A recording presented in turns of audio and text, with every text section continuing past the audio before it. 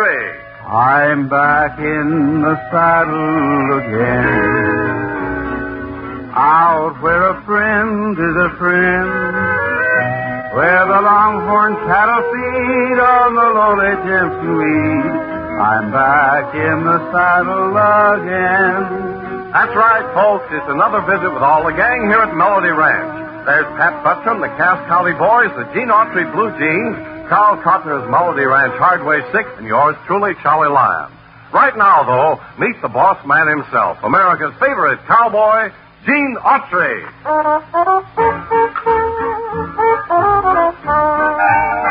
Be honest with me, dear, whatever you do. Remember your mind, dear, so always be true.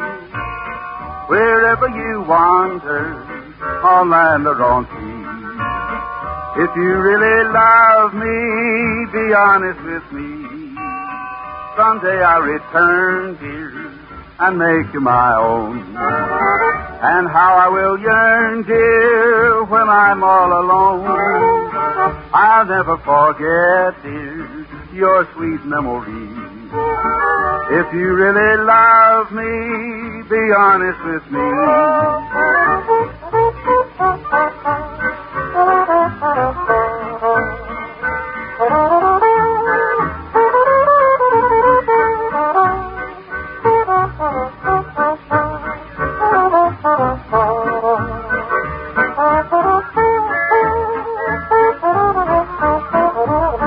My poor heart would break, dear, if you were untrue.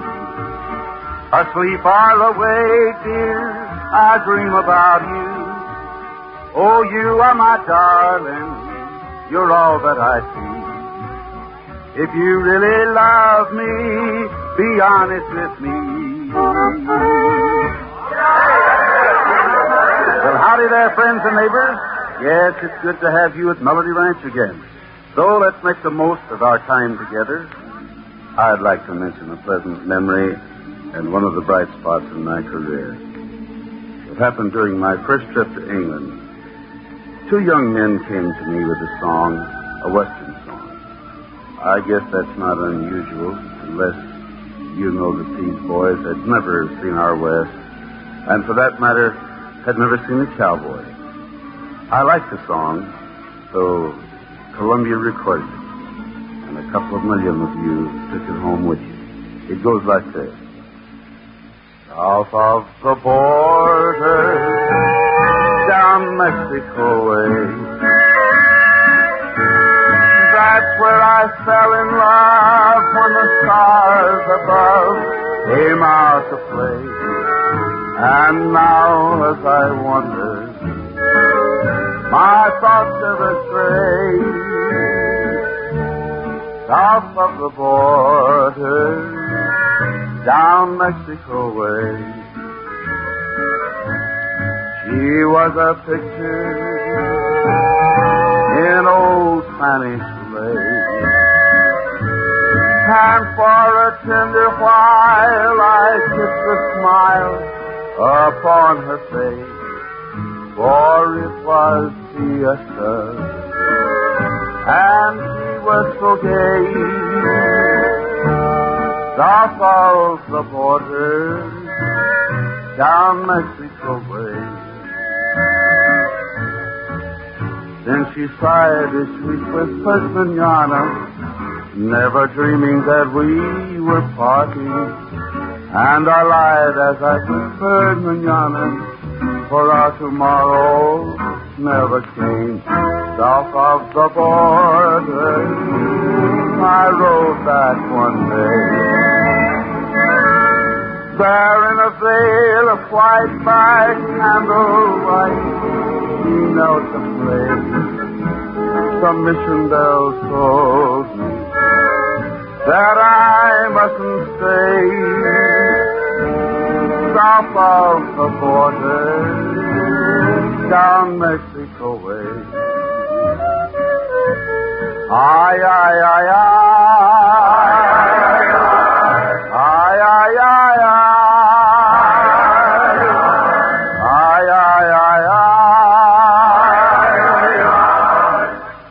Ah.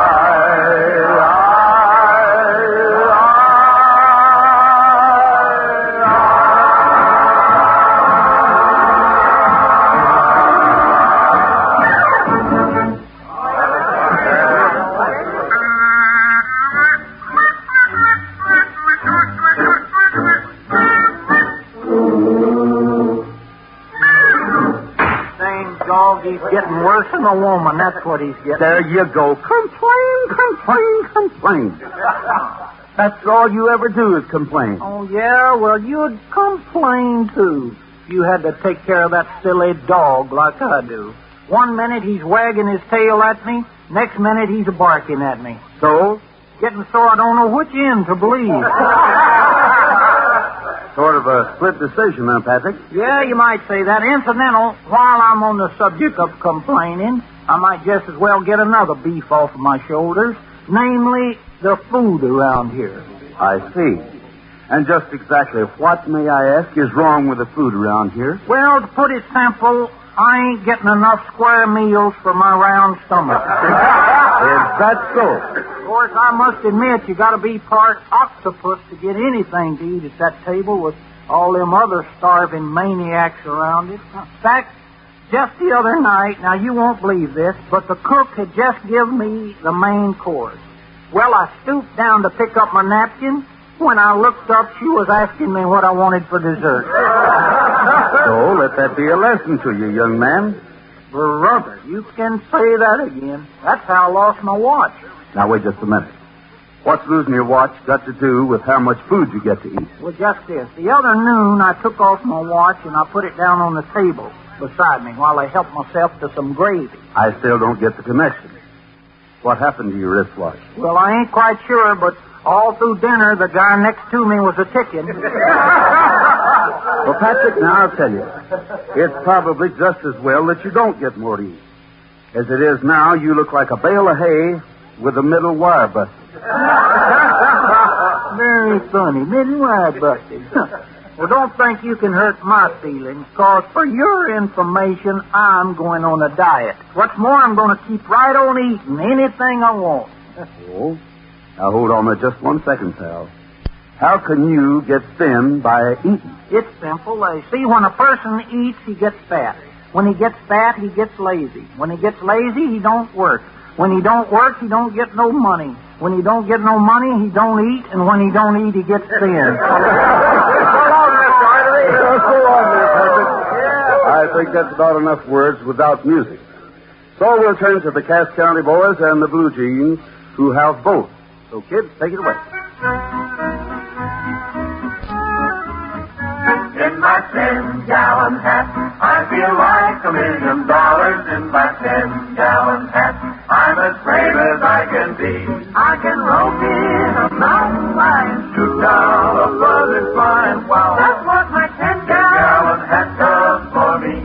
In my 10-gallon hat, I can ride the range like lightning. In my 10-gallon hat, I'm as fast as I can be. I can outspeed a merry rabbit. Don't need a riding habit, boy. That's what my 10-gallon hat does for me. Just like Sanctum's strength was in his hair. In his hair. Just like David's strength was in his sling. In his sling. In my 10-gallon hat, I can go any old where. Do any old thing. In my 10-gallon hat, all the West is at my feet, and in my 10-gallon hat, I am quite a sight to see. For my hat makes me feel much bigger on the trigger. That's why I've come to figure out that my 10-gallon hat is something I can't do without. Thank you, boys and girls, for showing something new in 10-gallon hats.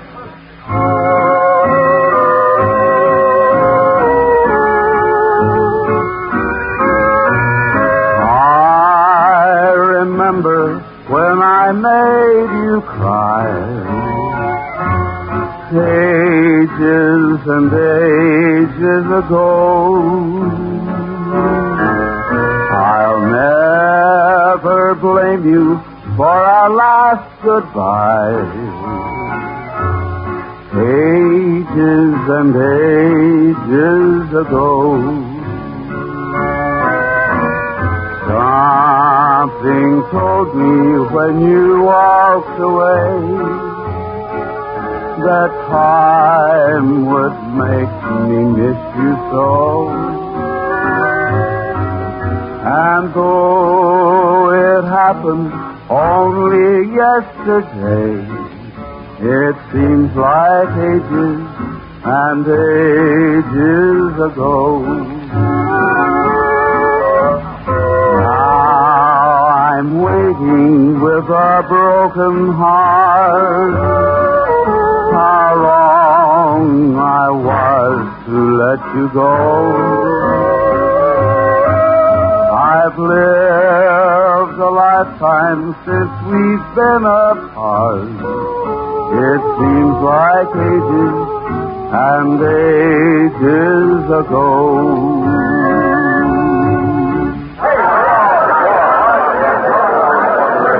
Well, thank you, gang. Many, many thanks. And now, for this week's story. It starts back when I was a freelance cowpoke and Melody Ranch was just a dream. I had just checked into a small hotel, one of the first to be built in Hidden Valley. That'll be $2, cowboy. By the way, you know anybody around here who's looking for a good ranch hand? Well, you might check with Red Meadows. Who's Red Meadows? It's easy to tell you're a stranger in the Hidden Valley territory. Red Meadows happens to own practically everything in this town, including this hotel. You don't say. Where do I find Mr. Meadows?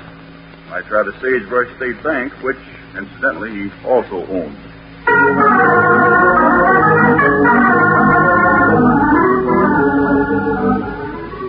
When I entered the bank, I walked over toward a sign marked manager. Two men were seated across the desk from each other, and one of them, a man about 50, I'd say, didn't look too happy. I'm sorry, Mullins, but the week is the best I can do. The best Red Meadows can do, you mean? Maybe Red Meadows can ruin me, but he'll know he's been through a battle before he does it.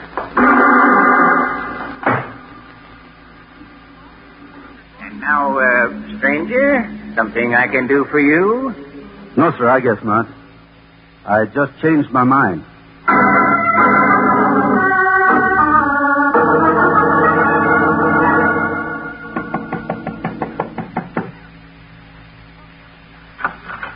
Well, young fella, what can I do for you? My name's Gene Autry, Mr. Mullins. I'm looking for a punching job. I can't pay you much right now, but if you're willing to string along a while, I'll promise to do better by you later on.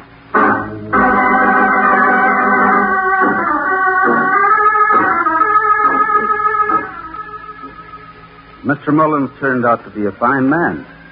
He soon told me all about his troubles with Red Meadows, and I hoped I could help him out of his jam. I didn't have to wait long to try, because late the next afternoon, Steve Nolan from the bank, Red Meadows' #1 skin flip, drove up. Oh, boy. Oh. Good afternoon, Mr. Mullins. Hello, Nolan. What's on your mind besides trying to cheat me out of my ranch? Now. Let us just say that the stockholders have overruled my decision, and the bank must have the money by Saturday, or we'll have to take suitable action. So it's like that, huh? All right, go back and tell Red Meadows you carried out his orders. And since this place is still mine till Saturday, you can't get off my property too fast.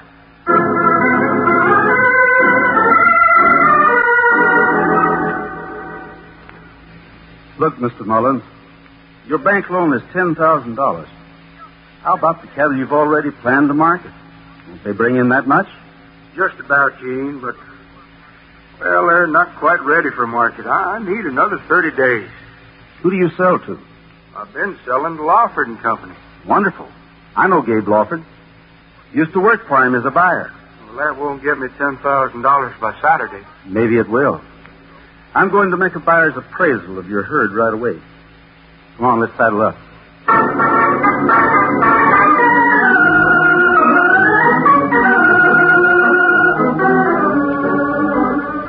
Well, Mr. Mullins liked my plan, even if he didn't think it would work.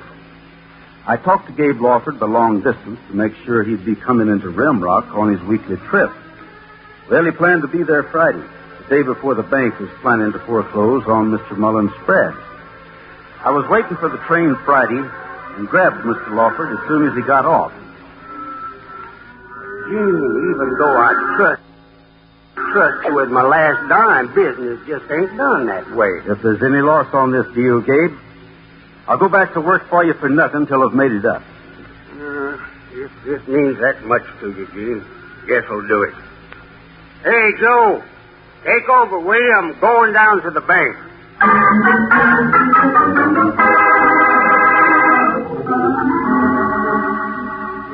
Champ and I headed back for the Lazy M with $10,000 in cash traveling with us. Mr. Mullins couldn't wait for the bank manager to show up the next morning. And he didn't have to wait either. Well, if it isn't Mr. Nolan. We've been expecting you. Do come in. Yes, thank you. I think you met Gene Autry the other day. Yes. Look, Mullins, I hate doing things like this, but... I understand. You're only following orders. Correct. Well, Nolan, since this whole thing's going to cause so many people so many heartaches, maybe I ought to relieve you of any unnecessary suffering. All right, Gene, give him his money. It'll be a pleasure. There you are, Mr. Nolan. $10,000 in cash. And before your hands start shaking too much, you better mark my note paid in full.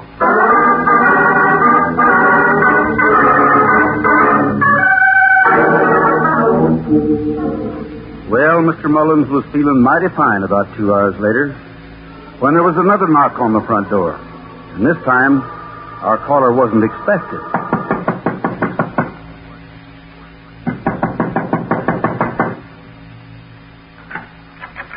Well, howdy, Sheriff. I guess you haven't seen Nolan or he'd have saved you the trouble of coming out here. He's already got his money. I saw Nolan all right, Mullins, but he didn't say anything. In that case, what are you doing out here? Nolan's dead, Mullins. I'm putting you under arrest for his murder.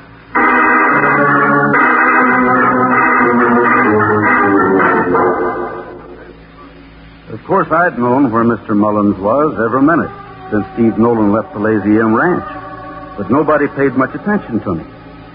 The sheriff was in cahoots with Red Meadows, and he had a hand-picked jury. Meadows was the coroner. The sheriff even produced a witness to the murder at the coroner's hearing. Now, Mr. Adams, just tell us exactly what you saw. Well, Sheriff, it was like this. I happened to be coming down the road from Dark Canyon Pass, and as I got to where the road forks with the Lazy M Road, 2 fellas were riding like crazy. I thought it was Mullins here, chasing Steve Nolan. Mullins pulled his gun and fired, and Nolan fell off his horse. Mullins pulled up fast and headed back toward his own place. I saw there was nothing I could do for poor Nolan, so I hurried to your office to tell you what I'd seen as quick as I could.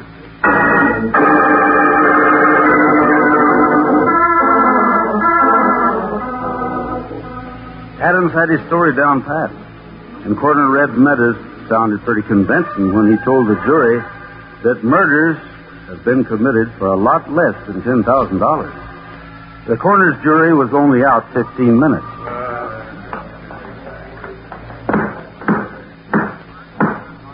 Quiet, please, quiet.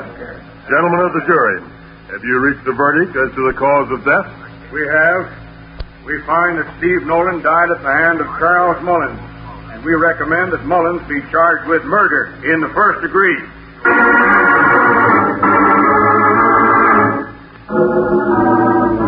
Red Meadows seemed mighty pleased with the verdict. Instead of going back to the bank, he got on his horse and headed out into the country. I thought he might be going to the Lazy M. Wherever he was heading, I wanted to know about it. So I untied Champ from the hitch and rail and followed him, being careful to keep him from seeing us. That wasn't as hard as it might have been, because he headed up an old abandoned road with only one outlet and stopped at a weather-beaten hunting shack. Please, open up. Well, how'd it go? Just like I knew it would. They charged the old coot with first-degree murder. Your murder, Nolan. I'll get the Lazy M Ranch yet. Oh, what about my half of the money? The $5,000 you promised me. Why, Steve, you're dead. A jury said so. You died at the hand of Charlie Mullen. Oh, wait, you wouldn't murder me, Red. Now put the gun back. Oh, we gotta have a corpse before the trial, Steve. We could get away with a closed coffin for the coroner's hearing, me being the coroner. But when it comes to the real trial, we'll have to produce a body. You've gotten away with a lot, Red, but you can't get away with murder. Why, how could they accuse me of killing you? After you're really dead, I'll discover that you stole most of the depositor's money out of the bank. I'll clean it out. Well, if you're going to shoot me, go ahead and get it over with. Go on. Anything you say, Nolan. Don't reach for that gun, Meadows. I'll shoot it out of your hand again. Only this time my aim might not be so good. Smarter than I thought you were, cowboy. How much do you want? You're not buying your way out of this, Meadows. You're signing a full confession, implicating the sheriff and that phony witness, Adams, you called him. Yeah, you might as well, Red, because whether you do or not, I'll spill everything I know about you, which is a plenty. Looks like you made a bad mistake, Meadows. You know, a fellow with as few friends as you have should try to keep them, not kill them.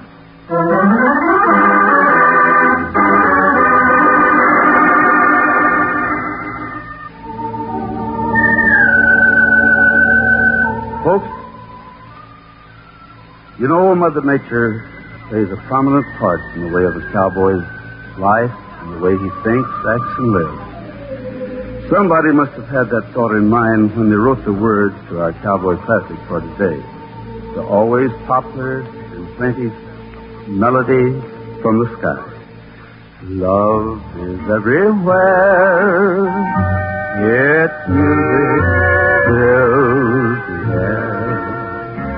All nature seems to hum a melody from the sky. Over on the hill, I see a whippoorwill. I hear his song become a melody from the sky. And there's a bluebird singing to his lady love above.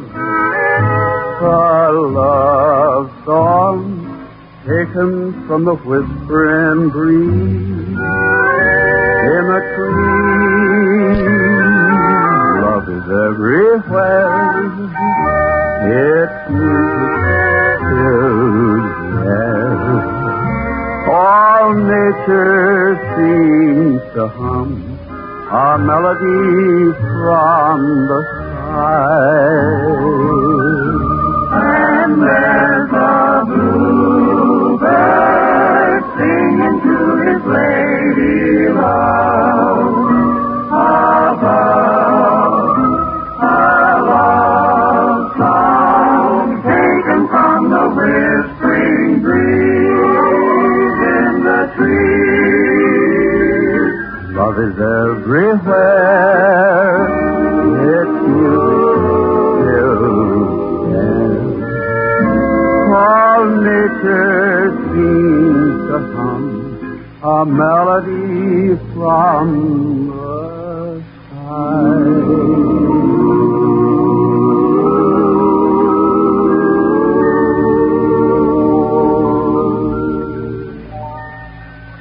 Well, Gene, we sure have had our usual good time at Melody Ranch.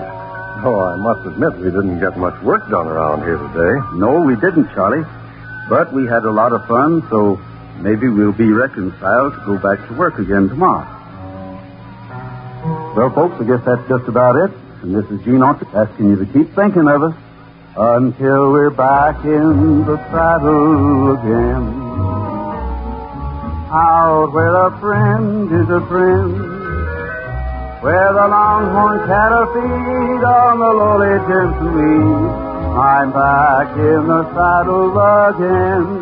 This is the United States Armed Forces Radio and Television Service.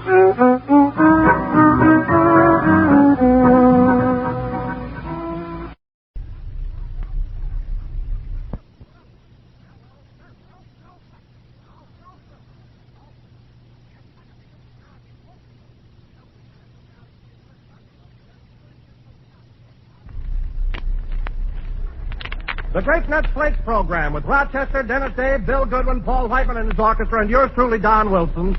And appearing for Jack Benny, who's confined with a cold, we have Jack's personal friends, George Burns and Gracie Allen.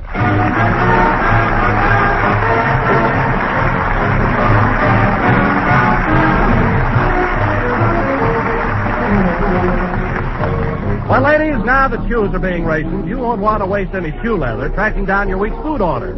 So, though I don't say run, I do say walk to your nearest grocer's for a big 12-ounce economy-sized package of delicious, toasty brown Grape Nuts Flakes. Your grocer has plenty of Grape Nuts Flakes, for whole grain cereals are abundant and thrifty, and they are not rationed. And government nutrition experts say we should eat more of them. Eat them oftener. You see, Grape Nuts Flakes in your diet help you to make up for other food shortages because they provide many nutritional essentials, including protective minerals and vitamins. And you get more flavor galore, moldy rich goodness, plus toasty brown texture in each luscious spoonful. So take a shortcut to thriftier, grand-tasting, nourishing breakfast by asking your grocer for Grape Nuts Flakes.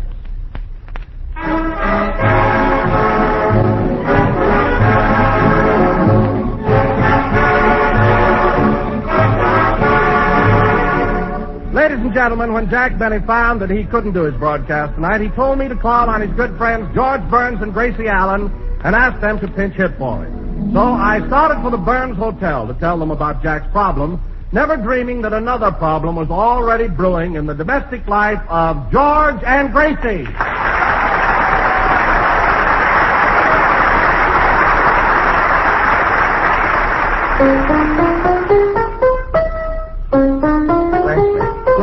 Gracie, will you please get away from that piano? We've been in New York a week now, and that's all I've heard. But, George, March 16th is my concert with Paul Whiteman in Carnegie Hall. If I don't practice, I may lose all the magic in my finger. Look, don't you realize that you're driving everybody nuts with this idea? In the past week, Paul Whiteman has lost 20 pounds. Oh, I don't think he really lost them, dear. I think they just slipped down a little. Gracie, why don't you give up the concert idea and try to take an interest in something else? Oh, I've been busy, George. I spent a whole day showing Herman the sights of the city. That's great. Sightseeing with a silly duck. Well, he enjoyed every minute of it, especially at City Hall when I took him in to see Mayor LaGuardia. Gracie, you shouldn't take a duck in to see LaGuardia. Well, I simply had to, George. I knew he'd never get another chance to meet a mayor that he could stand beside and look right in the eye.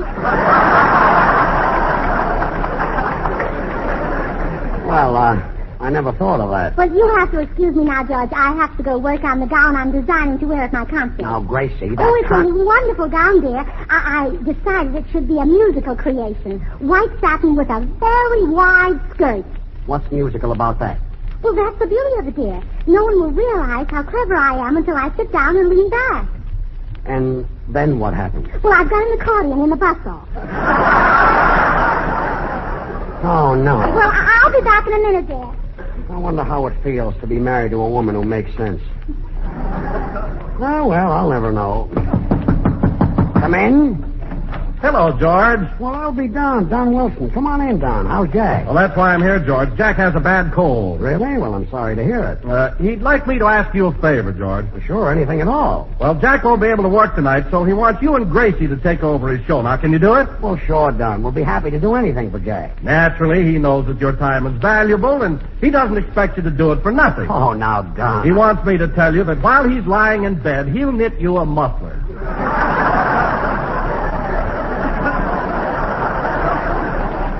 Ah, good old Jack. Now, all you have to do is buy the knitting needles and 4 balls of yarn. Isn't 4 balls of yarn a lot for a muffler? Oh, Jack wants one, too. Oh, well, that's nice. That's nice. See, I've always envied Jack getting all those laughs. And here's my chance to kill all the people just by saying, or, yipe. And then he always gets a scream when he says, I do not marry and shut up. Yeah, that Benny does say the funniest Isn't he a thing. scream? Yes, he's a real wit, yes. Oh, George, did you... Well, Paul Whiteman, I'm glad you dropped in. No, Gracie, I'm Don Wilson. Don't you remember? Oh, of course, Don. How silly of me. I should have looked at your face first.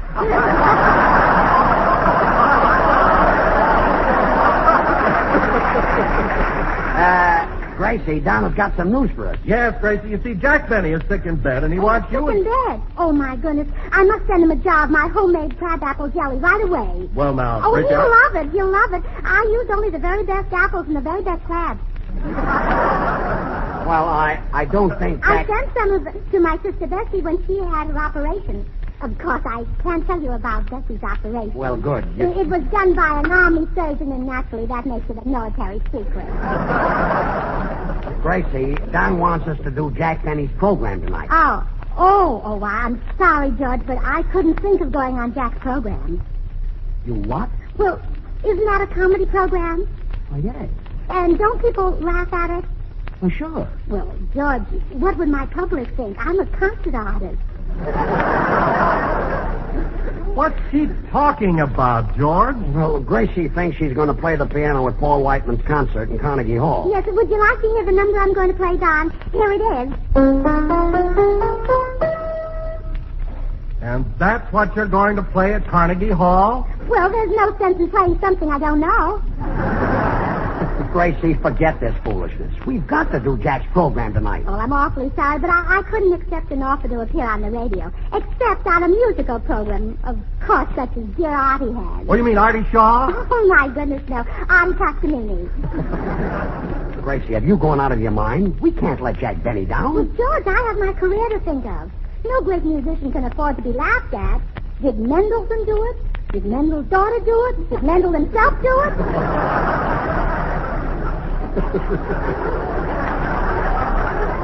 No, that was a great act, too. The musical Mendel. They were next to closing at the Jefferson. Gracie, now you mustn't think only of yourself. Think of George. He's very anxious to do Jack Benny's show. Well, I don't know why. George doesn't know a soul in St. Joe. Gracie, will you stop being so stubborn? Well, George, I just can't risk my concert career. There's the world of music, and then there's the world of comedy. You can't mix the two. You know what I always say. East is east, and west is west, and north is north, and south is south, and east is east, and west. Well, I guess that covers it. Yes. That even overlaps a little bit. Yeah.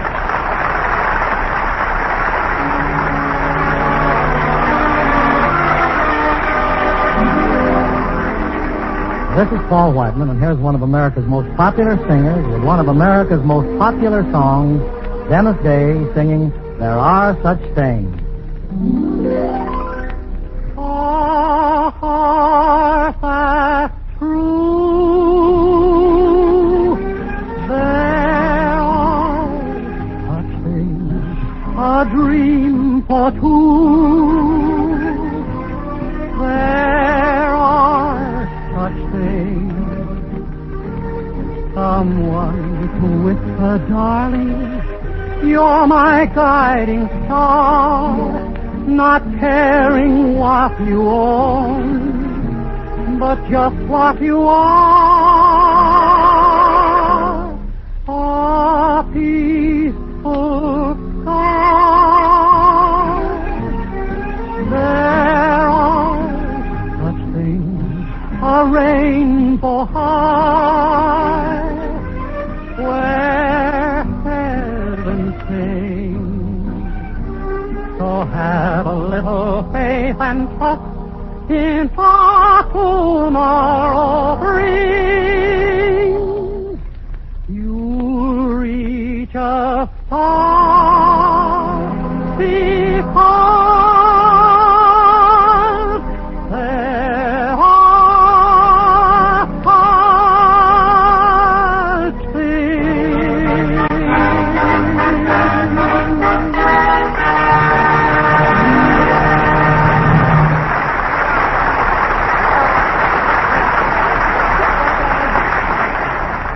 Gracie, you've just got to listen to reason. The Benny program goes on the air in an hour. I'm sorry, George. But, Gracie, in a little while, millions of people are going to tune into our program. And what are they going to hear? 30 minutes of silence. Well, what's the difference if 1 week the program isn't quite as lively as usual?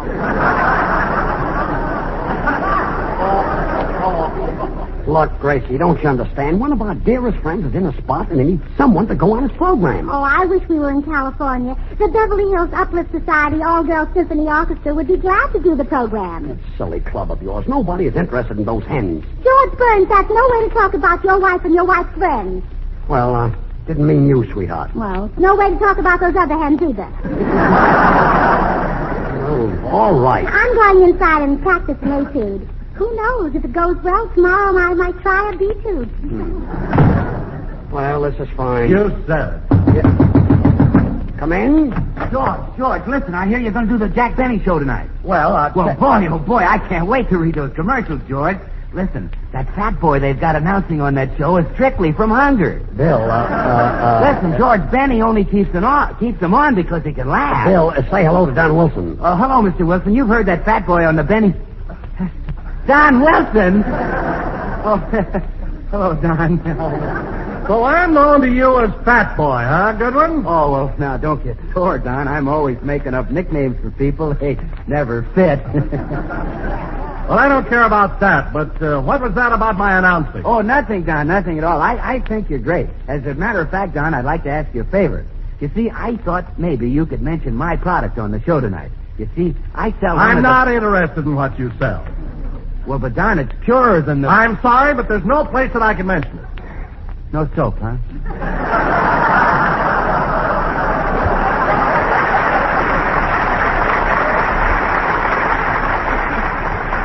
No soap. I talk about Grape Nuts Flakes. And Grape Nuts Flakes happen to be America's fastest-growing breakfast cereal.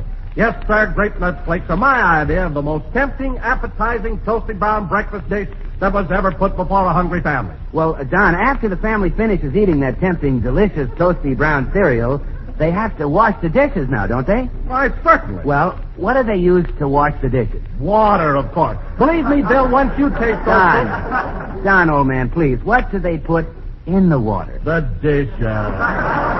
Believe me, Bill, once you taste Grape Nuts Flakes with their moldy, rich, sweet as a nut flavor, their crisply toasted goodness, you'll know why I'm so enthusiastic.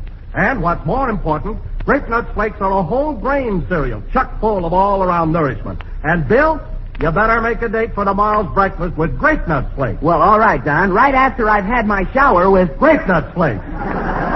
Okay, you win. So long, fat boy.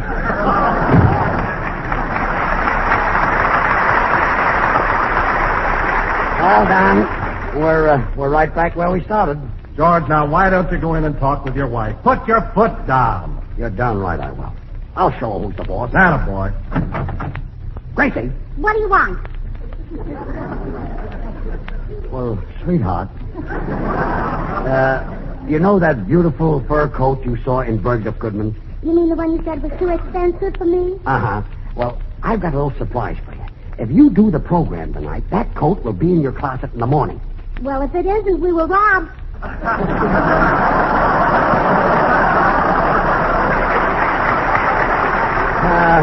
Oh, fine. Please, Gracie, now... Now, I'm sorry, boys. You'll have to excuse me now. I've got to dip some spaghetti in ink. You got a what? I've got to dip some spaghetti in ink. That's what I thought you It's said. to fool our little darling duck. You see, the hotel won't send up any worms. So you got to dip spaghetti Yes. in ink? Come on, Don. Let's get out of here. Oh, come on, Herman. Dinner's almost ready. Aha, here's Mama's little precious ducky. You know, Herman, your daddy George is mad at me. But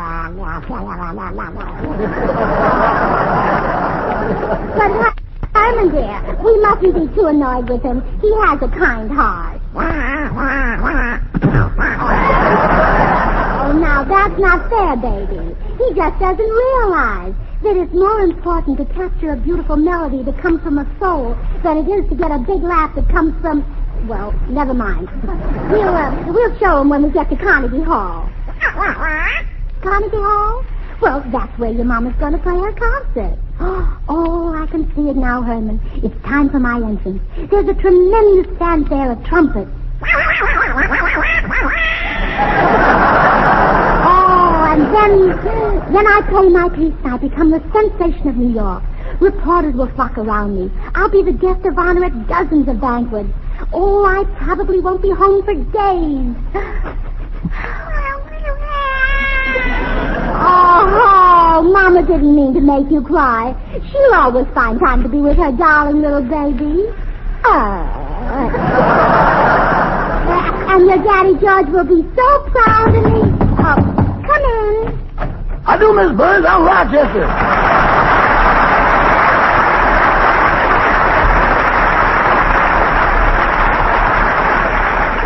Hello, Rochester. I suppose you're looking for Mr. Wilson. That's right, ma'am. I've been talking to Mr. Benny and... My, poultry.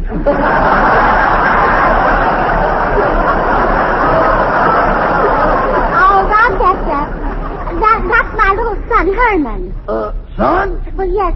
Don't you think he looks like his daddy? Don't believe I ever met the bird. Oh, of course you have. I'm married to him. You mean Mr. Burns is that duck papa? Uh-huh. Oh, come now.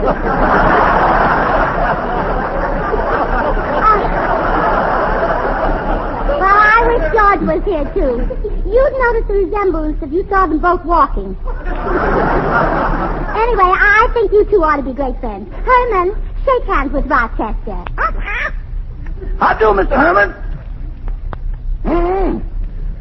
I've held many a drumstick, but that's the first one that ever withdrew voluntarily.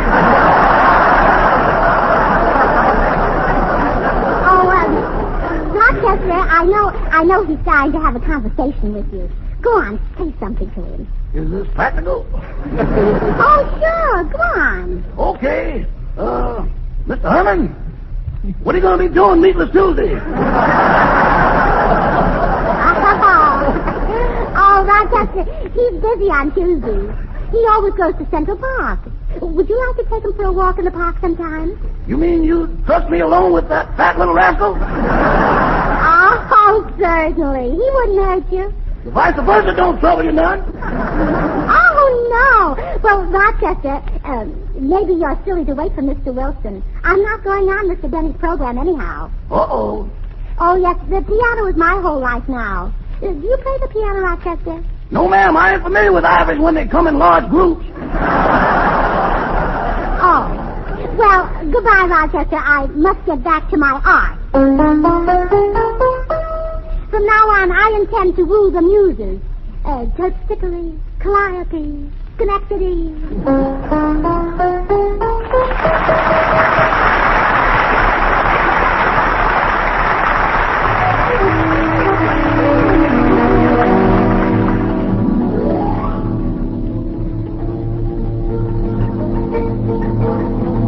You hear that?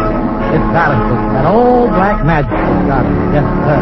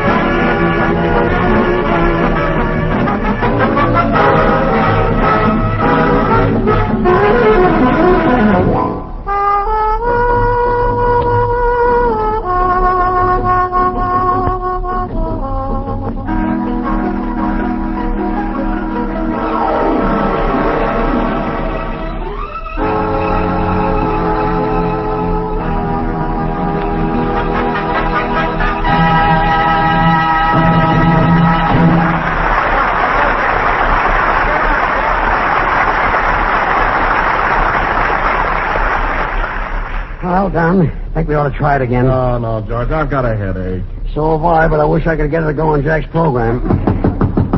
Come in. Oh, hello, Dennis. Gee, Mr. Wilson, you're going to catch it. Mr. Benny just called, and he's all excited because he hasn't heard from you. Now, Dennis, there's nothing to worry about. But I don't want Mr. Benny to get high blood pressure with my blood. Now, just pull yourself together and say hello to George Burns. He's taking Jack's place tonight. Hello, Dennis. How are you? What's funny? Gee, you're a scream, Mr. Burns. What's this anyway? Aren't you taking Mr. Benny's place tonight? Well, what of it? I was afraid if I didn't laugh, you'd twist my arm like Mr. Benny does. Say, George, maybe Dennis can persuade Gracie to go on the show. Dennis? Sure. Believe it or not, the little dope seems to have a way with women. Gee, have I? All right, go in and talk to Gracie. We'll find out. Yes, sir. Hello, Miss Allen. Oh, hello, Dennis. Yes, ma'am. I'm supposed to ask you to be on Mr. Benny's program tonight. Well, I won't do it. I don't blame you, Miss Allen. Mr. Benny says some terrible things about your brother, Fred. Oh, no. Fred's not my brother, Dennis. And please don't call me Miss Allen. I've been Mrs. Burns since one day years ago when a tall, handsome, charming man came along and pronounced George and me man and wife.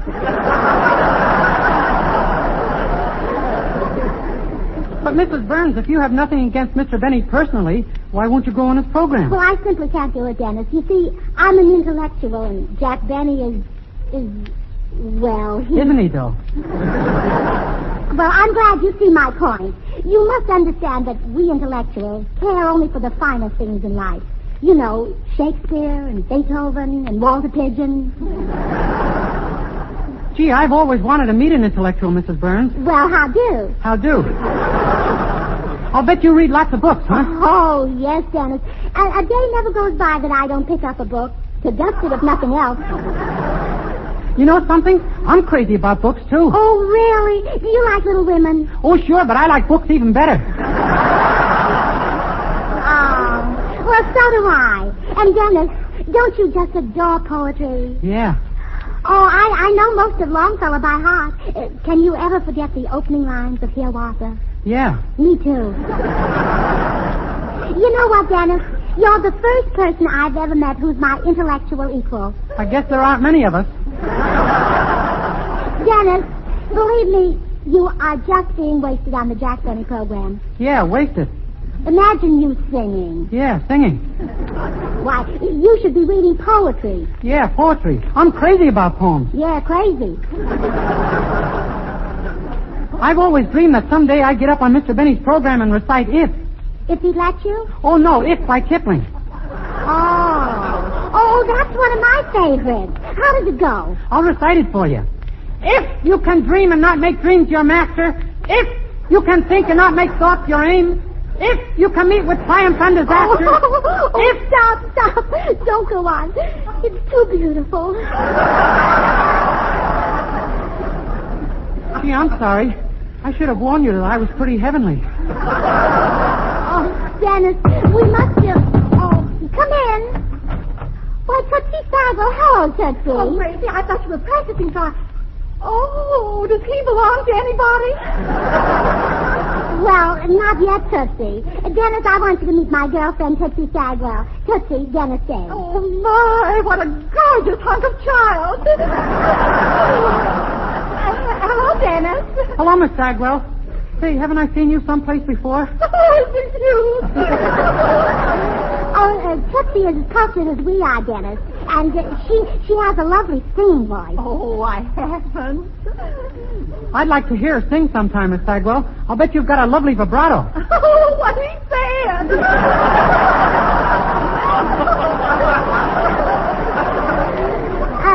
Tootsie, Dennis is on Jack Benny's program, but he's very unhappy. You see, he's cultured like us. Oh, I knew you were a kindred soul, Dennis. You have such a sensitive face. I'll say, every month it kills me when I have to shave it. Say, I just had a marvelous idea. What, Gracie? I will go on Jack Benny's program with you and Dennis. Huh? Well, we'll change the name of that show from the Great Nut Flakes program to 30 Minutes of Refinement. I'll play the piano, Tootsie will sing, and Dennis will recite. Oh, boy, now you're cooking with gas, if you'll pardon the expression. I'll tell George. Oh, George! Yeah?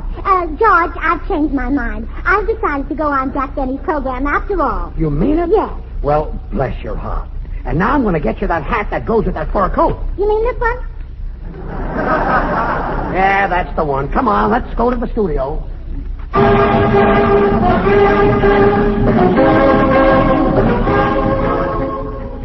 Ready, everybody? Yes, Don. Yep, all set, Don. Well, stand by. We'll be on the air in just a second. The Great Nuts Flakes program. That's enough, Don. Step aside, please. Huh? Gracious. Wait a minute, he hasn't... Ladies and gentlemen, we now present 30 minutes of refinement. Ready, Dennis and Tootsie? Yeah, okay. All right, let's go. If you can keep your head on, if you can shut your mouth and if you can wake up it. Honestly, Jack, I did the best I could. Good night, everybody. If you can keep your head on.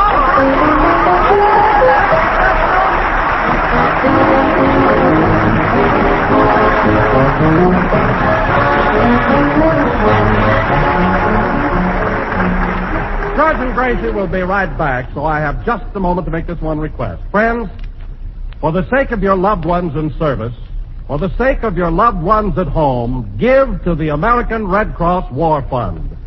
The Red Cross works on every war front, giving skilled care, saving lives. The Red Cross stands by on the home front, ready to meet sudden danger.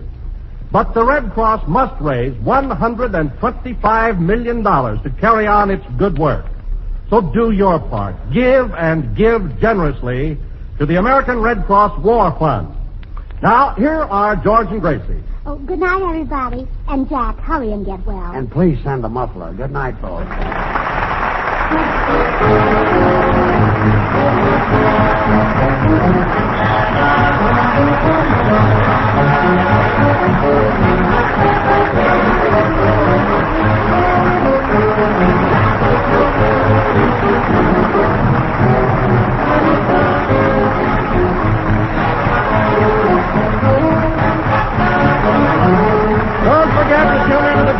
Program next week when we'll be broadcasting from Hollywood with Mary Livingston, Dennis Day, Rochester, and yours truly, Don Wilson. The makers of Great Nuts Flakes want to extend their sincerest thanks to George Burns and Gracie Allen for pinch hitting for Jack Benny on tonight's show. George and Gracie were presented every Tuesday night over another network by the makers of Swan, the new white floating soap.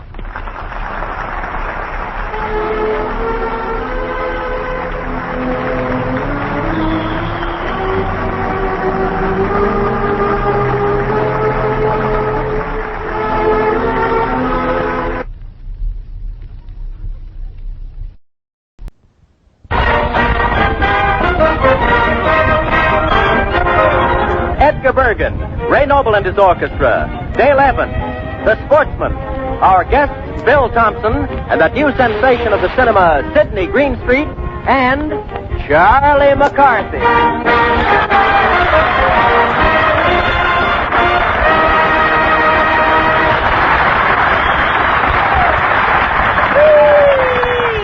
Bergen, I forgot to thank you for taking me to the Academy Award dinner. Oh, well, that's quite all right, Charlie. Oh, it's lovely. I suppose you noticed that we were conspicuously absent among the winners. Yeah. What do you mean? Well, what I mean to say is we didn't suffer from Oscaritis.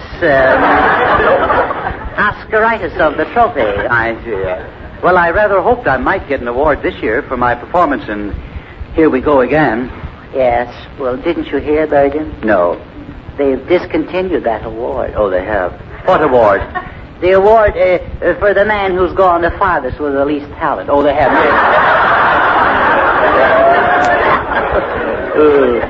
That's pretty good. You know he doesn't mean it. Yeah. Of course, our picture did have some votes, though. Oh, sure. Well, naturally. You voted, didn't you? Yes, of course, yes. How about you, Mr. Noble? You were in the picture. Who did you vote for? Oh, I voted for McKinley. Yes. No. We're talking about Here We Go Again, you know. Oh, yes, of course. Yes. Oh, I voted for that. You did, huh? Oh, rather. You voted for it, and so did Bergen. That makes 2 right there. And I voted for it. Yes. That makes 6. Oh, I see. You mean? Oh, yes, indeed, yeah. I guess we didn't get enough votes, or something went wrong. Yes, I think we were victims of honest counting. I think so.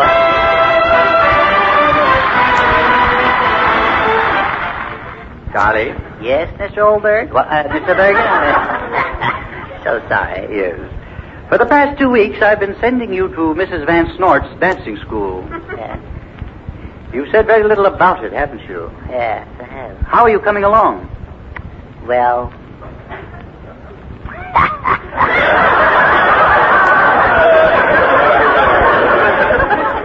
It just ain't for me, Bergen. What? That little finger cooking and down the nose looking. Oh, I see. You're very fortunate to be accepted by her school. Yeah. I think that's the dumbest smart set I ever saw. What's the matter with them? What's the matter with them? Yes. I wish you could see those girls. Braces on their teeth. I see.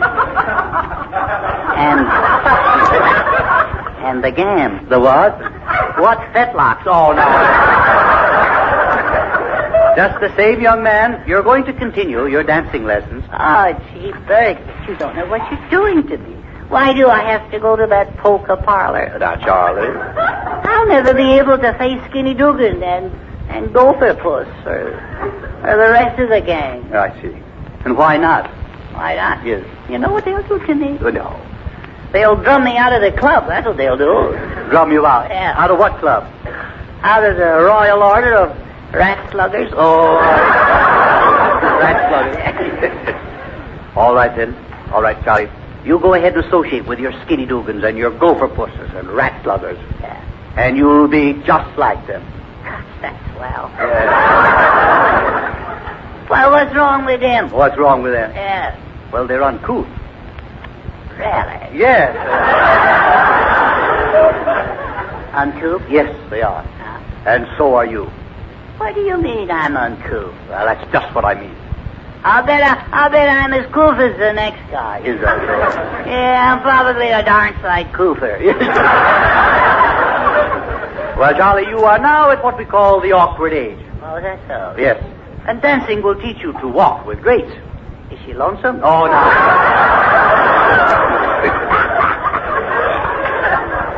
No, she's not lonesome. Well, then I'll walk by herself. Now, Charlie. Some people walk with poise and dignity. Uh-huh.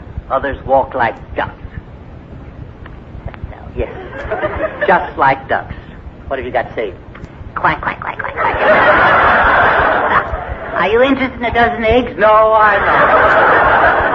Very well, then I'll waddle off. Yes, all right. I'll even leave it to Ray Noble. Oh, Ray. I'm having a little trouble with Charlie. Oh, again? Yes. He objects to going to Mrs. Van Snort's dancing school. Oh, why? What's the matter, Charles? Don't you like the ballet? No, it's too strenuous. Mm-hmm. Gives me a ballet ache. Oh, no.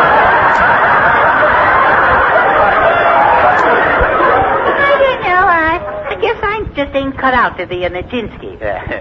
Well, Charlie, dancing lessons will improve your posture, won't they, Ray? Oh, yes, quite so, boy, quite so. Yeah. Why, he'll come out of the class posturized. Yes.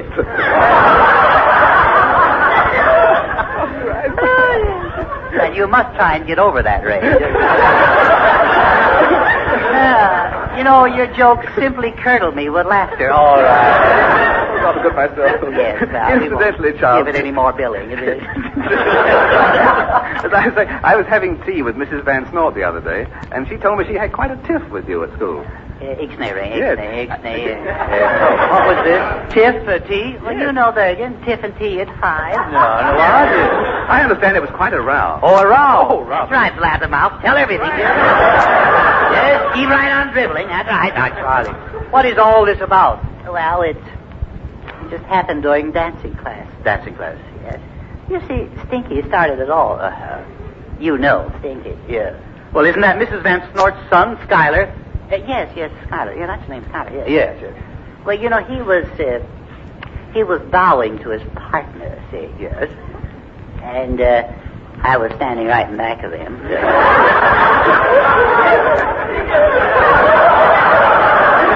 Well, he really begged for it. So what happened? Well, You might say he lost his balance. You might say. Yes, you might. Mm-hmm. You might. Yeah. You expect me to believe that? I'd appreciate very much if you would. Yeah. Schuyler lost his balance. Yes, sir. I see. That's what he lost his balance. Yeah. He lost his balance. But all right, so I kicked him. And then what happened? Well, Mrs. Van Snort picked me up by the seat of the pants, and I hit her with a crumpet, an ear trumpet. Oh, I see. She started chasing me, and I did a jackknife dive into the punch bowl. I see. How did you come out? Punch drunk. Yeah, all right. Then everybody started fighting, and the side of the house fell off. From then on, it was open house. Oh, no. It was really a lovely brawl. Charlie, darling. Do you realize that you've disgraced me? Have I, Bergen? You certainly have. I'll be lucky if Mrs. Van Snort ever speaks to me again. Oh, you won't be that lucky. You'll hear from her in court. What?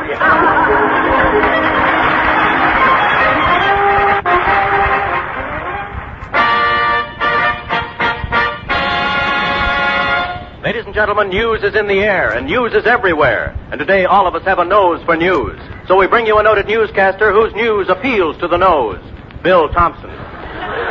As a news analyzer, atomizer, and pasteurizer, Mr. Thompson needs no introduction, so we won't give him any. Bill Thompson.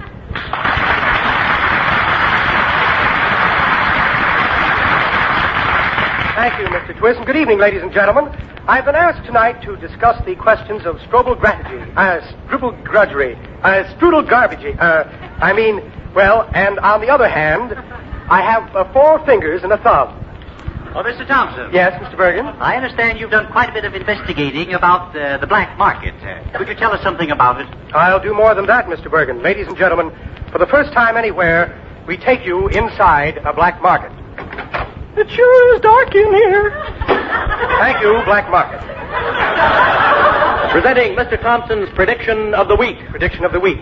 Well, it's a little early to draw any definite conclusions at this time, but I venture to hazard an opinion that this significant month of March will be followed immediately by April. For further details, consult your local calendar. Well, that was revealing, wasn't it? Or was it? Now for our strange news items. Pardon me, what's this coming in? Edgar? Oh, that's my strange news item for this evening. Oh. A real Flagarian Mastiff. Oh. Isn't he rather small, though? Well, tonight he's at half Mastiff. Oh, yes. But he's really a very remarkable dog, Edgar. Well, what's so remarkable about him? Well, he's the only dog in the world with the power of speech. In other words, a talking dog. Get down. Get down, Snifter. I call him Snifter because I was having a few at the time I met him this evening. Tonight I'm going to ask Snifter 2 questions, and he will be able to think and then give me the answer. Quiet now, Snifter. Quiet. Who is the President of the United States? Come on, Snifter. Come on, boy, you can do it. Attaboy, President of the United States. Roosevelt. Attaboy. Now the second question is a little harder. It's what do I like for breakfast? Snifter, try hard. No, that won't get you anywhere. Don't cry out of it. Try hard now. Attaboy. That's it. Waffles. That's it. Very good.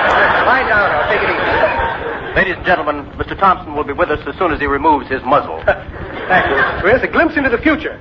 We reenact now a scene in the streets of Tokyo, 1948. Tokyo, 1948. Take it away, Tokyo. What do you know? No Tokyo.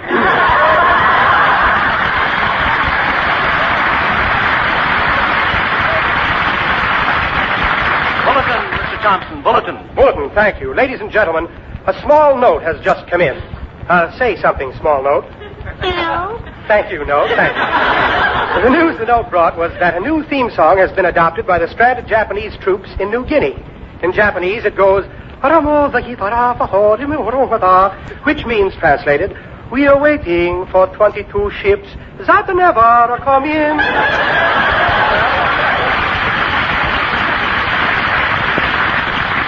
Mr. Thompson, I understand that through your ingenuity, we are going to hear direct from Berlin this evening. Is that correct? Correct, Mr. Bergen. Are we ready, Mr. Twist? Ready, Mr. Thompson. Thank you. We take you now to the Rundfunkgesellschaft, Wilhelmstrasse, Berlin, Germany. Good evening. Today there's a great gathering of party members celebrating Schmiercase Tuesday. We are choked up with emotion.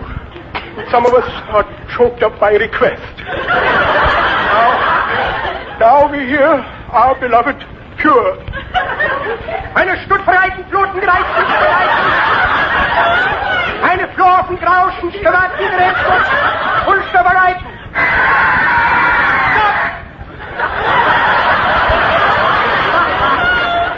Eine Stottrauben geraffen glätten in der Blüten. Eine Blüten. Thank you. You better blow your heads off, you dumb course you are. Ein Pfund steht bereit mit Eberhard. Eine Schweizerheit unter einer allein und steht das Mussolini.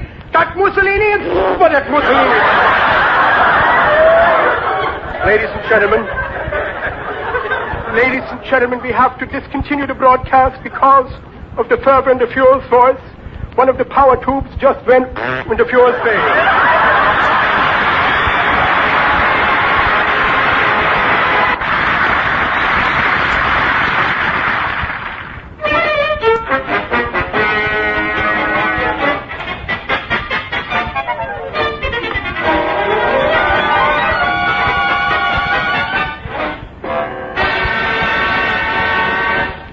Mr. Bergen, do I have to talk to our guest? Why, you mean Sidney Greenstreet? Huh? Of course you do. I'd rather hiss and boo him. Oh, no. What do you mean by that? Well, did you see him in the Maltese Falcon? Yes.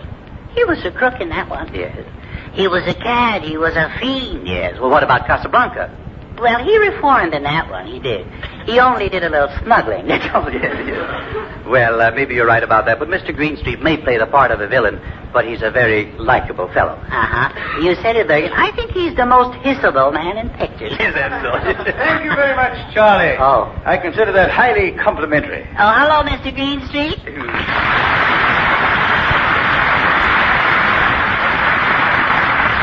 Mr. Greenstreet, we're very happy to have you with us this evening. Thank you, Edgar. I'm glad to be here. There are so many nice people to be mean to. Yes, it's really delightful. Mr. Greenstreet, don't you get tired of being mean to people? Well, Charlie, as a matter of fact, I do. In fact, now my studio is asking me to play the part of a detective. A detective? Yes, so.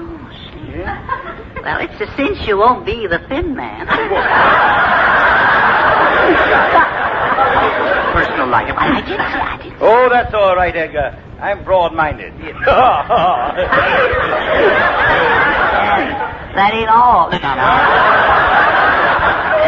Tell me, Mr. Greenstreet, just how much do you weigh? Well, the last time I weighed myself, I tipped the beam at 280. 280, huh? Stripped? Of course not. There were people in the drugstore. Mr. Greenstreet, about this detective part you're going to play, what's it like? Well, I'm a master criminologist. And whenever there's something suspicious going on, I step into the scene and smell it up. I mean, smell it out.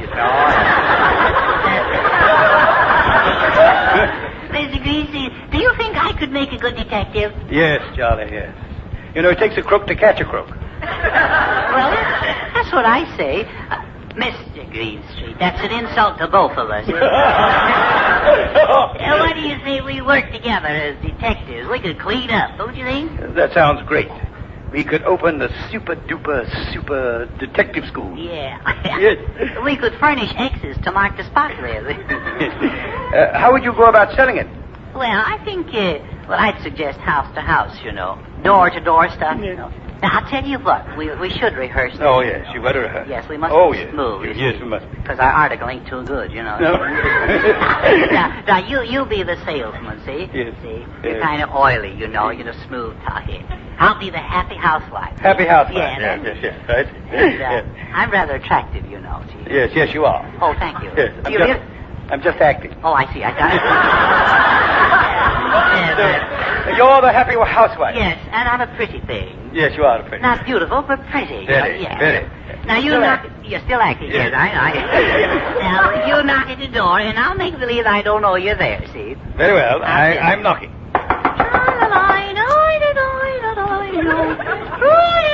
Why don't you answer? Well, you're knocking at the front door, you see. Oh. I'm in the kitchen. I'm rinsing out some paper napkins, you know. Oh, yes. You know how it is getting domestic help. Oh, yes, certainly. All right, I'll knock at the back door. All right. 50 pounds of ice, dearie. What? Oh, it's you. Pardon me.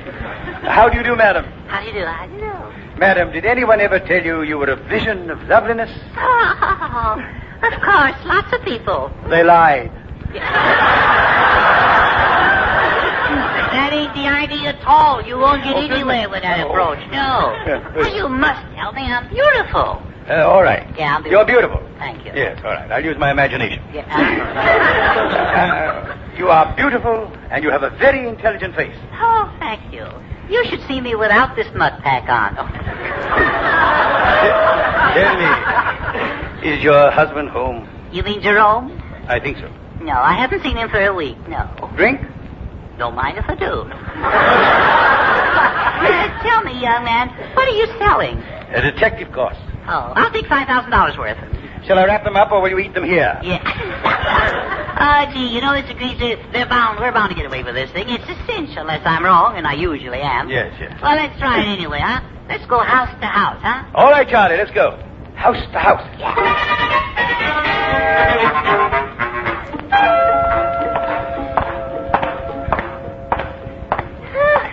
Here we are, two happy salesmen.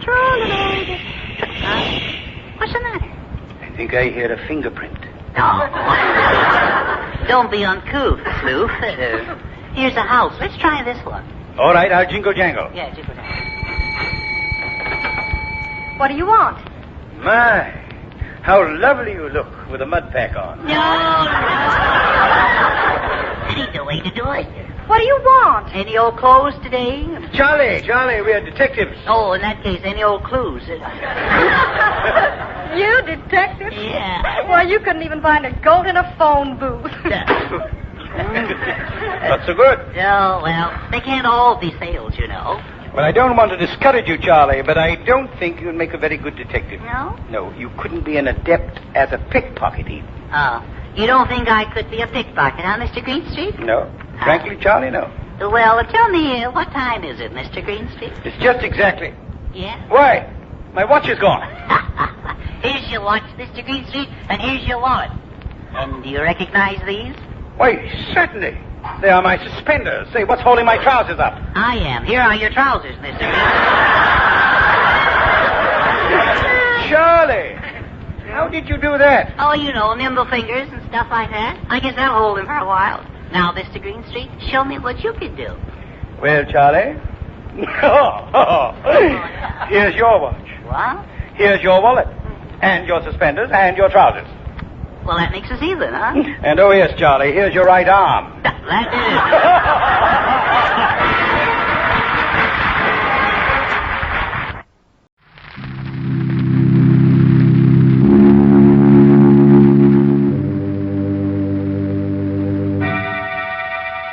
Inner Sanctum Mysteries, starring Peter Lorre, brought to you by Carter's Little Liver Pills.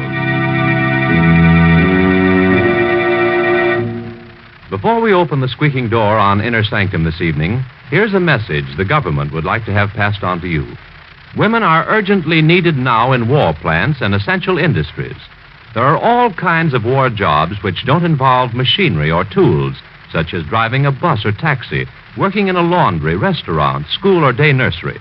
And in filling these jobs, women are relieving men for heavier work. Ladies, if you live in an area where there's a shortage of war workers, go to the office of the United States Employment Service nearest your home at once. The address is in your local telephone book. But remember, do not move to a crowded war center in search of a job. It will only add to the housing and living problem already existing there. Your first and only necessary step to volunteer your services in a war job is to visit your local United States Employment Service office. Get yourself a war job and hasten the day of victory.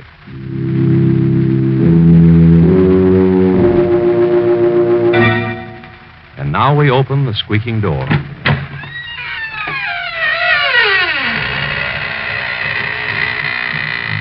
Good evening, friends of the Inner Sanctum. This is Raymond, your host. I'm glad you came tonight because we have a very special guest of horror with us. I'd like you to meet the late Johnny Gravestone, the most celebrated member of the Inner Sanctum Ghost Society. He is the best haunter of them all. Johnny is the tall figure in the white sheet wearing the blue ribbon. He's haunted everything, from a palace to a telephone booth. And if you're very nice to him, he'll be glad to consider giving your house to once over. Who knows? He may even haunt you.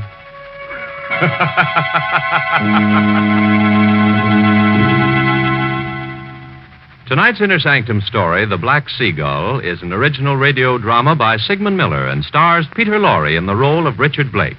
It's produced under the direction of Hyman Brown. Inner Sanctum Mysteries are brought to you by Carter's Little Liver Pills. When you feel dull, headachy, sluggish, take Carter's two-way treatment to, first, start your liver bile flowing quickly. Second, get comfortable relief from irregularity.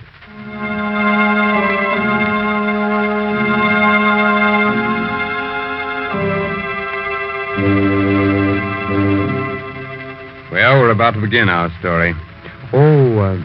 I forgot to warn you about the tremblins. They're those pesky, invisible cousins of the gremlins. They sidle up to you, give you quick little shoves, and create the false impression that you're trembling. If you're being troubled by a tremblin, just grab him by his invisible little horns and stick him into the nearest pincushion. Dusk is settling fast along the Carolina coast. A few miles out at sea, a motorboat rides through the choppy waters. Dr. Griffin and Richard Blake are frantically scanning the horizon, looking for Richard's wife, Barbara, who's lost in the sailboat. It's getting dark, Richard. We've got to find her before nightfall. Perhaps she's gotten back home by now. We've been gone for over an hour. The mast was loose in the sailboat. It would never hold out in that wind. Barbara is in a disabled boat. We haven't much gasoline left. I'm not going back until we find her. The only thing we can do is call the Coast Guard. Did you hear that, Dr. Griffin? Yes. Seagulls. Sounded like a human cry. Oh, no, it's only the gulls, Richard. Listen. It's the same sound. No. This is no bird cry. That was Barbara. That was the cry of a seagull. See? He's right above us. A black seagull. Black gull. Completely black. It's an ominous sign. Something has happened to Barbara. Oh, come now. I hope you don't believe in that superstitious nonsense. Look. Over there. Do you see it? It looks like a boat. It's Barbara. The mast. The mast is down. We'd better get over there fast.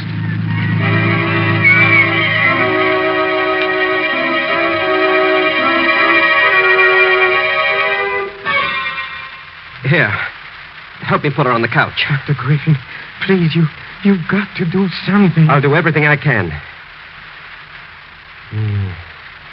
Pretty bad. Concussion. The mast.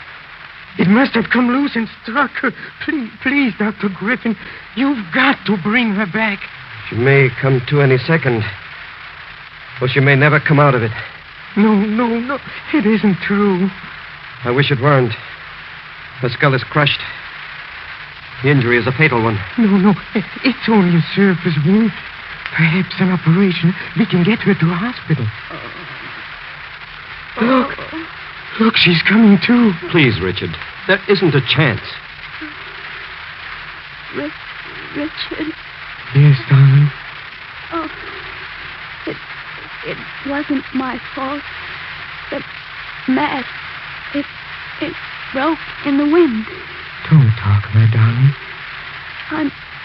I'm so sorry, Richard. Don't be unhappy.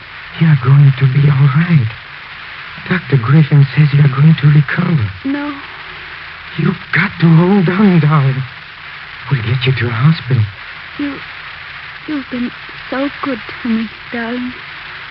We've been very happy together. You can't leave me, Barbara. I won't live without you. Oh, you mustn't say that. If you die, Barbara, I don't want to live. I'll always be near you. I'll come back if it's possible. You must. You must come back. You must. If you don't, I'll come to you. No, I'll return, Richard. I'll return. Richard, Oh. She's gone.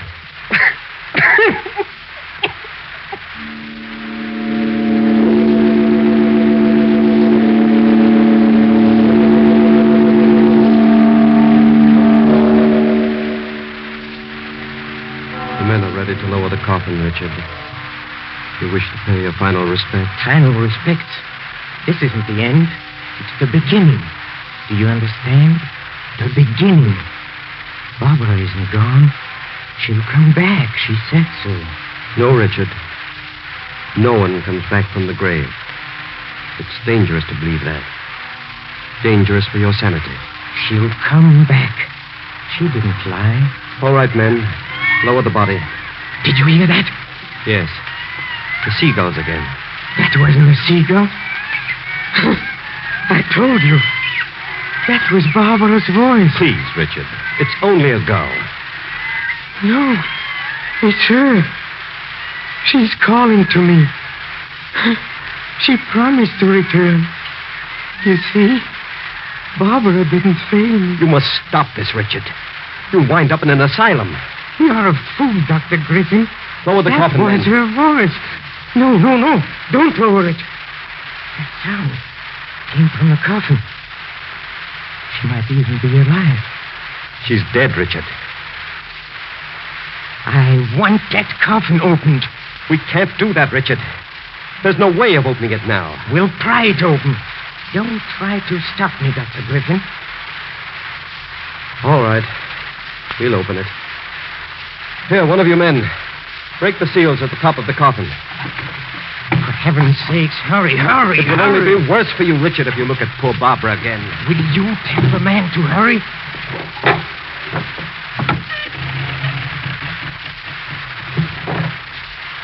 The coffin's opened, Richard.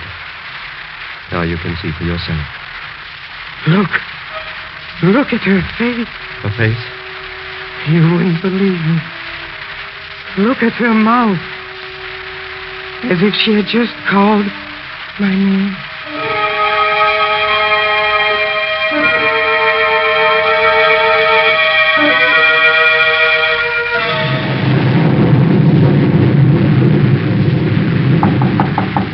Who is there? Dr. Griffin.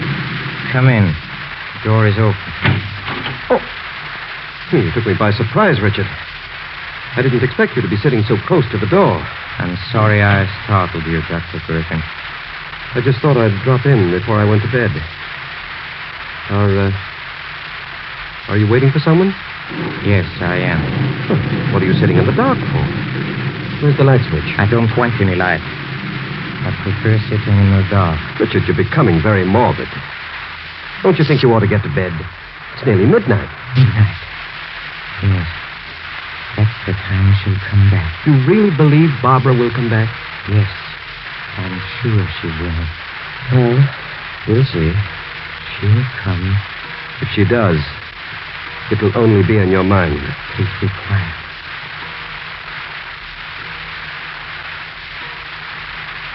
Well? Barbara, you've come. She's here. I know she's here. Oh, darling, you've kept your promise. Richard, stop it. Where's the light switch? Put that light out. It was nothing. The wind opened the door. It was just a coincidence it happened at the stroke of midnight. I didn't close the door properly when I came in. She was here. I felt her cheek on mine. You imagined it. Imagined it. Look, Dr. Griffin. Look at my cheek. My cheek. A teardrop fell on my cheek. It's not a teardrop, it's the rain. The wind blew some rain in through the open door. It wasn't the rain. Barbara was here. If you hadn't put on the lights, I would have seen her.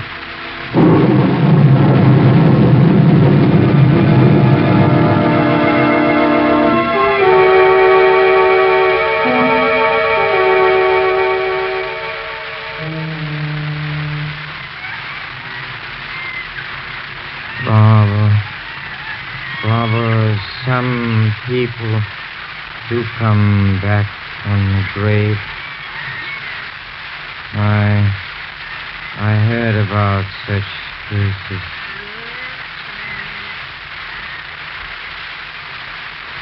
Richard. Barbara, it's you. Yes, It's darling. you. It's me. I promise never to leave you.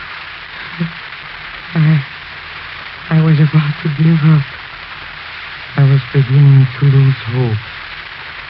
How good it is to see you again. Yes, darling. It's very good. I've been trying to come back. Then it was you who opened the door at midnight. Yes, Richard. And it was your tears that fell on my cheek. Wasn't the rain, as Dr. Griffin said? Yes, Richard. Richard, I couldn't see you then. I just felt your cheek against mine. It was very hard to return at all. What is that noise?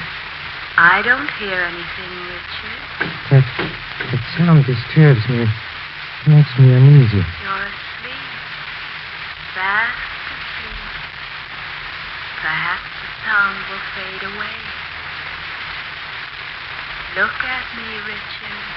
Oh, I can see you much more clearly. And the sound? It's fading out. Perhaps we'll never be separated again. So good to be with you again. Let me hold your hand. Wait. Why do you say that? Not yet time. What do you mean? You haven't crossed over yet. Can you still hear the banging? Oh, just a little. Barbara, don't go away. I can't help it. Someone's dragging you away. Don't let him. I don't want to go back. I'll try to come back again, Richard. I don't want to go back. I want to stay with you. Goodbye, Richard.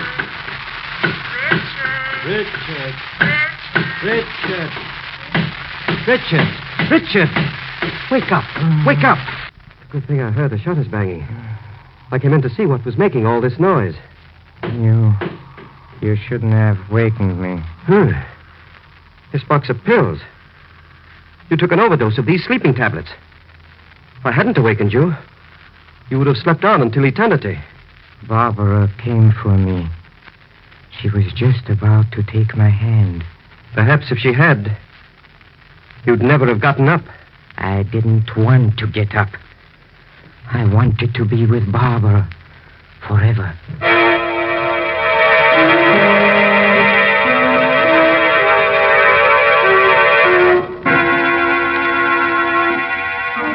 Well, Dr. Griffin should be awarded the Order of the Inner Sanctum for saving the life of Richard Blake. If it weren't for the good man, our story would have come to an end in the middle of the program. And that would have been very inconvenient for all of us. As a reward, perhaps we'll just wound Dr. Griffin a little bit instead of polishing him off. But until we make up our minds, here's a gentleman with an important message for you. To keep you feeling on top of the world, medical knowledge proves that nature should produce about 2 pints of liver bile, the vital digestive juice your liver makes, each day. Otherwise, your food may not digest properly and leave you feeling dull, headachy, sluggish. Scientific facts show it takes a 2-way treatment to get the vital digestive juice flowing quickly and to relieve sluggishness without disturbing digestion. Therefore, do as thousands now do. Take Carter's Little Liver Pills. First, because Carters start the vital digestive juice flowing, usually within 30 minutes. Second, because Carters gently help you to that glorious feeling that goes with regularity.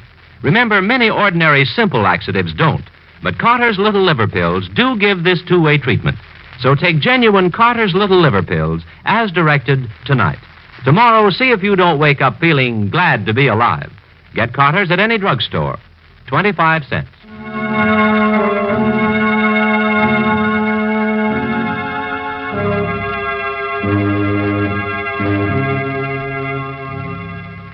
Now we're ready to continue with our strange story. I hope you've all made yourselves comfortable.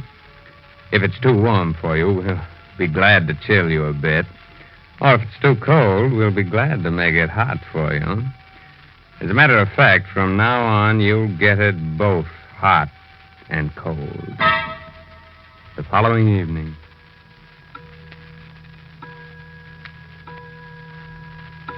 Barbara, you must come back to me. Barbara. Barbara. Can you hear me? Perhaps she can't get in. She said it was hard for her to come back. I'll open the door. Barbara! For a moment, there was a shadowy figure at the door. I did see something. She's here. Oh, it's you, Kitty. Barbara's pet. Haven't seen you since Barbara died. Come here, Kitty. Whom are you looking at?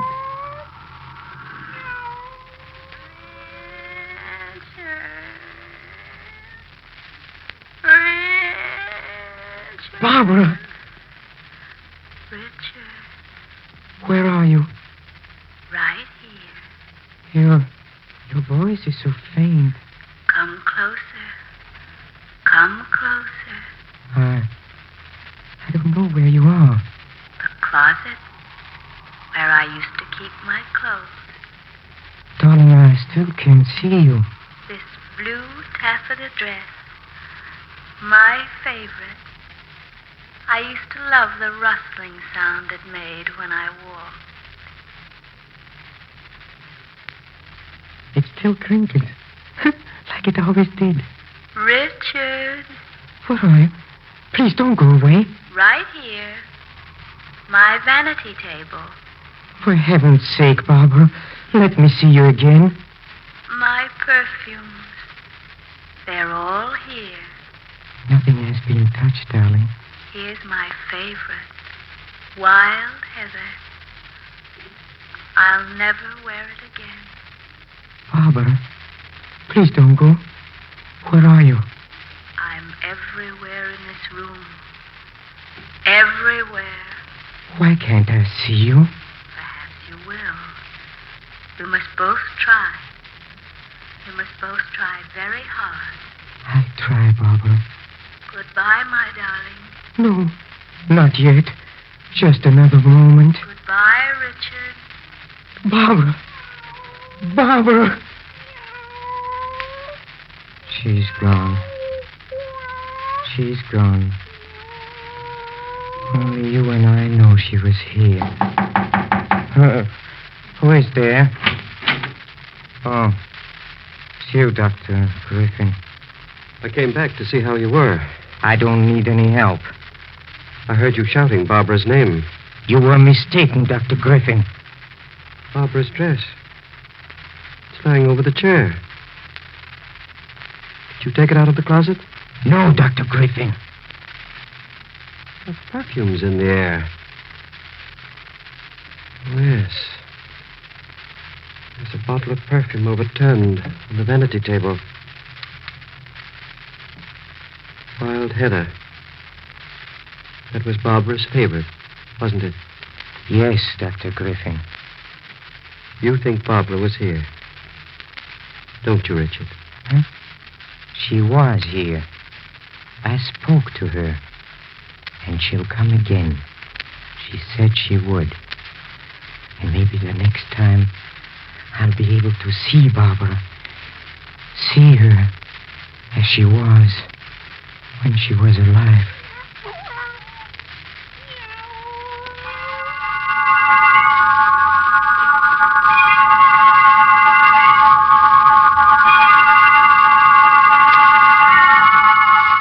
I know you don't want visitors, Richard, but you shouldn't be alone.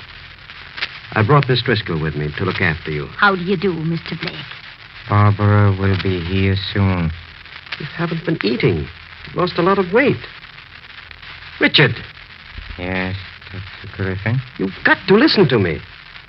There's nothing you can tell me. You won't last at this rate. Look at you. Pale and lifeless. You're still alive, but you're living among the dead. Well, you've got to stop this. You don't, you'll wind up in an asylum. An asylum? You still don't believe Barbara had come back? No, Richard. She hasn't come back. You saw for yourself the other night? Her dress? Her perfumes? She came back. I spoke to her. You took the dress out of the closet yourself, and it was you who overturned the bottle of perfume. You are lying, Dr. Griffin. It wasn't me. You're trying to come between us. I won't let you.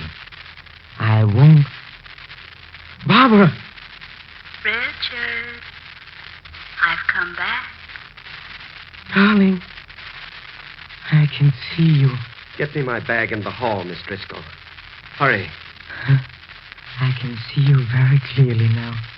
Do I look any different? No. You're even lovelier than ever. Richard. We've got to meet each other halfway. Richard. Yes, darling. I've been trying. I tried very hard. I've brought some friends. They all want to meet you. Friends? Yes. This is Fred Rankin. You remember him? Oh, Fred. How do you do, Richard? I'm Fred Rankin. But you're dead. Yes. I've been dead for 6 years. And this is Mr. Fielding. Remember him? He was your neighbor once, killed by an automobile. Yes. I've been dead for a long time. Ever since you were a young boy, Richard. And this is Mary Schofield, the girl you went to school with. Barbara! Barbara, watch out. The mast. It's falling. It's falling. Richard, help me. Help me. Help me. It's Barbara. It's Barbara. She's out there in a boat. The mast is gone. I've got to save her before it's too late. You're not going anywhere. There's no one calling you. Nurse, help me get him back into bed. Let me go. Let me go. You're staying here with me. Let me go. Come back. Come back, Richard.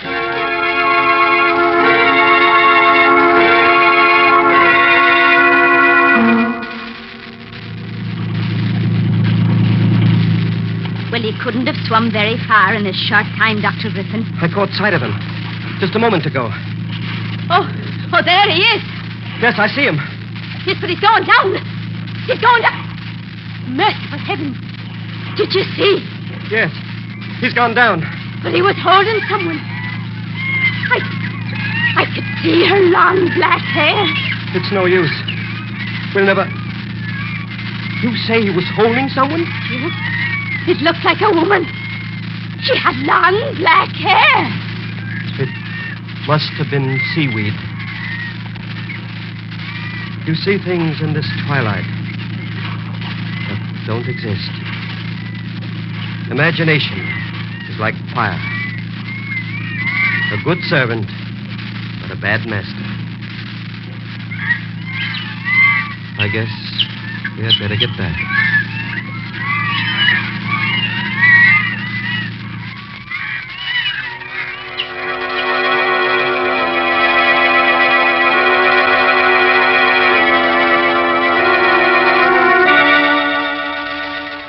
Well, Dr. Griffin lost the good fight. He was gull crazy. But that was no gull. That was Richard's wife. Anyway, the Inner Sanctum Ghost Society is mad at Dr. Griffin because he's interfering with the drive for new members. Say, by the way, if you should hear the wild cry of birds in your next dream, don't be alarmed. It's just that spring is on its way. Be sure to read this month's Inner Sanctum mystery novel, The Smell of Money, by Matthew Head, on sale at all bookshops. It's enough to make you shudder when you see what a boy or a girl can put in his or her stomach. Things you know would lay you low, yet they bounce out of bed in the morning just a raring to go. That's youth for you. Yet thousands of people who should feel terrible tomorrow morning, considering the way they've insulted their digestive systems this weekend, may feel like a million tomorrow morning, because tonight they're going to act on a piece of advice from the Book of Medical Knowledge. For medical knowledge proves that nature should produce about 2 pints of the vital digestive juice your liver makes each day. Otherwise, your food may not digest properly and leave you feeling dull, headachy, sluggish. Scientific facts show it takes a two-way treatment to get the vital digestive juice flowing quickly and to relieve sluggishness without disturbing digestion. Therefore, do as thousands now do. Take Carter's Little Liver Pills to get this two-way treatment you may need. First, Carter's start the vital digestive juice flowing, usually within 30 minutes. Second, Carter's gently help you to that glorious feeling that goes with regularity. Remember, many ordinary simple laxatives don't, but Carter's Little Liver Pills do give this two-way treatment. So take genuine Carter's Little Liver Pills as directed tonight. Tomorrow, see if you don't wake up feeling glad to be alive. Get Carter's at any drugstore. 25 cents.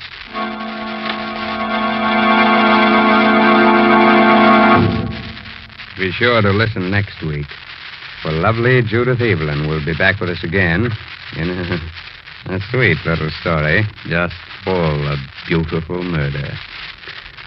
Well, now it's time to close the squeaking door of the Inner Sanctum until next week.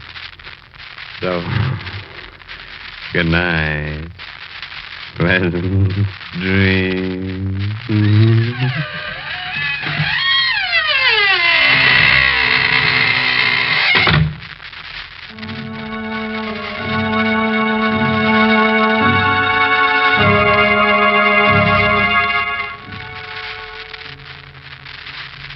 Inner Sanctum comes to you from New York. This is the Blue Network. The Fred Allen Show, scheduled especially at this time and rebroadcast exclusively for you men in the armed forces of the United States and your brothers in arms by the Special Service Division of the War Department, starring Fred Allen with Portland Hoffa and Al Goodman's orchestra.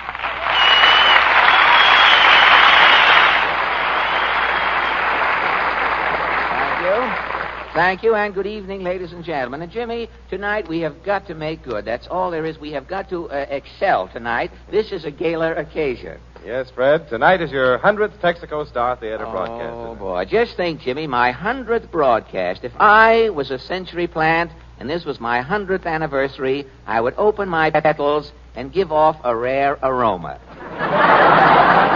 You don't need petals, brother. It's been a long... You called in your own writer for that line. It's been a long time, Jimmy. You know, when we started this program, John's other wife hadn't even met John. Mr. District Attorney was just another lawyer in the Goodwill Court in those days. And the best tunes of all came from Singing Sam.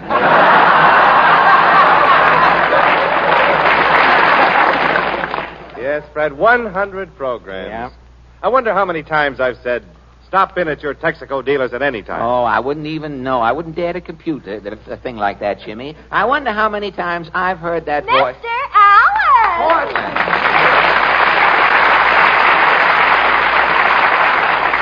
Well, you're just in time, Portland. Jimmy and I were reminiscing. Is this your 100th broadcast tonight? Yeah. Gosh, when you started in radio, Superman was just a Boy Scout, wasn't he? We used to chase the little punk out of the studio. Get away. You know, back in those days, a man named Benny was the biggest thing on the air. Jack is still a big man on the air. Not tonight, he wasn't. Is Jack sick? Oh, yes, but it's nothing serious. He was on the Quiz Kid show a couple of weeks ago. He caught the whooping cough from one of the Quiz Kids. Well, Jack must be pretty sick if he didn't work tonight. Oh, well, he's not that sick. Then why didn't he come out? Well, the real reason Benny stayed in bed tonight is because the hotel is charging him $18 a day, you see. Now, Benny won't come out of the room. He's in there trying to get his money's worth. It's awful. He keeps his lights on all day, the water running in there. If you're going to get mad, we'd better go down to Allen's Alley. No, the alley is closed up. They're putting in a new manhole. So tonight we're showing a special newsreel. The March of Trivia presents its weekly lowlight from the world of news. Hollywood, California. Academy of Motion Picture Arts and Sciences makes its annual awards for outstanding achievements in the cinema industry during the past year. March of Trivia, ignoring Academy, makes its own awards to little-known Hollywood folks who contributed nothing to the advancement of motion pictures during 1942. And now an award to two songwriters, Hogan and Dugan. Hello, hello, we're here to say hello. Not howdy do, not parley, but we're just hello. Now, wait a minute, Now, look, just a minute, boys. Okay, pal. You are the only two songwriters in Hollywood not to get a song in a picture during 1942. Crosby don't even know us by sight. He doesn't? Well, how many songs did you write? 200. Not counting Rinso jingles. Not counting the jingles. How come you've had such a bad year, boys? It's the breaks. Well, how do you mean? Back in January, we wrote, I'm dreaming of a white New Year's, a New Year's like the years I used to know. And, what happened? Nothing. Then we wrote, I'm dreaming of a white Lincoln's birthday. Abe was a man I'd like to know. And still no break? Not a nibble. Not a nibble. Then we wrote, I'm dreaming of a white April Fool's Day. And this went on all year? We wrote, I'm dreaming of a white Decoration Day. Yeah? I'm dreaming of a white 4th of July. Uh-huh. I'm dreaming of a white Labor Day. Well, when did you stop writing? In December. We took 2 weeks off, so what happened? What? Some guy, Mervyn Moylin, writes, I'm dreaming of a white Christmas.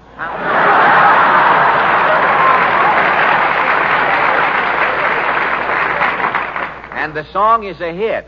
Now he tells us. Thank you, Hogan and Dugan. Well, I guess that's Hail, sort of... old friend, this joyous night. Falstaff's here to gild the pipe. Falstaff, we have no time for poems tonight. We'll make time. Really? Have you heard she winked and said, I'll see you later, when I jiggled the end of her fascinator? Or perhaps when Mother turned on the sun lamp, I knew she was going to tan my hide. Now, wait. That's the last straw. You have finally sabotaged a pleasant evening. Tonight we are discussing the Motion Picture Academy Awards. Precisely why I confront you. I have written a poem. What is your poem called? How about an Oscar?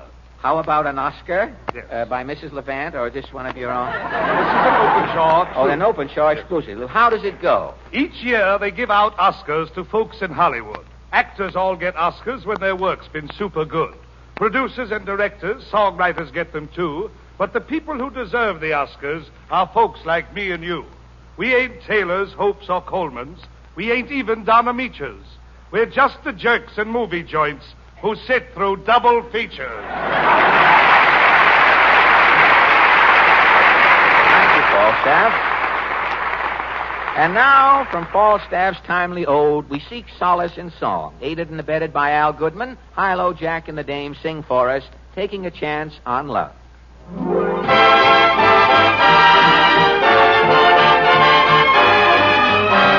Here I go again. I hear the trumpets blow again. All aglow again. Taking a chance on love. Here I slide again. About to take that ride again. Starry-eyed again.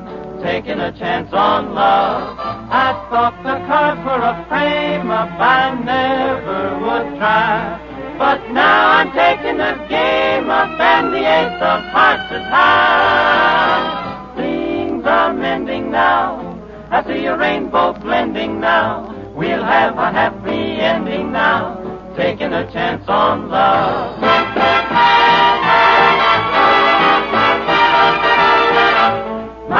My, dear and my, in a stew, feeling blue, what to do?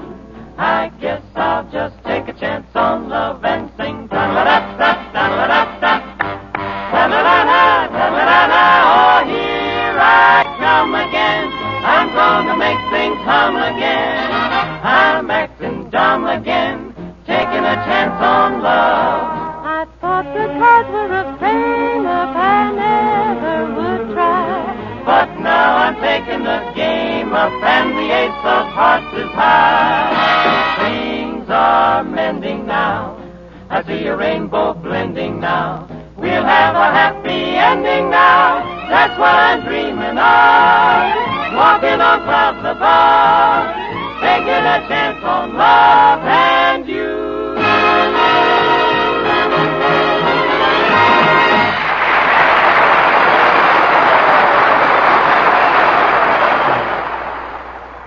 Now, ladies and Mr. gentlemen. Allen? Yes, pardon. Have you a piece of string? String for what? Well, I've got to tie up this gift box for Uncle Phil. Oh, is Uncle Phil in the army? No, he's in jail. Oh, back home again, really? For what? Well, there was a mistake in Uncle Phil's income tax, and he wouldn't erase it. Why not? He said it was unpatriotic to waste the rubber. Well, there's a thought there. And they put Uncle Phil in the clink? Yes. Well, that's that's the new income tax plan. Pay or you go. You bastard. But tell me, what does your uncle do all day in the hoosegow? Well, today when I went down, he was reading Time. Reading it and doing it, huh? He's a double threat man. Uncle Phil also writes slogans. Slogans? What sort of slogans? His latest slogan is, girls with fat backs shouldn't wear slacks. Say, you said a sarong, full Portland, and sarong reminds me our guest tonight is a famous Hollywood star. Ooh, is she a glamour girl? Well, we tried to get a glamour girl, but you know how things are today. If you can't get glamour, you take what you can get. And what did you get? A young lady who, when she was born, set the stork back 200 years. And here she is, ladies and gentlemen. Meet Miss Ozark for 1943, the Republic picture star, Miss Judy Canova.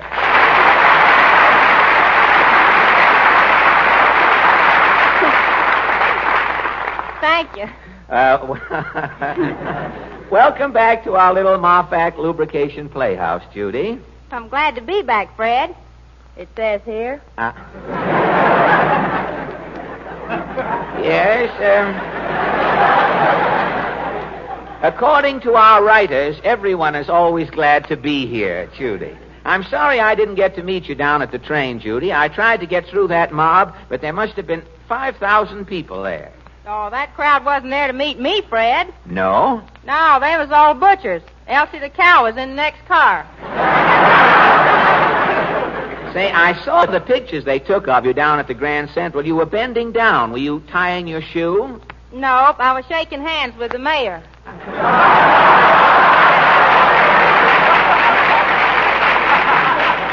You shouldn't overdo it. Some people bump their heads doing that. You have to watch out. I did. Well, this is quite an event, Judy. You know, you were the first Hollywood glamour girl we've had on our program this year. Oh, shucks, Fred.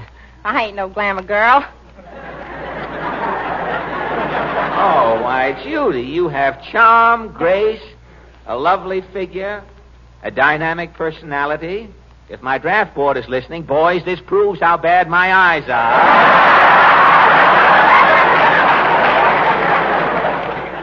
Fred, do you mean to stand there and tell me that you tried to get into the Army? Yes, Judy, I went over to my draft board last week. Well, what happened? Well, I crawled into the room. The head of the draft board, an old gentleman.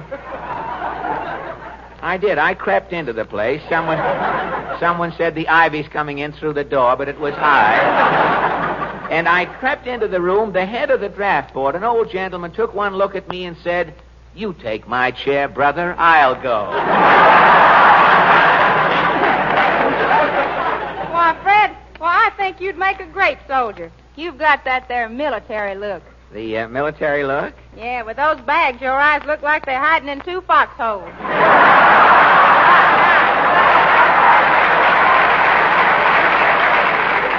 Well, these aren't bags under my eyes, Judy. They're just little desks for the pupils there.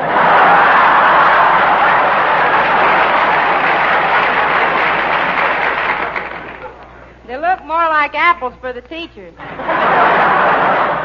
Well, please, Judy, as the lesser of two evils, let's talk about you. Tell me, what are you doing? Tell me, what are you doing here in New York? Looking for nylons? Well, no, Fred. You see, I've been playing the Army camp. Uh-huh. Yeah, I just came up from Camp Shelby in Mississippi. Camp Shelby. The boys at Camp Shelby. Boys followed you up, I see. I guess the boys at Camp Shelby must have liked you, Judy. Oh, I ain't so sure, Fred. When Hetty Lamar or Betty Grable gave a show at the camp, Yes? the bugler called them in by blowing assembly. Well, what did the bugler blow for you? Mess call. Well, don't let it get you down, Judy. You play those love scenes in your pictures with handsome young leading men. Why, the fellers I get ain't handsome. They ain't young, and I got to do all the leading.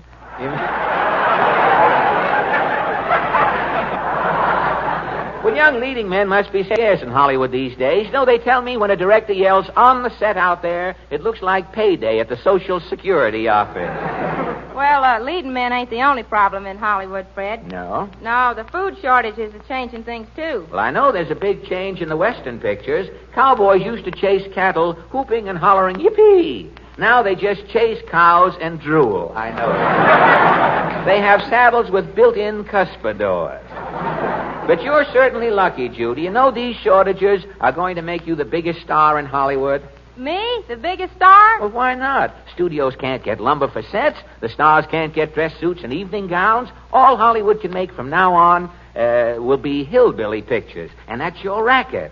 You mean the picture companies won't make nothing but hillbilly operas? Why, from now on, all pictures will observe the ration laws, Judy. And I have written a duration scenario. Now, let's, you and I, try it out and see what it's like. All right? Music, maestro.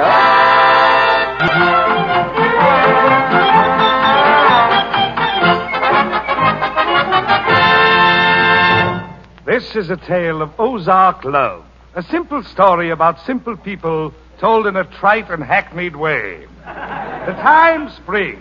The place, the palatial Canova FHA lean-to. As our story opens, Pa Canova is asleep. Ma Canova is trying to wake him up. Wake up, Paul. Wake up. Yes. What time is it, Ma? It's March. Come on, up now. Here's the rake. Run it through your beard. I ain't a-touching my beard. There's a field mouse in there foaling. I'm shaking some flour on your feet. Flour? What for? Companies are coming. Come to see who? Come to see Judy May, our daughter. Judy May's aiming to get here. Where is Judy May? She's out riding up and down in the well bucket, rinsing. I'll fetch her. Judy May! Judy May! What is it, Ma? Your bowl will be here in a minute, Judy May. That's why I'm rinsing, Ma. Better stand here and drain a mite. Come on, move around. Don't pull up the floor. I won't. I'm aiming to be dry and dainty when Zeke gets here. Here, run some twine through your toes. And Judy May, stick your hair up with some lard. Say, who is this sharpie who's courting Judy May? Why, it's old Josh Allen's boy, Zeke. Him and Judy May's been rubbing muzzles. Rubbing muzzles? Yep. I caught Zeke and Judy May in the drugstore the other day. They was alternating.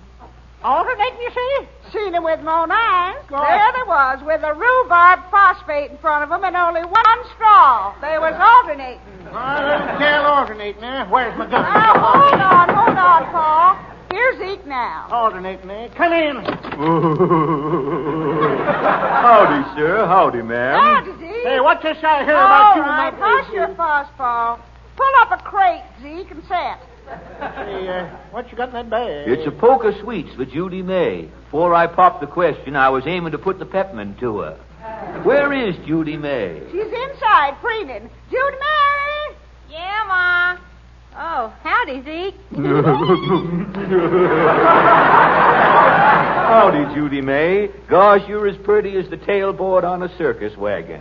Oh, Zeke. You're making me blush clean through my towel. Yeah, yup. Say, you like my new dress, Zeke? Jeepers, I'd like to be a seaman that get-up. Them's catalog sacks, ain't they? Uh-huh. Yep. The front's a Pillsbury and the back's Laymore chicken mash. Sure is a stump-down good un, Judy. Hold on with your fancy talk, Zeke Ellen. Are you aiming to marry Judy May, or do I see the OPA man about ammunition? No, I'm fixing to hitch, Paul. Can you sport Judy May in the style she's accustomed? Well, I got a plow she can pull. Yeah. I got a cow she can milk. Yeah. I got a setting of eggs she can hatch out. Well, that ain't enough. Man that married Judy May's got to have an acre of land. Well, I'll be who-danged and dog-fanged. I ain't a-getting me no acre of land, Paul. Oh, Zeke, don't you love me? Judy May, you're so sweet, you look like a bee just wiped his feet on you. Oh, pretty talk, me, Zeke. Yes. Well, I didn't live till that day you slipped your hand down into my mitten. I'll make you a good wife, Zeke. I can cook. Cook? How do you fix a weasel? Well, I cook a weasel a rare and back in a pot full of greens. Just the way my ma always cooked it, rare and back. Judy May, you and me has got a hitch. I'll get me an acre of land. Zeke, my man. You got the money? I'll get the money. I'll sell my zither with the picture of Dr. Townsend on it. Hold him, Judy May. I'll run for the minister, eh? Judy May make your home a nest, Zeke. She just keeps a singing like a bird all day long. Yep, she's a singing this critter. Sang something for Zeke, Judy May. I'll put the record on the phonograph, eh? Oh, sure. Go ahead, Judy May. Sing for Zeke. Okie baby dokie, Zeke. Rome wasn't built in a day. You have to pay for what you get. I will be here when you find me, so come and find me, my little pet.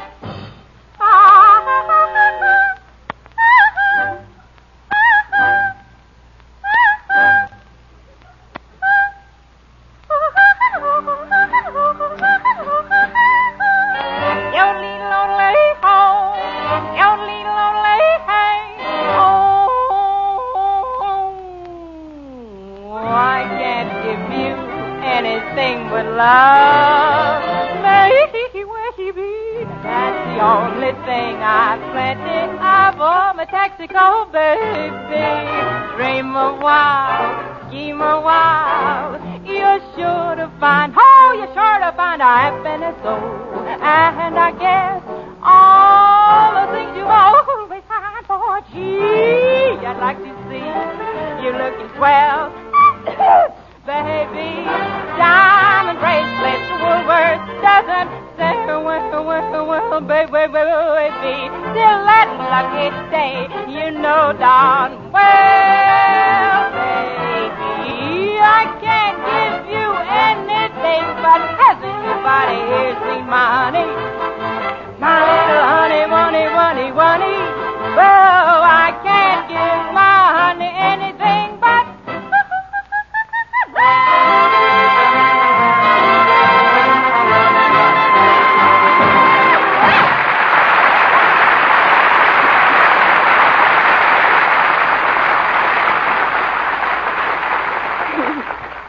how'd you like it, Zeke? Now I know, Porcanova. Now I know. You know what, Zeke? I know why the man Judy May marries has got to have an acre of land. Why? He needs an acre of land to plant cotton. That's right. With Judy May singing like that all day long, her husband's got to have plenty of cotton to keep stuffing in his ears. Take her, my boy. She's yours. Thank you, Paul.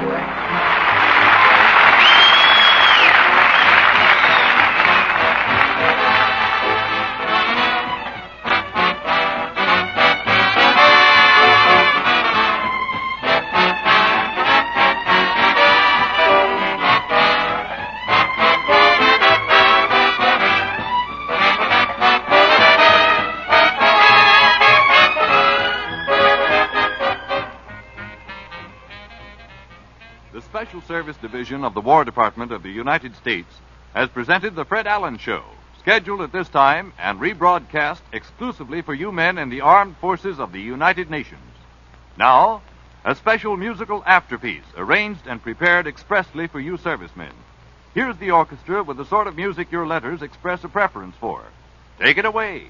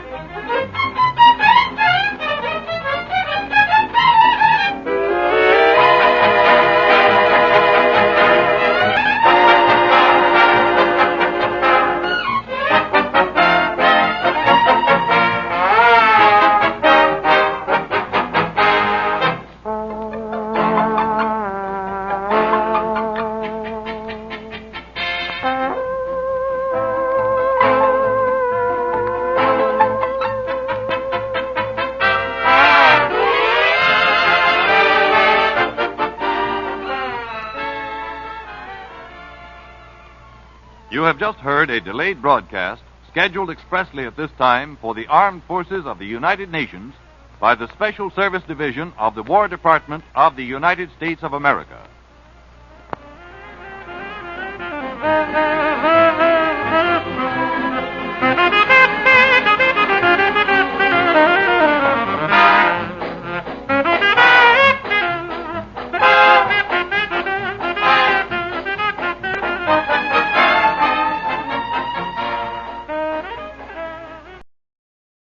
Welcome, servicemen and women, to another Melody Roundup.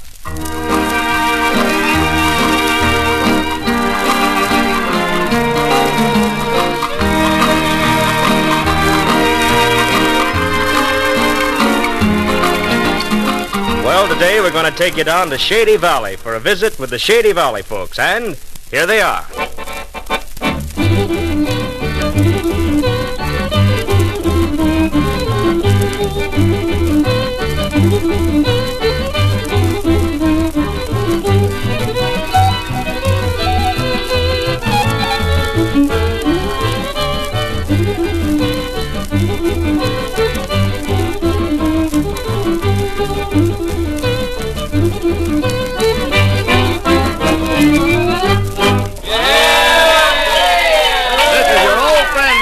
All set to start the music going here in the old barn. And I'm turning you folks over to four boys who really know what to do when it comes to barnyard rhythm.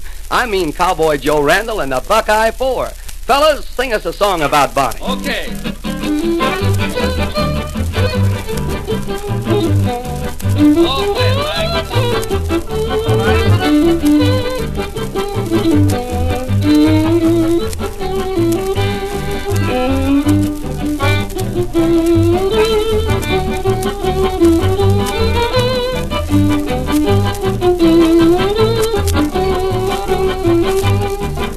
My Bonnie lies over the ocean. My Bonnie lies over the sea. My Bonnie lies over the ocean. Oh, bring back my Bonnie to me. Bring back, oh, bring back my Bonnie to me, to me. Bring back, oh, bring back my Bonnie to me.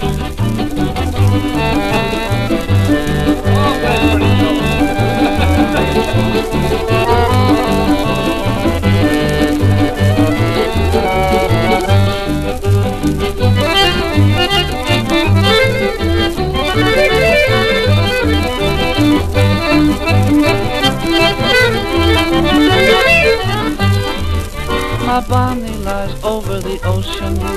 My Bonnie lies over the sea. My Bonnie lies over the ocean. Oh, bring back my Bonnie to me. Bring back, oh, bring back my Bonnie to me, to me. Bring back, oh, bring back my Bonnie to me.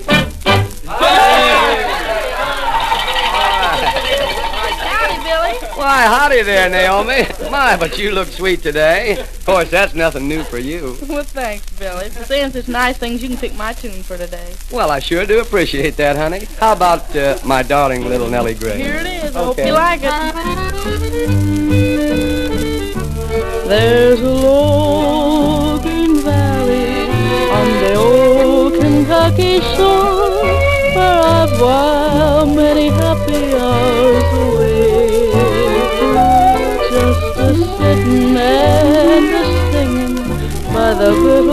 cottage door where lived my darling Nellie Gray.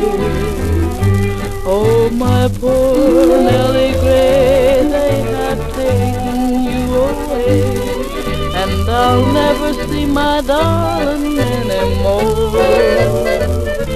I'm a-sitting by the river, and I'm weeping all the day, for you've gone from the old Kentucky shore. When the moon had climbed the mountain and the stars were shining too, then I'd take my darling Nellie Gray, and we'd float down the river in my little red canoe. On my banjo sweetly I would play. Oh, my poor Nellie Gray, they have taken you away, and I'll never see my darling anymore.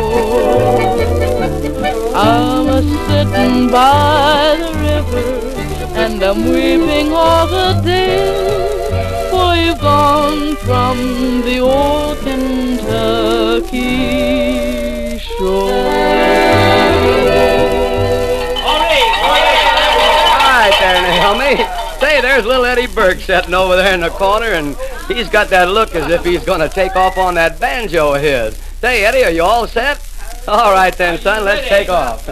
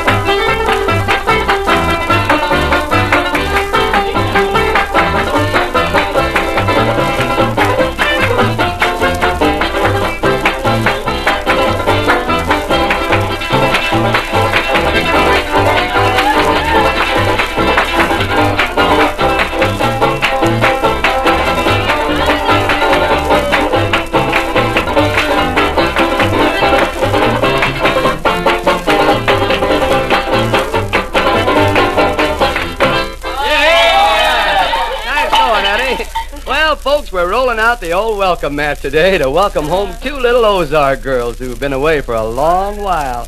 Well, you can take the girl out of the Ozarks, but you just can't take the Ozarks out of the girl. So they just had to come back home to good old Shady Valley. And they're the Johnson sisters, Ruth and Mary Jane. And when you hear them sing, you'll be glad they came back. Okay, girls, we're waiting. Okay, Billy. Up in the Alpine Mountains in far Switzerland, there lived an Alpine maiden, the fairest in the land. She had an Alpine lover and longed to be his bride, and he would sing this yodel song when she was by his side. One night they were together beneath the mountain moon. It broke his heart to tell her that he would leave her soon. My darling, I must leave you, but it won't be for long. Until I see you once again, I'll always sing the song. The lovely maiden waited till many years had passed. Although she loved him dearly, she gave him up at last. Her life was sad and lonely, her heart was full of woe. And then one day she heard his voice upon the radio. She knew that he still loved her and would be with her soon. That soon they'd walk together beneath the mountain moon. He joined her in the springtime and married her in June. Now once again in harmony they sing this little tune.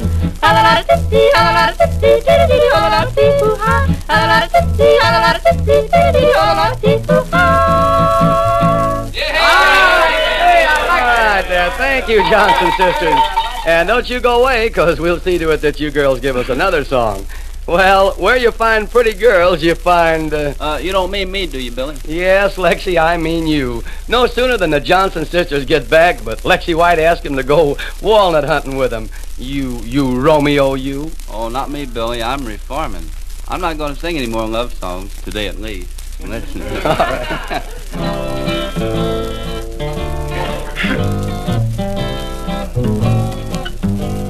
There's a gold mine in the sky far away.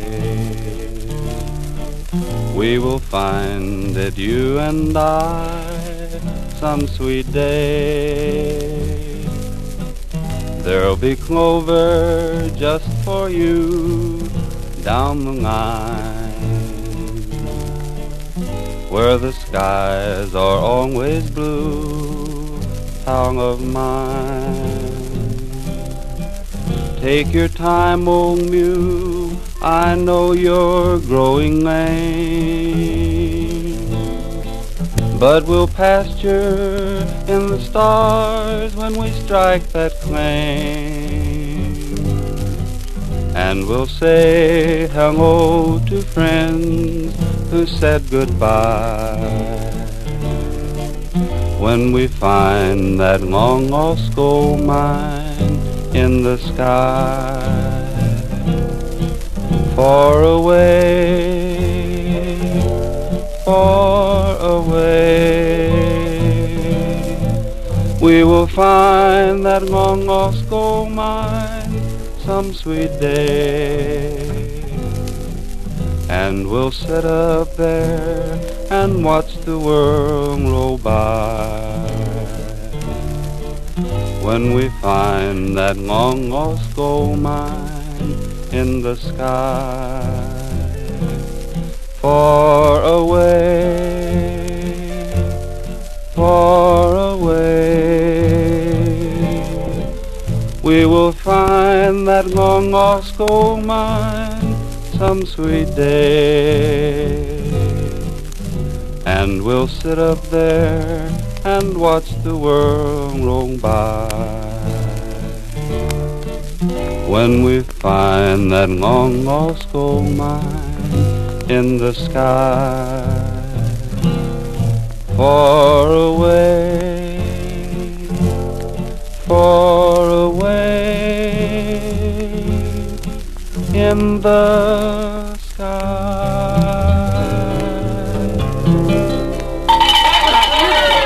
Well, Lexi, we don't want you to reform completely because the folks might not like it if you didn't sing any more love songs. Well, look who's here, Horseshoe Mike. Hello, Mike. How are you, Billy? How about throwing another log on the fire and fiddling? I'll do two of them for you. Okay, swell.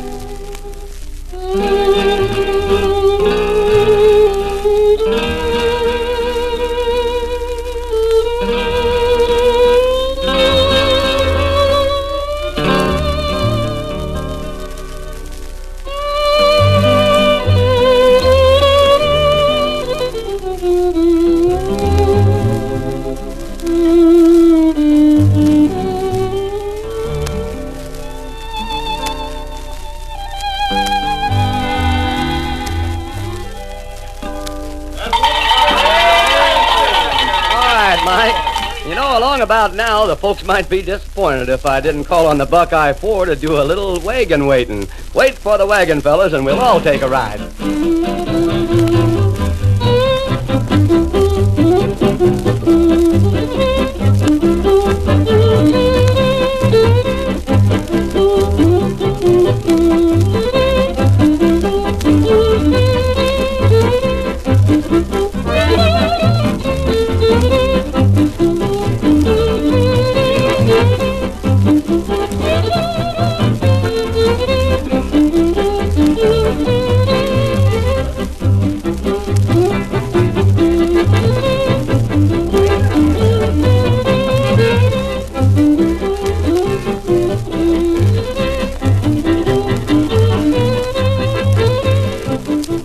Well, that's about all from Shady Valley for now, but we'll soon take another trip down there for more music and songs. Music and songs from the Shady Valley folks. This is the Armed Forces Radio Service.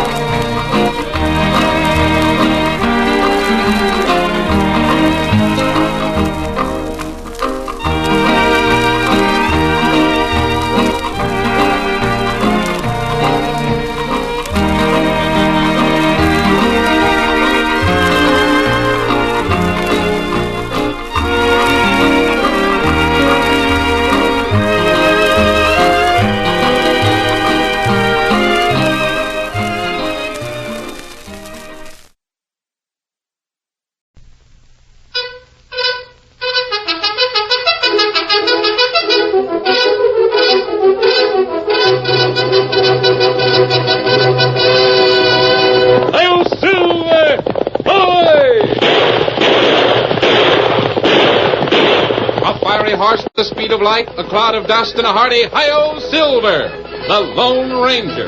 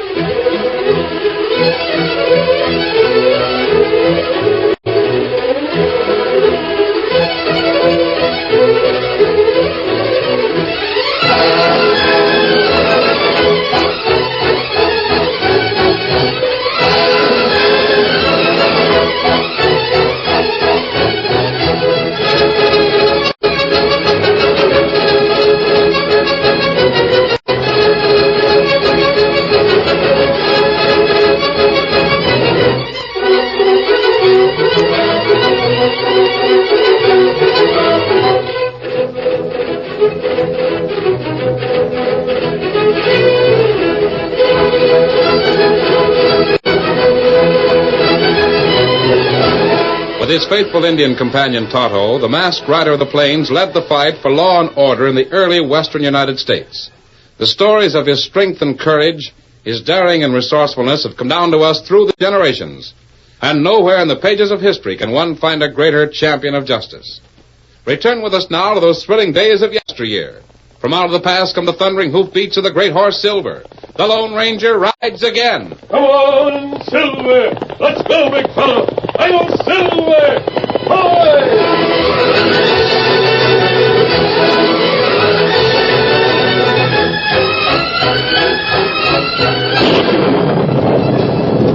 The storm began as a deluge of fury so great there was an effort to stay in the saddle. The Lone Ranger, Tonto, and Dan Reed were drenched to the skin in less than a minute. They leaned low over the necks of their horses, fighting against the driving rain. There's a house of some sort just ahead. No other shelter near. Victor sure is a strong horse. He's keeping right with you. Victor will do his part, Dan. We can ask for shelter in that place ahead? Yes. Seems to be a barn in the back. We'll need it for the horses. You all right, Dan? Sure. I'm all right. Kimasabi, that woman in window. You see her? Yes. She's seen us, Tonto. Head directly for the barn. We'll take care of the horses. Come on, Silver, old boy. Not to lose further. Come on, Victor. Oh, Silver, ho. I'll get the door open, steady. We'll go right inside.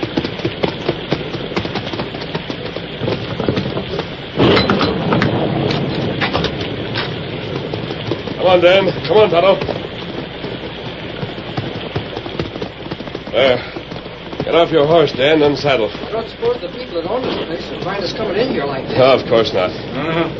Horses plenty tired from fight against storm. As soon as I've unsaddled Silver, I'll go and see the people who own this place.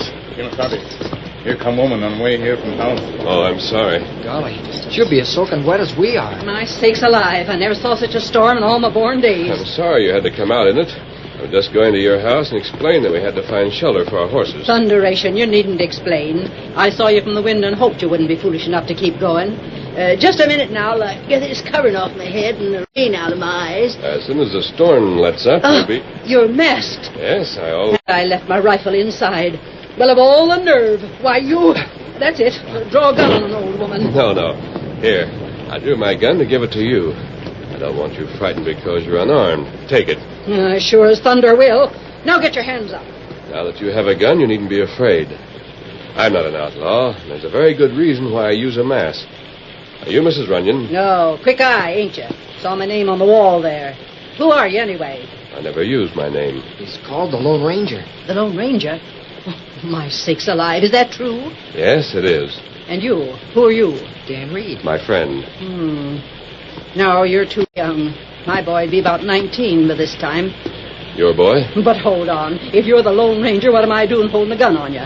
Here, put this back where it belongs. Then come on into the house where I can find some dry clothes for Dan Reed. I'm all right. All right, my eye. You're soaking wet. Come on now. You too. No. You stay here. Take care of horses. I'll stay here with Tonto. I want to speak to you, Lone Ranger.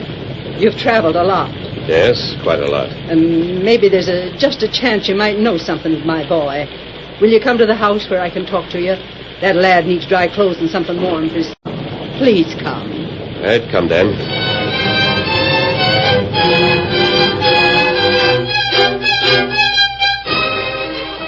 I've put some of my husband's things out in the next room. Go put them on, Dan. Oh, but I don't... Go ahead, Dan. All right, then. You've been very kind, Mrs. Runyon. I wanted to ask you if you'd ever seen anything of my boy.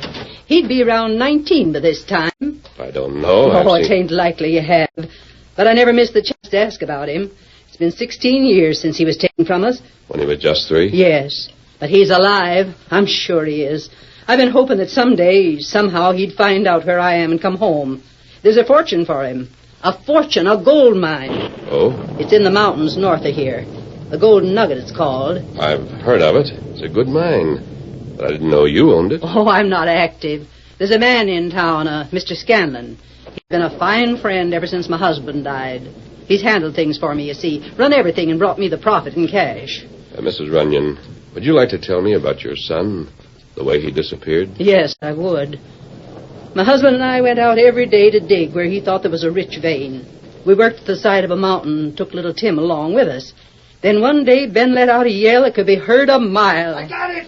Kate, I got it! I ran up to him as fast as I could. What is it? I yelled. I found it and there's no question about it. It's the real thing. The mother lode. Oh, Ben, you're sure? Look at this. Look at this nugget. We're rich. Well, we didn't have long to feel glad because just then some men come riding from the gully. Adam, boys, close in. Claim jumpers. Tim! Get down behind the embankment, Kate, quick. But Tim, he'll be killed. I'll hold him off. Oh! Ben! They haven't got me yet. Grab the kid, boys. No! Oh, Ben, they've kidnapped him. They've taken Tim. Ben! Go to the sheriff, Kate. Show him the nugget. Make him witness your claim to the mine. And when he finds Tim, nothing can take it from you. It's yours now. Yours and the boys. Keep it for Tim to work when he's grown. That was 16 years ago.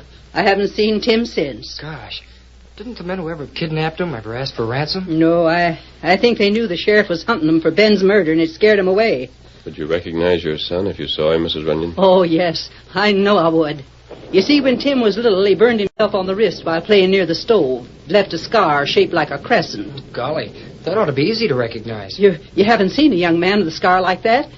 No, I'm sorry. I thought because you've traveled so much... I want to do all I can to help you find your son. Oh, I hoped you'd say that. I've got a feeling Tim is somewhere in these parts. Wait.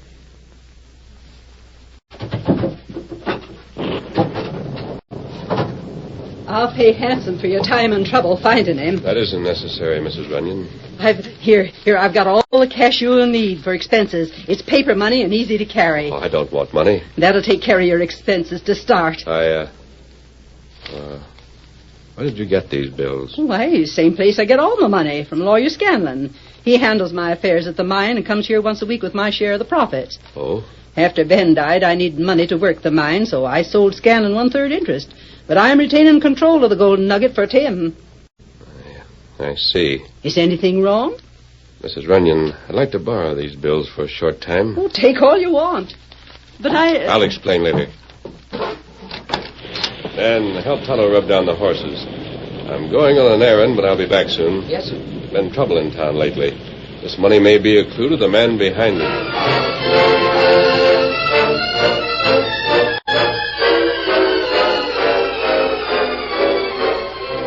What a job, son. That's right, Mr. Scanlon.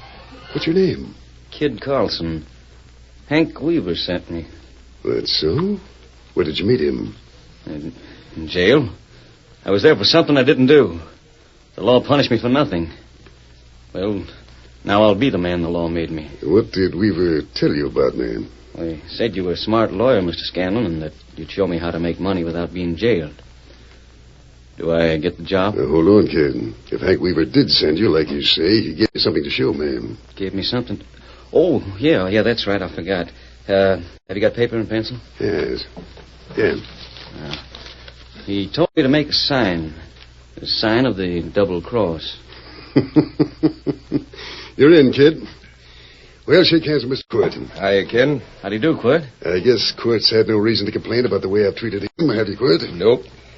I don't know what I'll have for you, but I'll think it over. You'll do anything, huh? Anything. You can drop in later in the day. Meanwhile, if I think of something, I'll get in touch with you. You'll be at the hotel, won't you? Oh, would if I had some cash. Here, take this.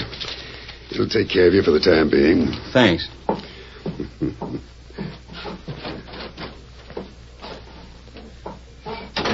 Well, Quirt, what did you think of the kid? Oh, he's strong, and he's bitter at the law. He'll do murder if he's paid for it and feel that he's got a right to anything he can grab. I can use him to trade some of these counterfeit bills for good folding money. I'll send him on a trip with a supply of it. Good idea. It's hard to get the stuff in circulation. Well, we didn't pay much for it. We've already made a nice profit on the deal. You sure old Mrs. Runyon doesn't bank her cash? I know she doesn't. If she did, the bank would spot the cash as counterfeit. She won't bank it. Or spend it.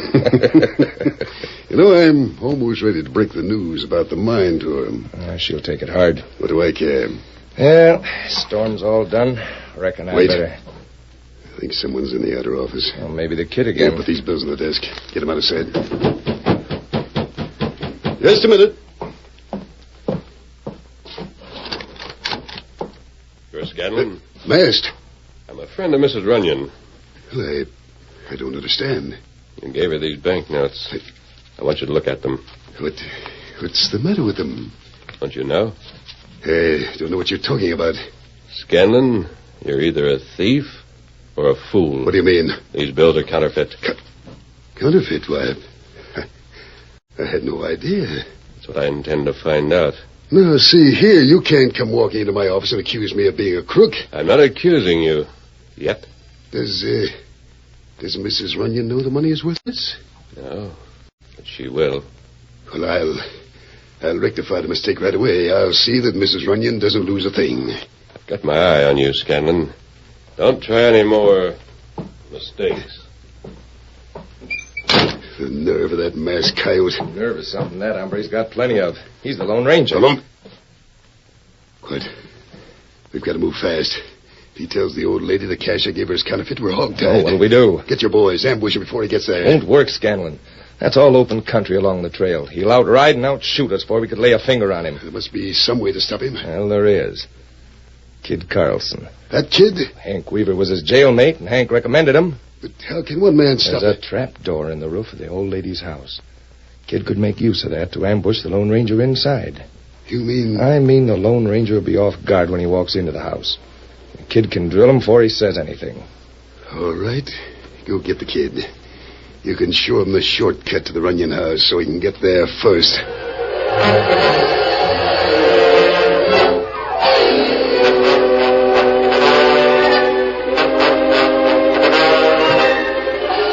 Tonto and Dan had finished their attentions to the horses and were with Mrs. Runyon before the fire when the Lone Ranger entered the house.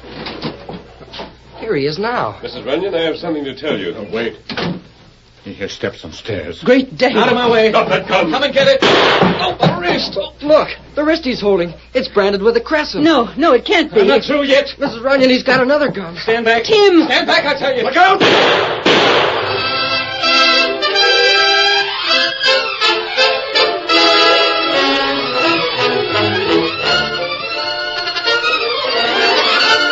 The curtain falls on the first act of tonight's Lone Ranger story. Before the next exciting scenes, please permit us to pause for just a few moments.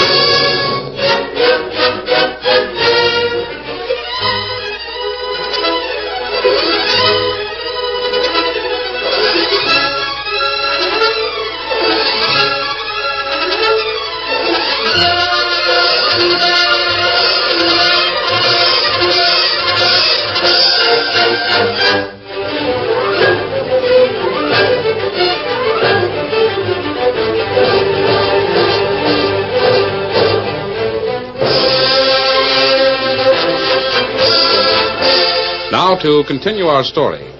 As Mrs. Runyon ran toward the outlaw who was her son, 2 shots ripped in quick succession across the room. The old lady stopped suddenly in her tracks, then slumped to the floor. The Lone Ranger leaped across her prostrate figure to grapple with the outlaw. Take care of her, Tonto. Let me help. You bring water, Dan. Lift your hands. You got the drop on me. The water's cold. That fine. The old lady, she all right? I didn't mean to drill her. She stepped in my line of fire. She not hurt bad. Bullet only grazed forehead. Oh, I'm sure glad to hear that. And you plenty lucky. Lone Ranger's bullet hit your gun when you fire. Make your shot go wild. She's opening her eyes. Where? What? Oh, Tim. Tim, you've come home. You sure she's all right? She keeps acting like she knows me. She does know you, Tim. Tim? I don't savvy. This is Mrs. Runyon. You are Tim Runyon. What? I'm your mother, son. You're local, all of you. My handle's Kid Carlson. I have no mother. You were taken from me when you were too young to remember, son. Outlaws kidnapped you and killed your father. Outlaws? How long have you been alone, Tim? As long as I can remember. I see. Here, Mrs. Runyon, let me help you to a chair.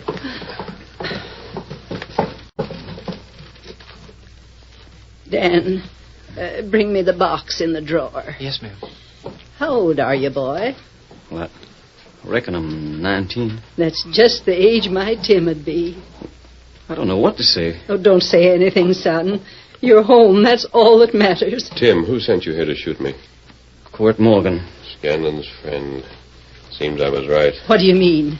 These banknotes which Scanlon gave you are counterfeit, Mrs. Runyon. Counterfeit? Why, I don't understand. Scanlon denied any knowledge of it, but I thought if he was lying, he'd try to stop me from telling you. Golly, then you suspected from the first that you'd be ambushed. You mean all this cash, all the profits from the mine are worthless? Yes. Oh, Tim, it was your money. The mine belongs to you. It belongs to us, Mother. They're the low-down skunks. They'll return every cent of it in hard cash to you. If they don't, I'll go down... That's not the way, Tim. We must prove that Scanlon and Quirt are passing the notes. Will you help? Help? Just tell me how.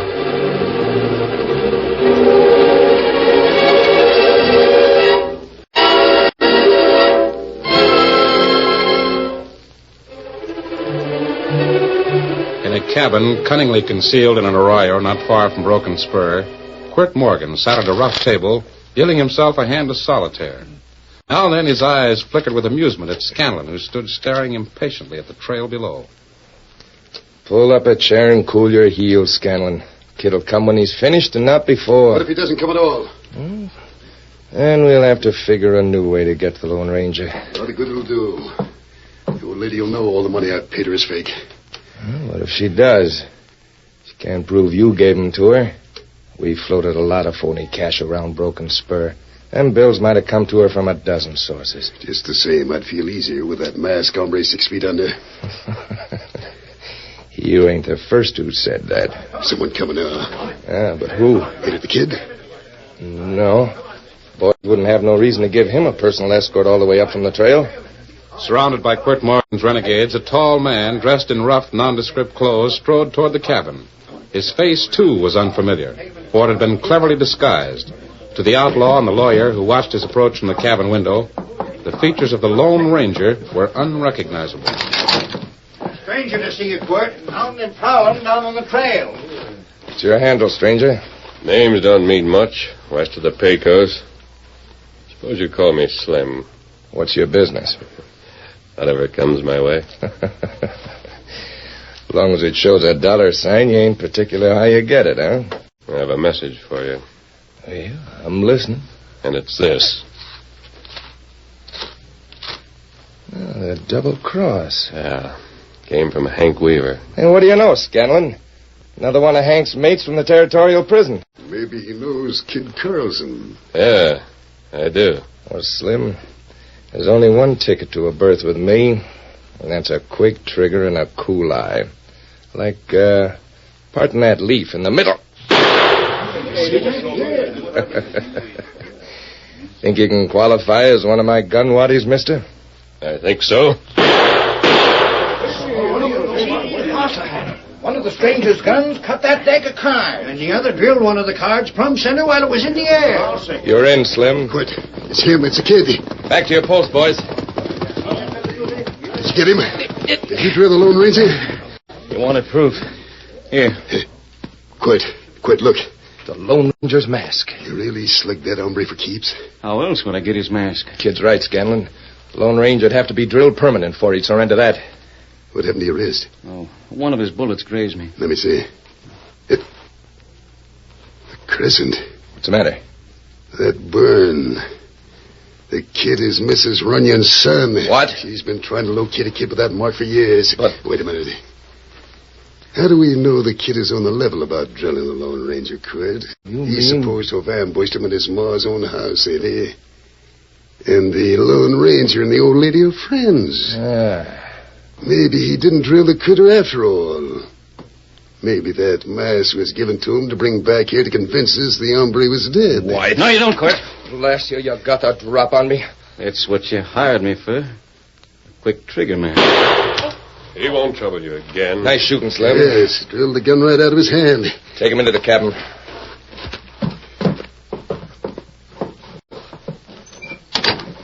Tie him to that chair. Yes. Well, this settles it, Quirt. What? I'm making that last trip of the mine cash to Mrs. Runyon right now. You better wait till I see if I can make the kid talk. The Lone Ranger's still alive? I can't wait. Anyhow, I thought of a way to take care of that masked coyote. Oh, yeah? I'll go to the house alone with the counterfeit cash as usual. If the Lone Ranger's dead, as the kid would have us believe, everything will go as planned. He will own complete control of the Golden Nugget. Well, what if the Lone Ranger's there alive? You and the boys will follow a short distance behind me.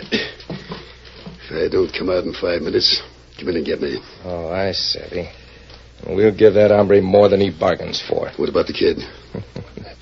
I'm giving him a warm reception of his own. He knows too much. You mean... Slim. Yeah? Scanlon and me have a little business to attend to. Mm-hmm. After we're gone, douse the cabin with coal oil. Put a match to it. But drill the kid first. Why don't you drill him and be done with it? Because I don't aim to leave any trace of that crescent brand. Slips like that are what put necks in a hang noose.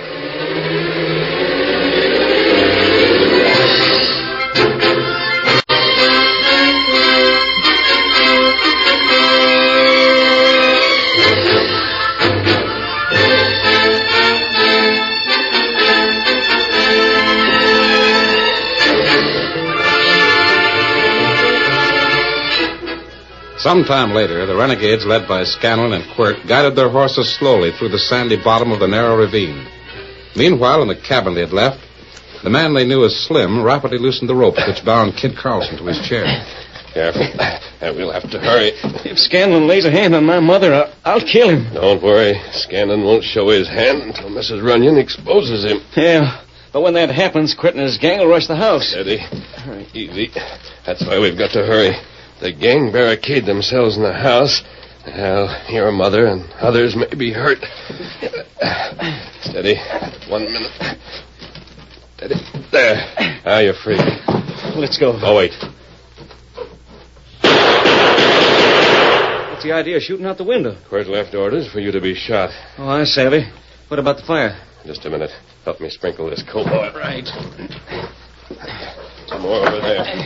I'll get it on this side. All right, sprinkle. Some over the other side. I got most of this over here. Yeah, I got about all I can get out of this. Well, that's enough. I won't have any trouble getting this old shack to burn. Boards are so dry and brittle they'll burn like kindling. Yeah, that's what we want. You see, Scanlon and Quirt will be sure to see the flames. Yeah.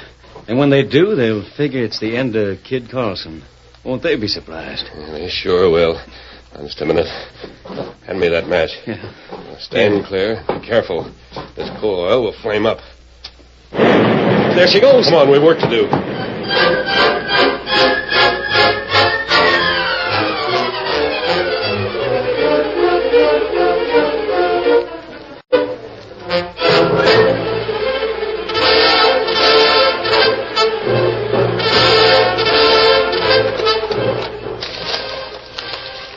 Well, Scanlon, what are you standing there gawking for? Did you bring the money or didn't you? Why, of course, Mrs. Runyon. I have it right here. Huh? Is it genuine? I don't know what you mean. Here there's been a lot of worthless paper money passed in town. A body can't be too careful. Oh, you don't have to worry about these bills, Mr. Runyon. They're the real thing. I made sure of it myself. Why, you ornery, low-down, thieving polecat. This cash is as crooked as you are, and you know it. What? You've been passing that worthless paper money on me for more than a year, while you've been swindling me out of the real cash profits from the mine. All right. Now you listen. I bought control of the mine with the cash you had coming today. You bought control. You couldn't do it. You couldn't buy the mine unless I sold it to you. No? Well, don't forget the paper you signed, giving me the power of attorney to transact business in your name. Every time I sent you cash, you signed a receipt for it. I can show that those receipts were for payments made on the purchase of the mine. Reckon that's all I need to hear, Mrs. Runyon. Sheriff. You've had me chasing circles trying to figure who was behind them phony bills, Scanlon. But that loose tongue of yours has talked your way into a jail cell. Quirt! Drill him, the sheriff! I've been waiting for you, Quirt. You and Scanlon are going to be seeing a lot of each other from now on. Behind bars. Why, you addle-headed old coot, I've got my boys with me. They'll riddle you before they'll see you. Quirt! That ain't your boys. You're doggone tootin' it ain't, Scanlon. That's my posse. The whole caboodle of you've ridden right into a trap. Out of my way, Sheriff. I'm going with you, Quirt. You're staying put, Scanlon, unless you want lead through your dad ratted hide. Quirt! I'm pulling snake. No, you're not. Good hunting, Jim. Kid, I thought you... Then I went up in smoke along with your cavalry, Scanlon. The Lone Ranger got me out of that. Lone Ranger? Yeah. You know him better as Slim. Hail Silver! Away!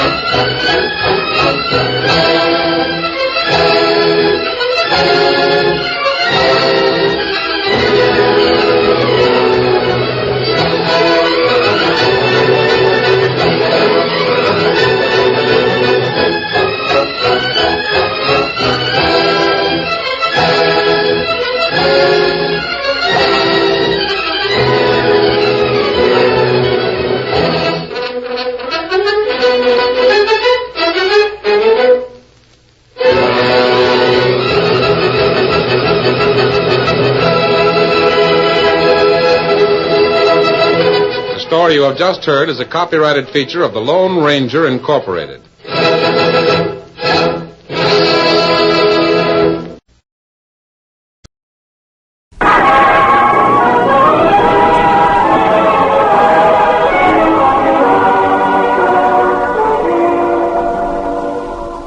Good evening, ladies and gentlemen. This is the Cavalcade of America, sponsored by DuPont, maker of better things for better living through chemistry. Tonight, DuPont brings you The 18th Captain, a thrilling and authentic story of our Navy, with Ralph Bellamy playing the title role. The 18th Captain was written by Stuart Hawkins. Historical background is based upon the new biography, John Paul Jones, by Lincoln Lorenz, published by the United States Naval Institute, Annapolis, Maryland. Presenting Ralph Bellamy in The 18th Captain on the Cavalcade of America, sponsored by DuPont.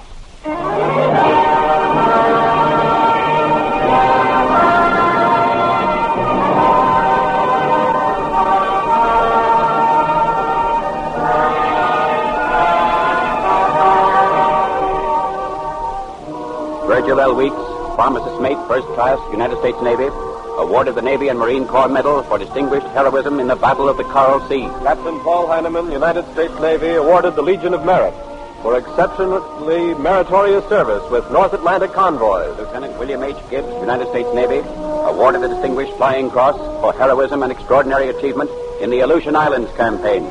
Charles Kleinsmith, water tender, first class, United States Navy, awarded the Navy Cross for extraordinary heroism and courageous devotion to duty in the Battle of Midway. Vice Admiral Henry K. Hewitt, United States Navy, awarded the Distinguished Service Medal for exceptionally meritorious service in the successful landings and occupation of objectives in French Morocco, Coral Sea, the North Atlantic, Aleutian Islands, Midway, Africa. Today, the terse citations come literally from all around the world. We thrill to them, of course. But there is one man who would hear them with even deeper satisfaction, if by some miracle he still could listen. He sensed our Navy's destiny and fought for it, even before we had a Navy. His name was Jones. 164 years ago in Philadelphia. There's no purpose in attempting the impossible. If it's necessary, nothing but... Yes, we might as well appropriate 100,000 as Gentlemen, please. I have a letter from General Washington. We're still holding General Howe penned up in Boston. Let's not stray from the point, Adams. We're the Naval Committee, not the Military Committee. I'm not straying from the point, as you will see. General Washington says here, I have fitted out several privateers and have high hopes they will bring in some merchant ships as prizes. That's the answer to our problem, gentlemen. Privateers, sir. They're no answer to anything. Costs us nothing to give them the commissions. They're the only naval force we can afford. Come in. Mr. Hughes here. Oh, John. Come in. Come in. Joseph, I have news. Gentlemen, this is my good friend, Mr. John Paul Jones from Fredericksburg, Virginia. Mr. Adams of Massachusetts. Stephen Hopkins of Rhode Island. John Langdon of New Hampshire. Robert Morris of Philadelphia. And Lee, you know. Gentlemen, the town of Falmouth, Maine has been attacked and burned to the ground. What? The news just came. 3 enemy ships, a 60-gun frigate and 2 smaller ones, anchored in the harbor and shelled the town at leisure. There's not a house left standing. Dastardly attack. The town was defenseless. And so is every other town along our coast, until we organize a navy to defend them. We were just discussing the possibility of relying on privateers, John. Privateers? They're only good to prey on merchantmen. They'd not stand up to ships of the line. Why not? If they were armed heavily enough? Because there'd be no profit in it. Frigates can only be defeated by men who are fighting for the continental cause, not for prize money. I'm afraid this interruption has lasted long enough, Mr. Jones. We're grateful to you for bringing us this news, but the committee must make its own decisions. Mr. Adams, I've been a sailor since I was 12. And I've been captain of my own ship since I was 19. If I've spoken too freely, it's only because I know we cannot win this war without a navy. Your pardon, gentlemen. Good day. Good day. Good day, Jones. Personally, I agree with Jones completely. A captain at 19, was he? We could use men like him, I think. Who is he? Where is he from? He was born in Scotland. His brother settled in Fredericksburg some years ago, and John now makes his home there. I like his spirit. And I must say, Adams, there's good logic in everything he said.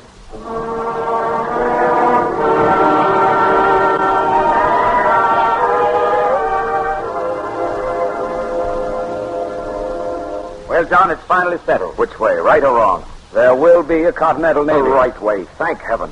How many ships? 5. Only 5? How big are they? The Alfred will have 30 guns, the Columbus 28, the Andrew Doria 16, the Cabot 14, and a little sloop Providence will mount 12. Perhaps there's been a smaller Navy than that sometime in history, but I doubt it. Well, we'll just have to make it do. You are to receive a commission as a lieutenant, John. A lieutenant?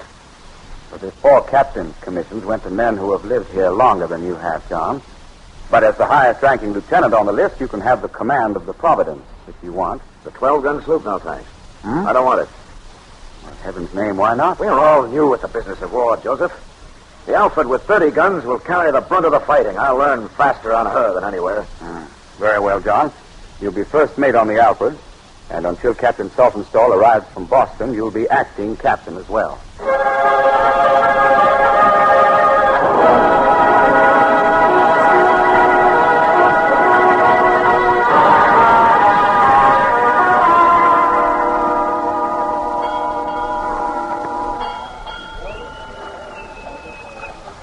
Main deck gun crews to the stations for gun drill.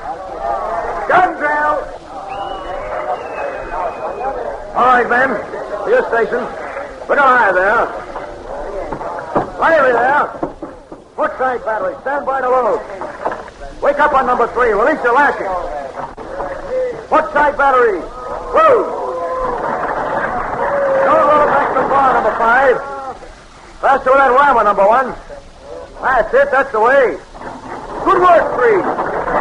Hurry up, 5, to the last one. Might I ask you what you're doing, Lieutenant? Oh, you're Captain Saltonstall. I am. Welcome aboard, sir. We expected you to take command several days I ago. was delayed on the way. What is it you're doing with these men? Gun drill, sir. You're wasting precious powder in practice drills? No, sir. We're not using actual powder, shot. The men simply go through the motions of loading and pointing the gun. Is this one of Commodore Hopkins' ideas? Sir, it's my own idea. Oh, I see. Well, the men don't seem to enjoy this game of play acting as much as you do. They're grumbling a bit now, sir, but they'll thank me for it when we meet the enemy. We may have fewer guns than a ship of the line, but we'll be able to fire faster and truer than they expect.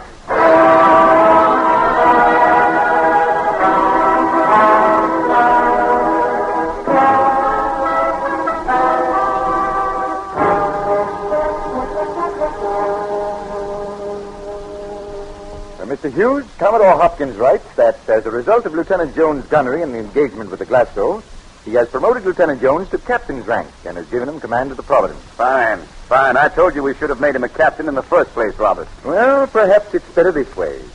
He leaves a well-drilled crew on the Alfred and will now train the men on the Providence the same way. So we shall have 2 fighting crews at least.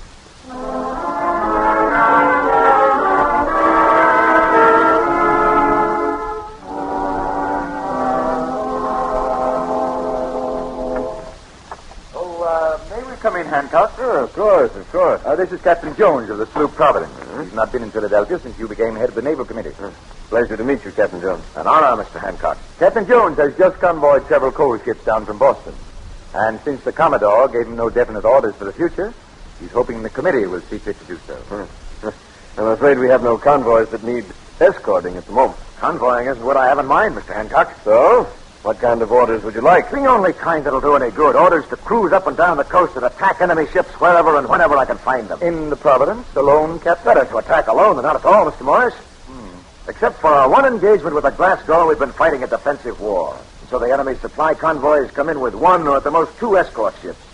Give me authority to cruise at will and I can play drakes with them. But what if you run into a 60-gun frigate while you're playing drake? I'll either outfight it or outsail it. Don't you see? We must attack. We're so weak we can't do anything else. We must fight as a terrier fights a bull, dashing in and out, snapping at his heels, worrying him, harassing him until, for peace, he moves into a quieter path. Well, for a fighting man, Captain Jones, you turn a graphic phrase. Yes, and a sound one. Well, we'll let you try it, Captain. I'll draw up the order permitting you to cruise as you see fit.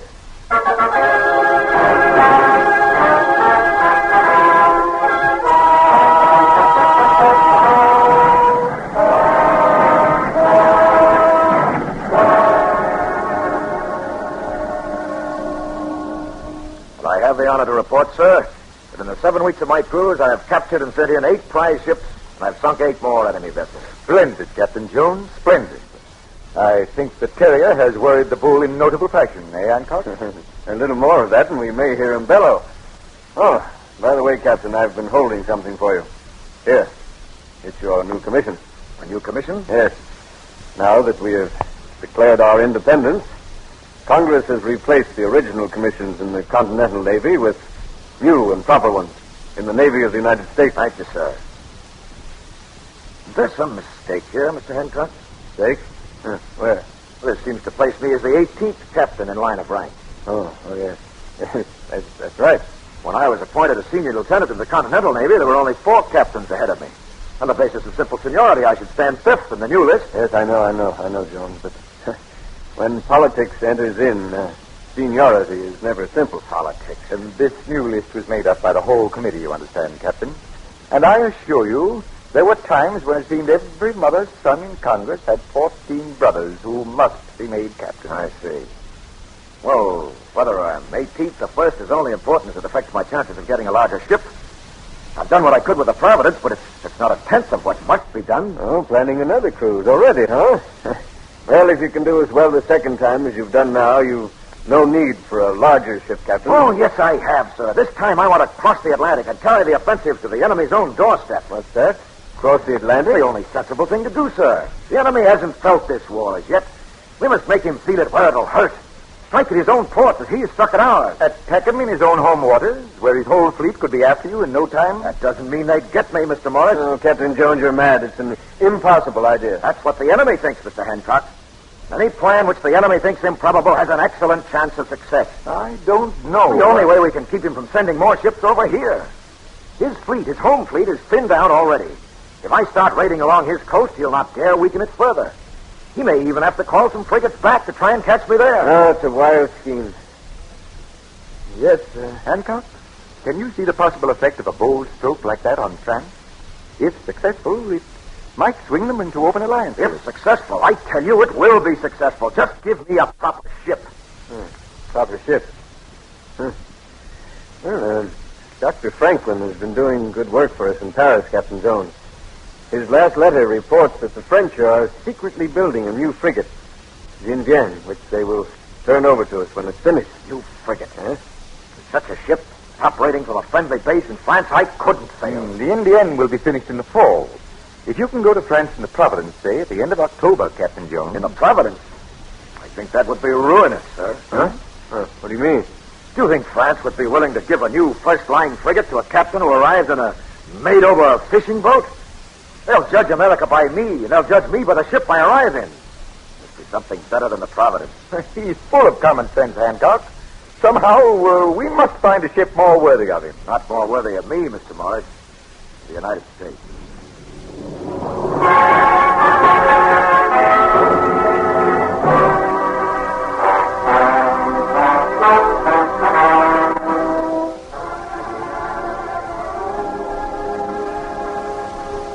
Welcome to Paris, Captain Jones. Thank you, Dr. Franklin. My friends and I have been awaiting your arrival. The Comtesse de la Vendale.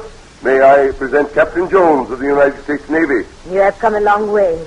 We are glad you are here, Captain Jones. You are kind, Countess. And this is Monsieur Leray de Chaumont, who has arranged for this very comfortable roof over my aging head.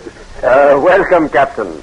Your countryman, Monsieur Loring, told us that you are coming when he arrived day before yesterday with the good news that they're going to surrender. I'm sorry, I'm not the first to bring that news, but I stopped to capture 2 prize ships on the way over. No. You captured 2 ships?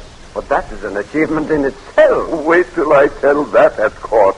He apologized for being late, but stopped to capture 2 prizes on the way. It will make a better introduction to the king than if you had been on time, Captain Jones. Much better. Let's hope it'll make him see that the Indienne is completed quickly. Hey, Dr. Franklin? The Indian, Jones, is a lost hope, so far as we are concerned. What do you mean? Our enemies sniffed out the truth, and the king dares not offend them by giving us that ship now. He would if he could, Captain. But after all, France is supposedly neutral. You understand. Is there any chance of getting me another ship? Well, this must be handled delicately. Don't look so downcast, Captain Jones. With time and tact and talk, nothing is ever impossible. What do you mean by time? Oh, 6 months, perhaps. 6 months? What am I supposed to do in the meantime? Paris is a charming city, Captain. You are undeniable proof of that, Countess. But I didn't come abroad to be charmed. I came to fight. Without a ship, he can only suggest patience. No, Doctor. I came over in the Ranger. Since there's nothing better, I'll fight with her. Isn't she too small for what you intend, Captain? Loring told me she has but 18 guns. That's right. Only 18 9-pounders. And she's slower than she should be and cranky in a headwind. But if she's all we've got, I'll have to make her do.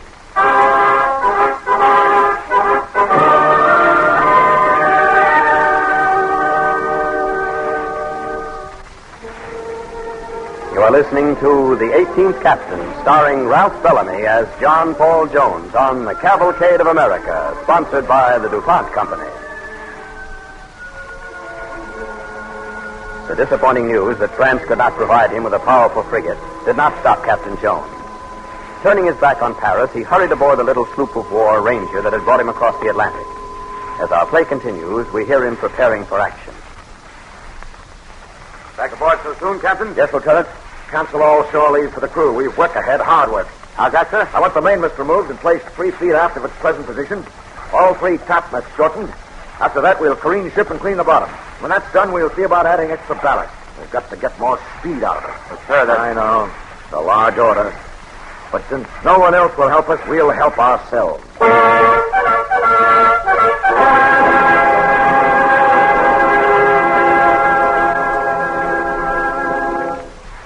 Dr. Franklin. Monsieur de Chaumont? Have you heard the news, Doctor? What news, Comtesse? Oh, c'est magnifique. Oh, c'est incroyable. Dear me, what is it? Has the Queen become a mother again? Huh? The Queen? Oh, no. It is your captain, your Jean-Paul Jones. Jean-Paul, a mother? You stagger me, monsieur. No, Doctor. He... They're porting burned vessels at the dock. Yes. And the sloop of war they sent out after him, he waited for and met and captured it. The Ranger and the captured warship arrived in Brest last night. Splendid. Oh, it is unbelievable. It is miraculous. Not at all, monsieur. After all, he is captain in the United States Navy. Oh, Doctor, if all your captains are like Jean-Paul, I could wish I lived in America. It would do you no good, madame. For if all our captains were like Jean-Paul, they would always be at sea fighting. You are right. And now, my friends, we must try to persuade the king that Jean-Paul could use a larger ship to even greater advantage, eh?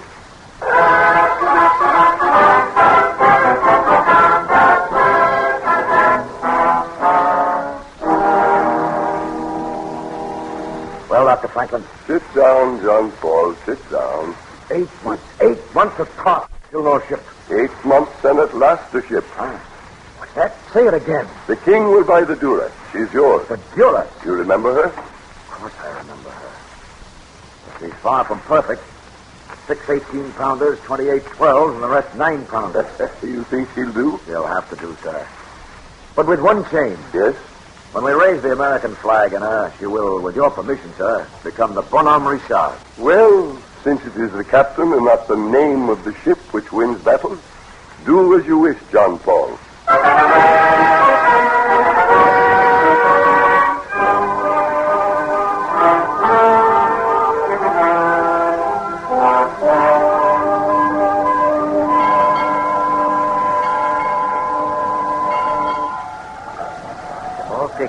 Merchant fleet, all right, sir. 39, 40, 41 merchant ships and 2 ships of war.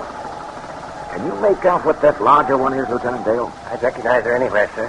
She's a Serapis. 50 guns. 50? We'd best take care of her first.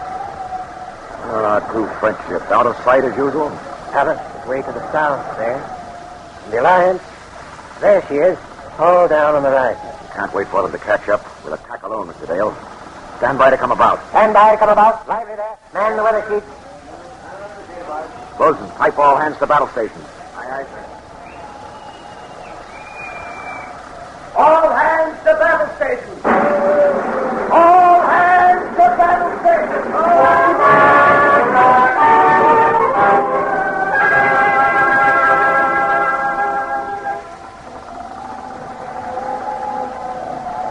Getting awfully close to them, sir. Shall I give the order to fire? Yes, Mr. Dale. Our light guns become more effective with every yard we gain. Boys! What ship is that? The longer he aft questions, the closer we shall get to him, Mr. Dale. Yes. I can't hear what you say. What is that? Never can fix the shot down, sir. You dare not wait longer. Just a little longer. Answer! I can open fire! What is that? You may hoist our flag, Mr. Dale. Aye, sir. Into the lock! Fire now! Gun ports open. Commence firing!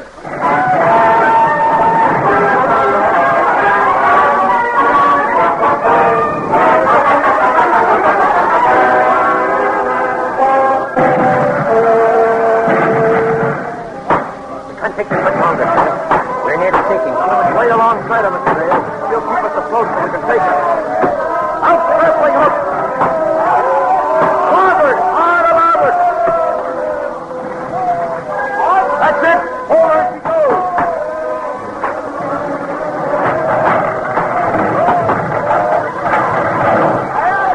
That's it! Make fast to her! Make fast to her! We're on fire forward, sir. For heaven's sake, man, sight the color. No, I'll shrink, but I'll never strike.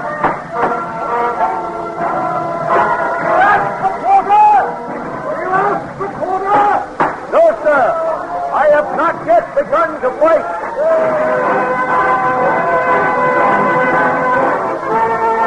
Captain, he's stuck. The Serapis has struck her color. Cease firing! On board the Serapis. Have you surrendered, sir? Yes, sir. I have.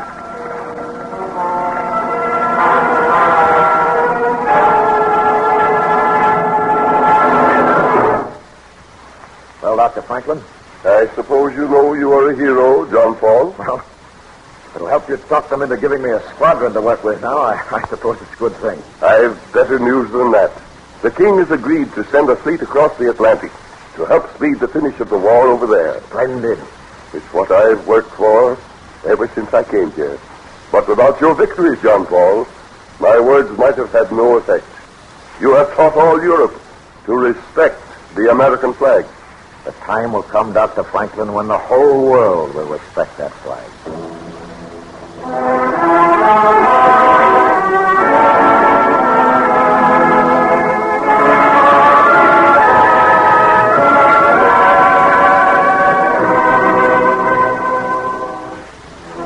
Commander C.W. Wilkins, United States Navy, awarded a Gold Star in lieu of the Second Navy Cross for extraordinary heroism in aggressive action against enemy Japanese surface units. Lieutenant William F. Christie, United States Naval Reserve, awarded the Navy Cross for extraordinary heroism against enemy forces in Tulagi Harbor. Joseph O. Savage, boatswain's mate, second class, United States Naval Reserve, awarded the Silver Star Medal for conspicuous gallantry and intrepidity during action against enemy forces.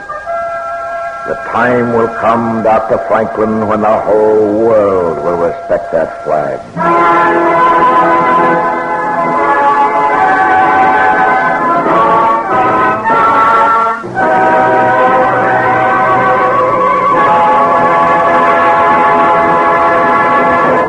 Thank you, Ralph Bellamy. Ladies and gentlemen, in a few moments, Mr. Bellamy will return to our microphone. Before we hear from him, we have a story of how chemistry now makes it possible to rivet planes with radio waves. Most warplanes have metal bodies, skins, as plane designers call them, that are held on by tiny metal rivets. A single plane needs thousands of rivets, and many of them must be used in tight corners where only one riveter can work, and where the rivet can be reached from only one side. Fortunately, when America got into the war and we suddenly had to build planes by the thousand, faster than American ingenuity had ever built them before, DuPont had already perfected an ingenious rivet that doesn't need a helper to get at the other end. It's small, as airplane rivets are, smaller than a button. In one end, there is an even smaller explosive charge that's sensitive to heat. When the charge is fired, it expands the end of the rivet and forms a perfect head, shaped like an acorn, which holds the sheets of aluminum tightly together. The advantage of using DuPont explosive rivets in cramped corners is that even a raw recruit in the industrial army, a man or woman new at the job, can set 15 or 20 of them in a minute, as against 2 to 4 a minute for what are known as blind rivets. But most amazing of all is the new technique of setting these chemical rivets with radio waves. Until recently, the one device for driving or setting them was an electrically heated iron with a silver alloy tip.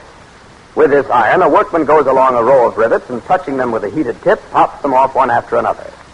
This iron was, and still is, the best method for many types of work. However, for large-scale aircraft production, engineers of the Radio Corporation of America, working in cooperation with DuPont engineers, have developed a radio frequency rivet detonator. It gets its power from vacuum tubes, like those that are transmitting this program to you. With the new device, it is possible to hold a line of rivets in place with adhesive tape, and the radio wave will fire the charges one after another without burning the tape that holds the rivet. There's another new use for explosive rivets you'll want to hear about. A plane in North Africa, say, comes down out of the sky after a fight and lands on the desert with bullet holes in the wings. Sometimes just bullet holes, sometimes big rips and gashes where the metal skin has been torn away. DuPont explosive rivets enable the ground crew to do a speedy repair job on the spot. A patch of new metal can be riveted in place in just a few minutes using explosive rivets.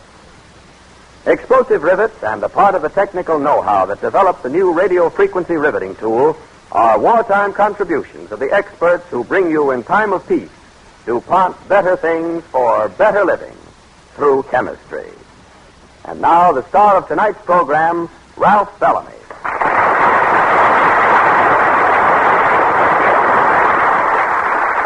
Thank you, ladies and gentlemen. I'm happy to have played the great American naval hero John Paul Jones on tonight's Cavalcade. I think it's interesting in connection with our play to note the news item which came out of London last week. According to this report, the women of Yorkshire, England, have made an oak plaque together with a copy of the original flag in honor of John Paul Jones, which they plan to present to the American naval commander in Europe. It's offered in tribute to the stars and stripes lost in the battle between the Bonhomme Richard and the Serapis. And the inscription concludes with the words, quote, "May this emblem ever inspire seamen with those virtues of honor displayed by both ships' companies that day," unquote. Thank you.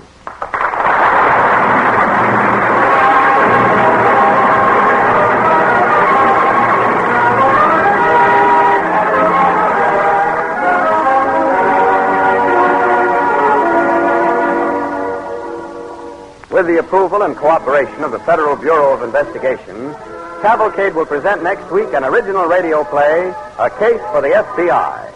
Our star will be Edward G. Robinson. If, like most people, you believe that the FBI is only concerned with the detection of saboteurs and the lining up of criminal gangs, you are in for a surprise.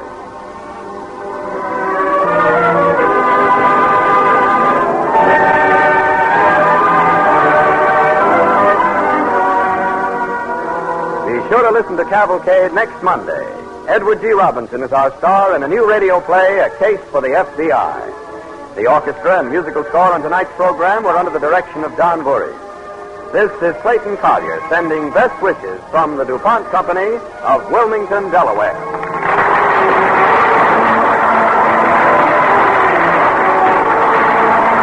This program has come to you from New York, and this is the National Broadcasting Company.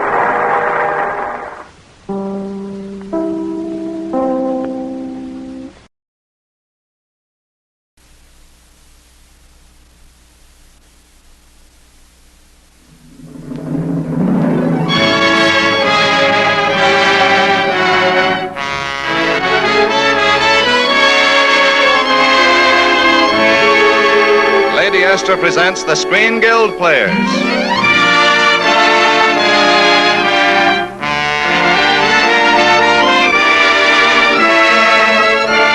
The Screen Guild play tonight, Stand By for Action. The starring players... This is Charles Lawton. This is Brian Donlevy. And this is Chester Morris.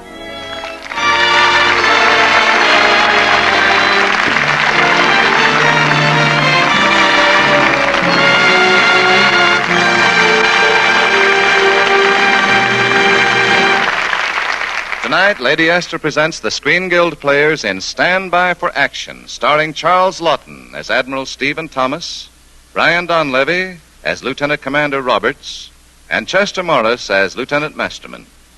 This is a radio adaptation of the Metro-Goldwyn-Mayer picture Stand By for Action, having its first showing in the principal cities of the United States. Stand by for action.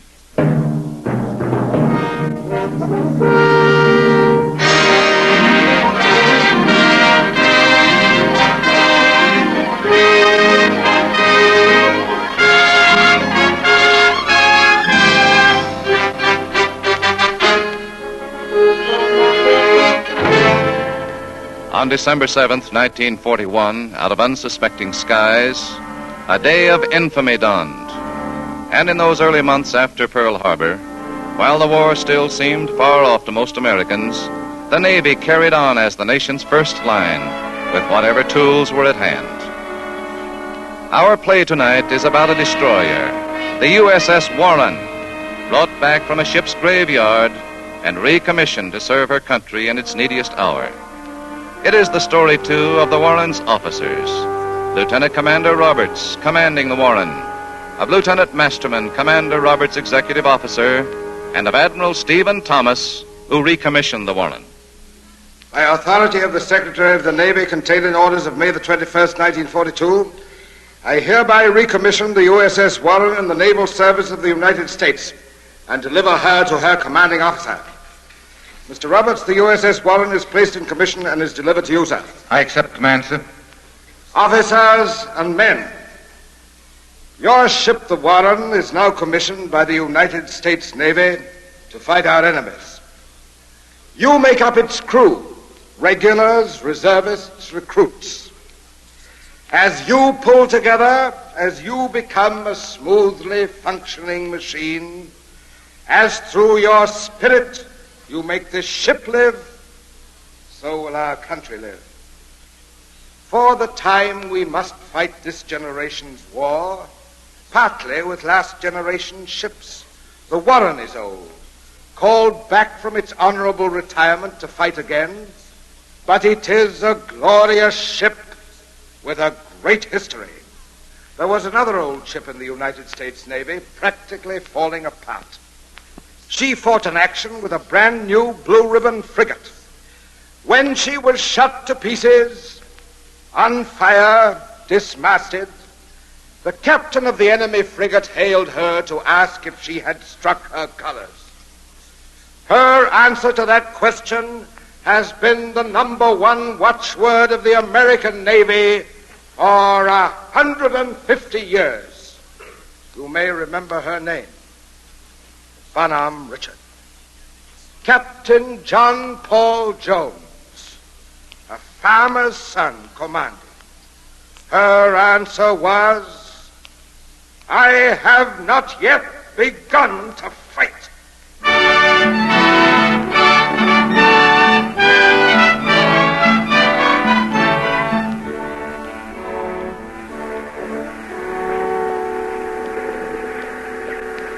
Well, Masterman, you know, we've accomplished a lot in the past few weeks. The Warren's beginning to shake down now. She's becoming a warship, and you couldn't want a better crew. You're being a little optimistic, sir. Mr. Masterman, there have been a couple of times when I thought I detected a slight flaw in your schooling. Well, if you mean I'm not a graduate of the Pollyanna School, you're right. I don't know what they taught you at Harvard, but the Navy teaches a man to do the best possible job with whatever tools are at hand. I suppose that's from John Paul Jones, too, sir. No. That's from Martin J. Roberts. Beg your pardon, sir. The radio operator's instructions were to show you this message at once, sir. It's very important. Thank you. Well, Mr. Masterman, this is no longer a shakedown cruise. We're ordered to join the eastbound convoy out of Pearl Harbor at noon tomorrow, latitude 2330 north, longitude 14320 west. How far do you make it? About 600 miles, sir. Well, that means we'll have to do 25 knots for 24 hours. I hope the engines hold together, sir. Check that position and put her on the course to the rendezvous, Mr. Masterman. It's a pretty long haul, sir, 25 knots in the sea. We'll make it. We've got to make it. This is an order I've got in my hand, and the commanding officer of the convoy is Stephen Thomas, United States Navy. Old Iron Pants himself. There's a floating object 1 point on the port bow, sir. It looks like a lifeboat, sir. Why, it is a lifeboat. There might be survivors, sir. Yes? There might be a Jap sub hiding his periscope behind the lifeboat. Circle it at full speed. Aye, aye, sir. Yes. There are survivors, all right. Mr. Masterman, stop all engines. Stop all engines, sir? Yes. Well, I thought we were under orders to speed to the convoy and that orders must be followed to the letter. Mr. Masterman, this is the exception that proves the rule. There's a man in that boat that looks pretty well used up. Yes, sir. Stop all engines, Mr. Lindsay. Stop all engines, sir. Stand by on deck to receive lifeboat on port side.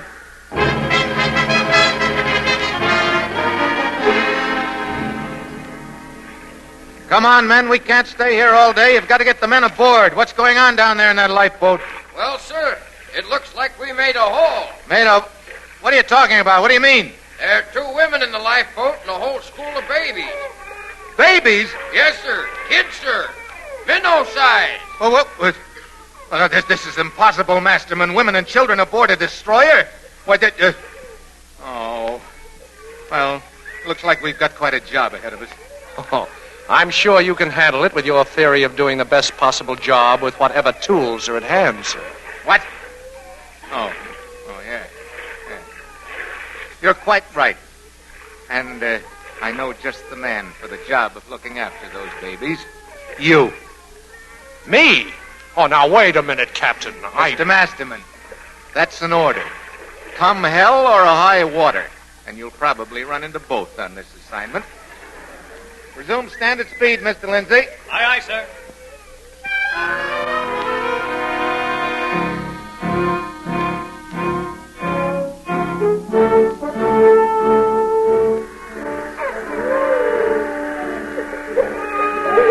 It looks like some of you men will have to take care of more than one baby.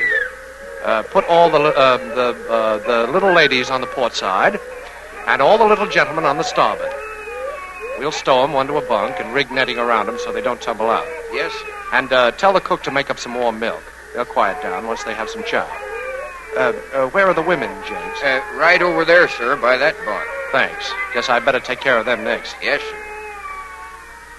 I'm going to have some of the officers double up so that you ladies can use their rooms. Oh, thank you very much, Lieutenant.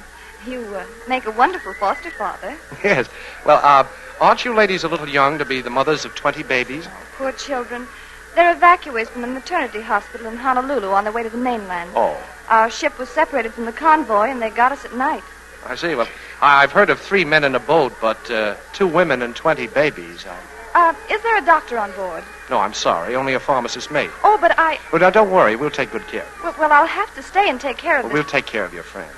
I'll see that she's moved at once. But I can't leave her. She needs help desperately. Well, I'm afraid I must insist. You're practically out on your feet yourself. Now, come with me. Jenks. Yes, sir? Take the other lady to Mr. Martin's room.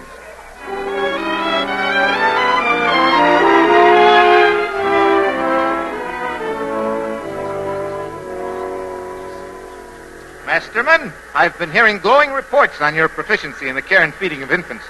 That's very gratifying. Oh, thank you, sir. Too bad that you and these other gentlemen are strangers to the soft caress of a baby's hand. The magic of a dimpled smile. The charm of triangular trousers. You have no idea what you're missing. Well, I guess we can guess.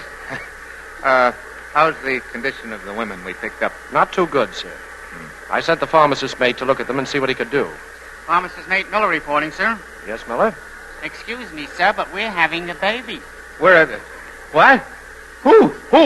The woman we took aboard, sir. Well, there were 2 women. Well, one of them about to become a mother, sir. The one in Mr. Martin's room. Now, Miller, she can't do that. Now, wait a minute. You can't permit such a thing to happen aboard this ship. It's strictly against regulations. Well, perhaps if you read the Navy regulations to the lady, Miller... What? I don't think there's time, sir. And besides, I'm only a pharmacist's mate. Well, surely John Paul Jones must have had something to say concerning a moment like this, Captain. Yeah. If you could only remember what it was. Oh,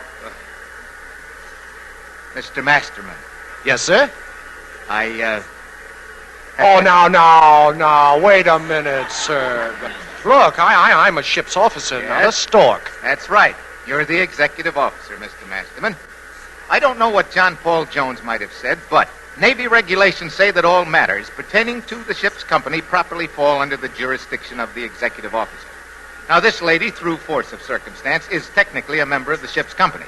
So, Execute, Mr. Masterman. Execute.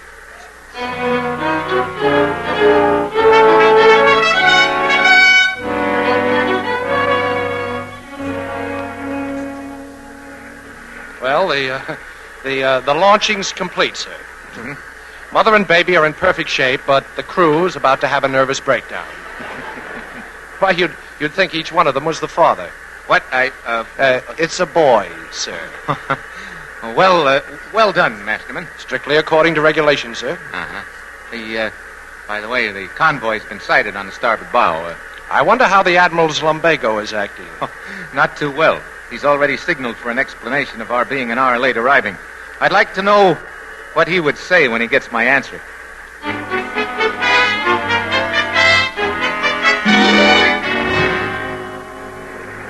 Message from the Warrant, Admiral. Read it, Dudley, read it. Yes, sir. Have on board 25 civilian survivors of torpedoed vessel proceeding from Honolulu to San Francisco. Rescued persons number 2 women, 20 babies, and 2 seamen. Report one... Yes, but 2 women, 20 children, and 2 seamen are 24 survivors. The message continues, sir. Yes? Report one of the rescued ladies became a mother after being taken on board.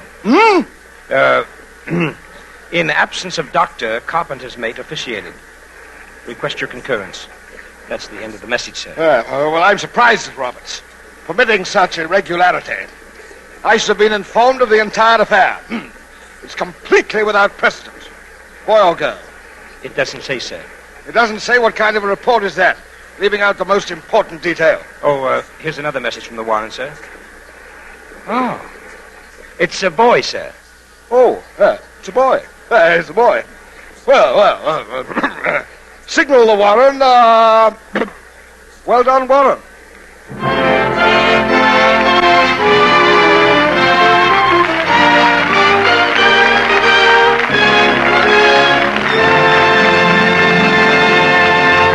And so the curtain falls on the first act of Stand By for Action, starring Charles Lawton, Brian Donlevy, and Chester Morris. Before the curtain rises on the second act, a word from your hostess, Lady Esther. I recently met a girl who has a tomboy job in an aircraft plant. Now, tomboy jobs are jobs given to girls who are small enough to climb over the wings of a plane or to connect wires in hard-to-reach places. And this girl likes it. She says it's fun. But she was awfully discouraged for a while about the effect all the grease and dirt was having on her skin. Even though she gave her skin its usual care, it just wasn't enough. She said she'd never seen her skin look so sallow and dull. So she did a very sensible thing. She changed her method of beauty care. She changed to Lady Esther Four-Purpose Face Cream, and she's so happy now. For even though her skin takes more punishment than ever, it's actually more attractive than ever. But that's what every woman has a right to expect from a cream that takes care of not one, but 4 essential needs of the skin. Why, every time you use Lady Esther Face Cream, it's like giving your skin a whole beauty treatment. For here's what happens. First, and this is so important, you get your skin really clean. You whisk away every last trace of grease and dirt. Second, Lady Esther Face Cream softens your skin. Helps relieve the dryness that often causes little lines. Third, it helps nature refine the pores. And fourth, it leaves a perfect non-sticky base for powder. So why not change to this one cream for the complete care of your skin? See how different Lady Esther Face Cream is from any cream you've ever used. How it leaves your skin so radiantly fresh that the very years seem to lift away and you suddenly look more youthful and a lot more attractive.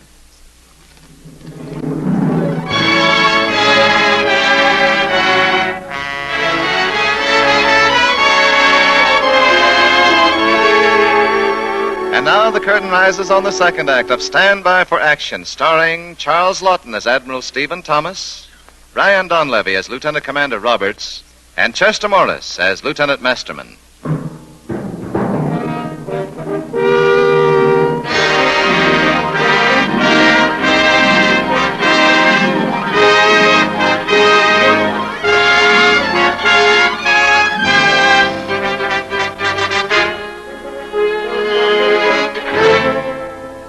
As the convoy, carrying its load of women, children, and wounded men, steams eastward across the Pacific, we join Admiral Thomas aboard his flagship, the cruiser Chattanooga. Gentlemen, I give a month's pay to see Masterman surrounded by all those babies. Masterman? Oh, yes, he's my ex-junior aide. He's quite a fella.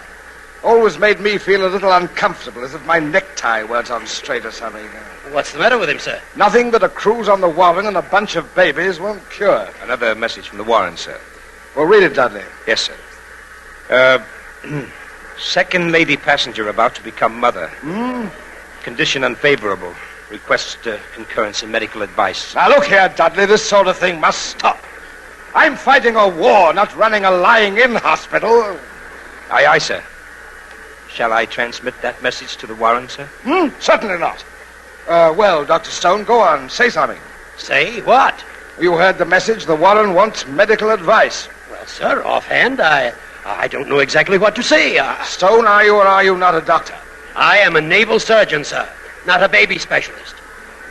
Now, if the woman had only broken her neck or something more in my line... Stone, she is having a baby. The Warren is waiting. Well, I'll have to look it up. What shall I tell the Warren, sir? Tell the Warren to delay everything. My senior surgeon is reading a book. Aye, aye, sir.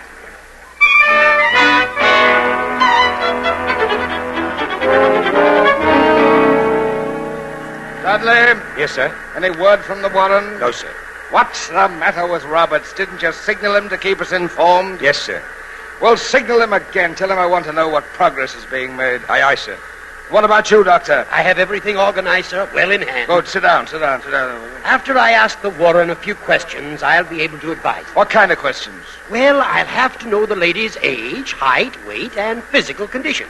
Then I must know if this is her first child, and whether or The not... Warren makes a simple request for medical advice, and you answer with a demand for a detailed history of the lady's life? Well, how can I give intelligent instructions if I don't know the case history? Doctor, a short while ago, another baby was born on the Warren with the assistance of a carpenter's mate, who didn't even know the patient's name. I remember now when the ship's cat had kittens till you lost your head. That should have warned me. As I reminded you, sir, I am a naval surgeon aboard a warship. Warship or not, a woman is having a baby over on the Warren, and I'm having a nervous breakdown.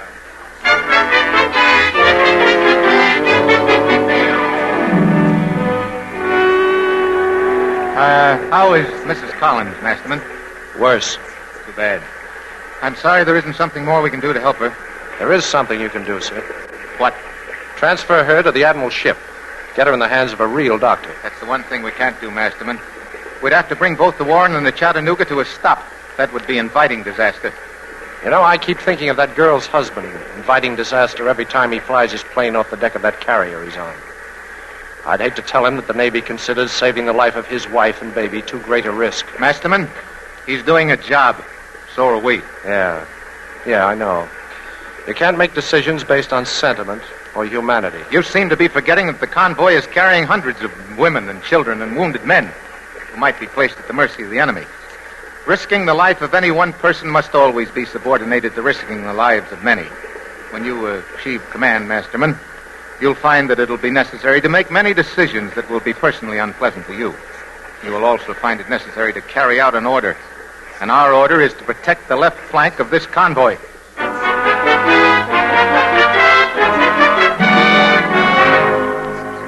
Admiral Thomas? Yes, Dudley? Enemy aircraft sighted, sir. Enemy aircraft? Yes, sir. Sound battle stations, Dudley. Yes, sir. Plane is approaching fast, sir. Anti-aircraft, open fire. Anti-aircraft, commence firing.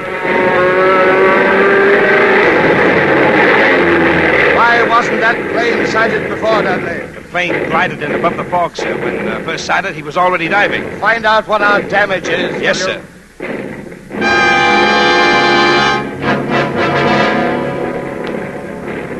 Ship's damage control officer reports our plane catapult disabled and the steering gear out of control, sir. Well, we must do something, confound it. Can't stay here all day with my stern shut off. That plane was launched from an enemy capital ship that's somewhere out here in this blasted fog. They're doing all they can, sir.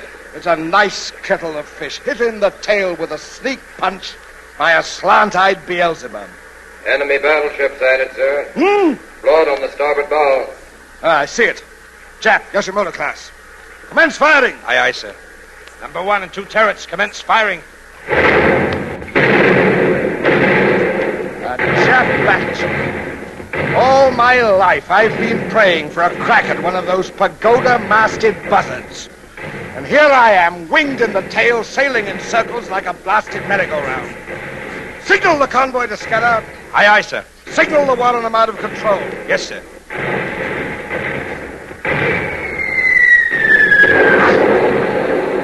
They've straddled us with their first salvo. Let them have it, Ludlow.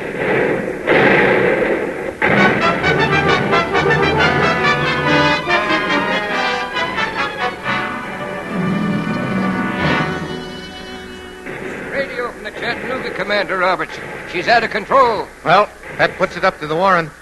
Mr. Masterman, I'm going ahead at full speed. Tell the engine room to make smoke. We'll lay a smoke screen between the Jap and the convoy. Aye, aye, sir.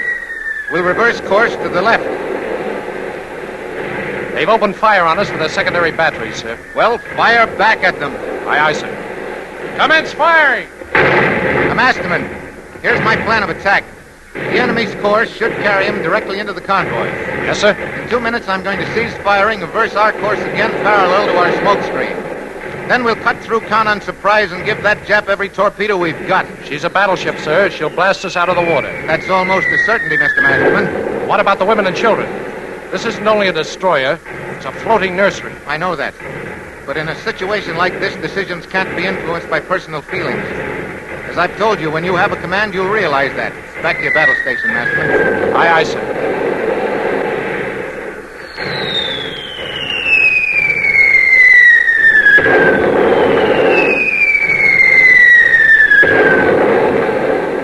Mr. Masterman, Captain Roberts has been hit. He watch you.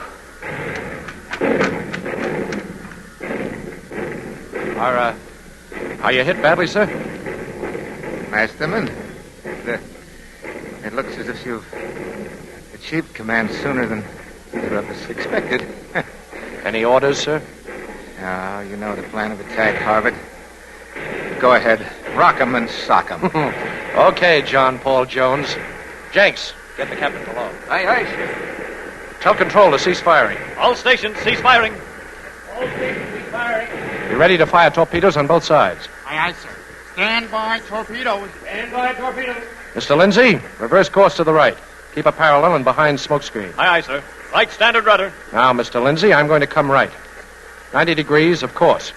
But that turn takes us back through our smoke screen, right into the face of the enemy. Exactly. I'm going to intercept the Jap at the nearest point. You see, I'm counting on surprise. But Mrs. Collins and the other lady, sir, and all those babies. There's only one way of giving the convoy a chance to scatter, Lindsay. That's to come charging out of our smoke screen and smack that Jap with a couple of torpedoes before he blows us out of the water with a broadside. But you can't throw away the lives of all those women and children. Mr. Lindsay, the captain of a ship can't always do what he wants.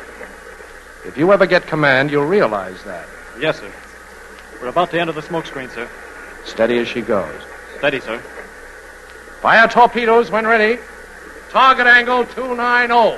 Target angle 290. Stand by, tubes 2 and 4. Fire 2. Fire 2. Fire 4. Fire 4. Stand by, tubes 1 and 3. Stand by, tubes 1 and 3. Fire 1. Fire 1. Fire 3. Fire 3. We hit her with the first 2, sir. Good work. Yahoo! There go our magazines, sir. That's fine work, Lindsay. Now take over and slow to standard speed. I want to go below and see how the captain's making out. Aye, aye, sir. Oh. Hello, Masterman. Well, how are you feeling, sir? Oh, much better, thank you. How's everything with you? Everything's under control, sir. Fine. Total casualties, 12 men wounded, all taken care of. Good. Forward gun disabled, otherwise no serious damage. No casualties to the women and children. I think that's all, sir. Mr. Masterman, sir. Please come with me at once. It's very urgent.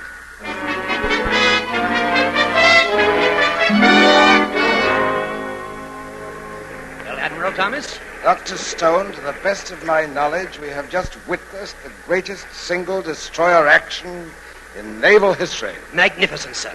If it hadn't been for the Warren, our whole convoy might have been lost. Yes. Stone, I recommissioned her. Yes, sir? Yes, indeed. What is it, Dudley? Oh, a message from the Warren, sir. Ah, yes. Gentlemen, we are living one of those moments which may go down in history. This message from the Warren may become as famous as Perry's "We have met the enemy and they are ours." So listen closely. Would you read the message from the Warren, Dudley? Yes, sir. It's a boy. Yes, sir. Second baby arrived. It's a boy. 7 pounds, 4 ounces. It's a boy. 7 pounds, 4 ounces. Son of a gun! Well, Ludlow, just don't stand there. Begin reassembling the convoy. We're heading home.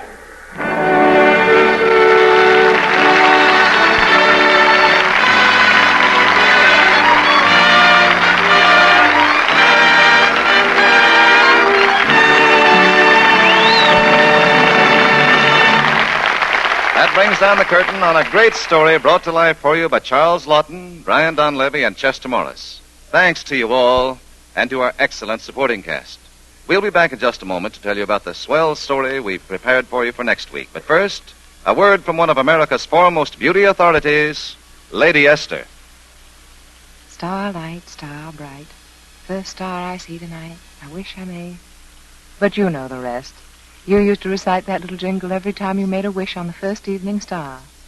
Remember how you'd wish you were a millionaire or a ravishing beauty? But the chances are you never stopped wishing for greater loveliness. So let me tell you how thousands of women have made that wish come true. They've changed their method of skin care. Yes, they changed to Lady Esther 4-Purpose Face Cream for the complete care of their skin. And according to letter after letter I've received, these women are surprised and very much thrilled to see how much softer, smoother, how much more attractive their skin looks. You see, Lady Esther Face Cream does all this for your skin. First, it cleans your skin, and cleans it thoroughly. Second, it softens your skin. Third, my face cream helps nature refine the pores. And finally, it leaves such a perfect base for powder. So if you've been wishing for a lovelier complexion, why not do as so many women have done? Change your method of beauty care. Change to Lady Esther 4-Purpose Face Cream. Next week, the Lady Esther Screen Guild players will present the Palm Beach Story. It will star Claudette Colbert, Rudy Valley, and Randy Scott. Be sure to listen. The stars appearing on tonight's program have donated their services for the benefit of the Motion Picture Relief Fund. Charles Lawton is currently working in the Metro-Goldwyn-Mayer picture The Man from Down Under.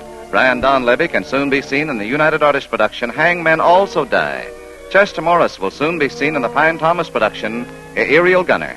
Music on tonight's program was arranged and conducted by Wilbur Hatch. Adaptation by Bill Hampton.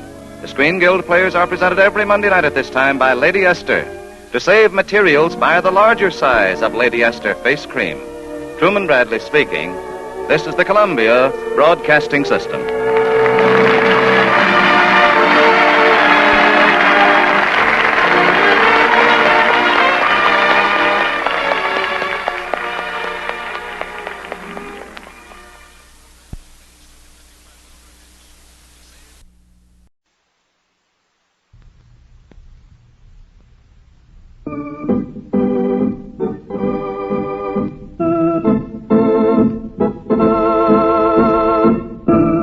Adventures in Research.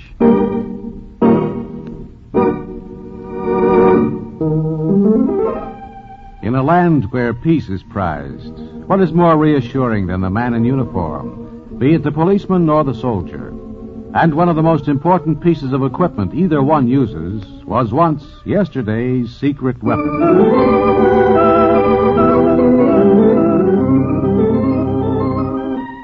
This is Paul Shannon bringing you another transcribed story of science produced as a public service in cooperation with the Westinghouse Research Laboratories. And today telling you of yesterday's secret weapon. As far back as one can dip into the history of nations, they have had a common aim. The ancient Greek ruler Dionysius in the year 430 B.C. expressed it this way. We must needs invent a weapon for protection, whereby the power of one man can be increased beyond the capacity of his ordinary arm. And so Dionysius invented a weapon which he called Polybolus, a weapon which projected a succession of arrows supplied by a magazine or hopper. In the years to follow Dionysius, this purpose remained the same, to increase the power of the individual. At the Battle of Hastings, some of the English archers used bows which fired 2 or more arrows simultaneously. And with the invention of gunpowder, an idea was born in the mind of a German monk named Bernard Schwartz.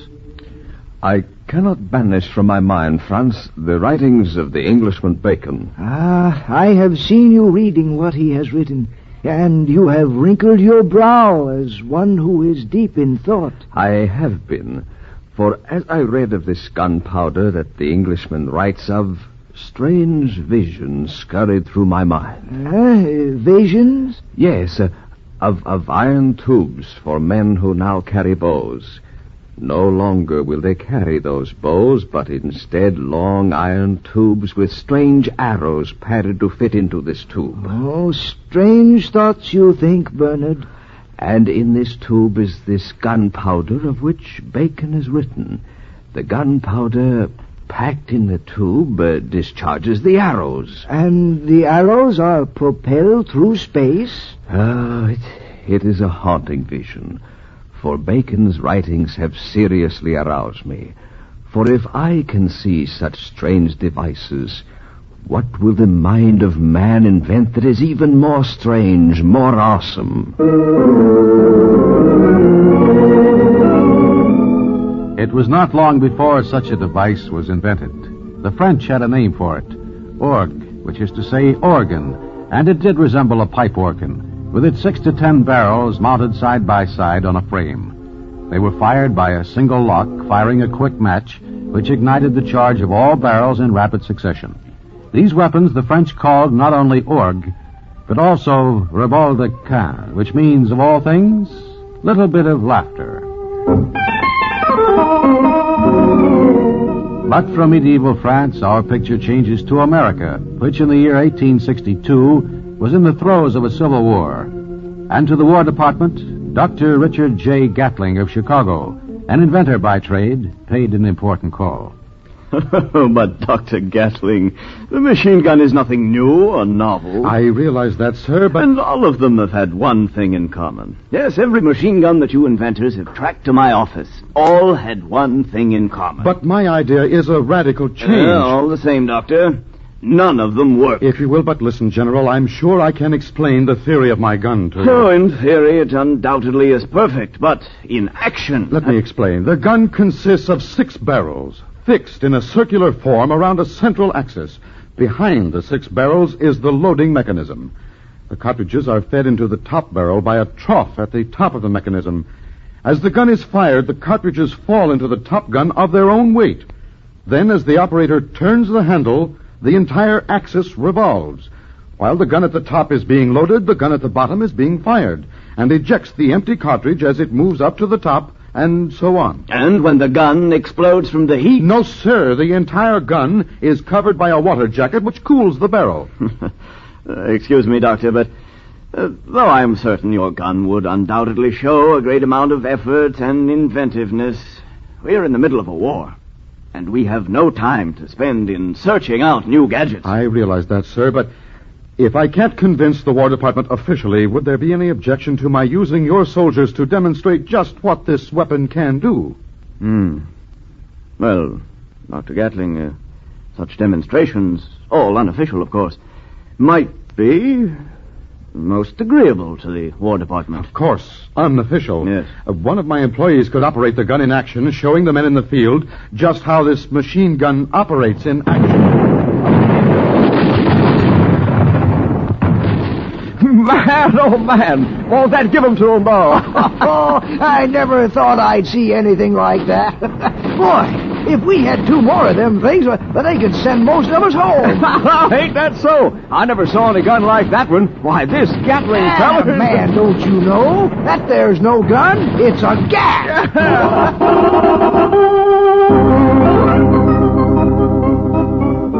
The newspapers in the North carried no details about the Gatling gun. In fact, it was merely referred to as the unofficial secret weapon. Thus, the Gatling gun's reputation never crossed the Atlantic. Europe was concentrating on problems of its own, the Franco-Prussian War.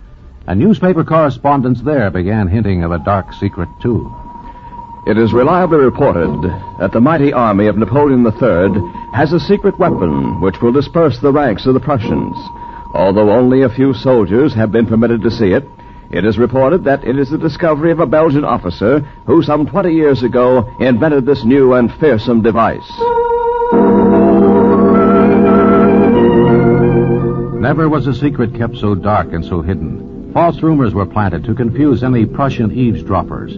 For indeed, the secret weapon of France was a machine gun, invented quite independently of Dr. Gatling's.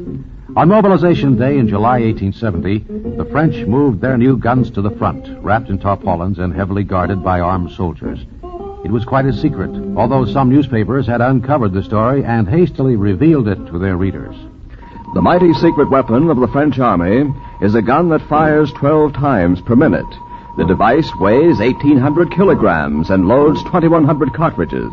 The gun itself is used in artillery fashion to supplement the long siege guns, invented in 1859 by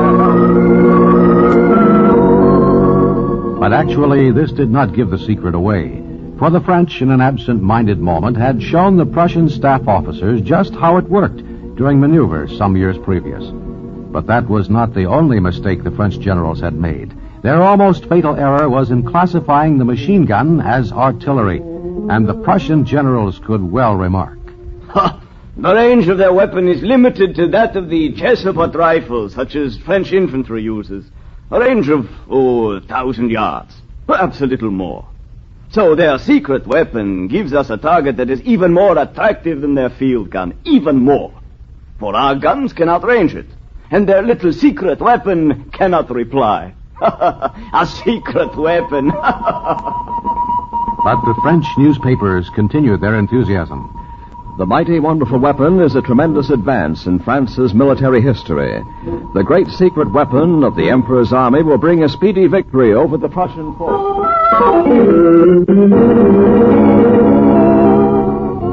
But as the Prussian armies made further and further inroads, the fate of the machine gun, the wonder weapon, seemed well marked, even to the French. The weapon is more of a liability than an asset. It is stupid to believe that an infantry rifle, even if mounted on wheels in series, can perform the task of artillery. The High Command of the Prussian army has proved that the machine gun as an armed weapon is a failure, bringing complete discredit on those responsible for its use. The machine gun is not an effective instrument of war.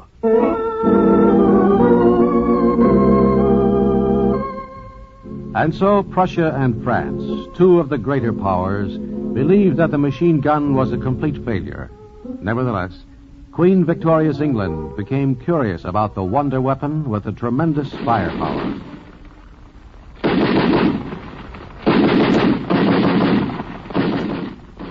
After extensive tests before the House of Commons, the War Office believes that this is a superior weapon. Although many years have elapsed since the American Gatling invented the machine gun, no one has yet improved upon it, nor have we seen a single performance of any machine that matches it.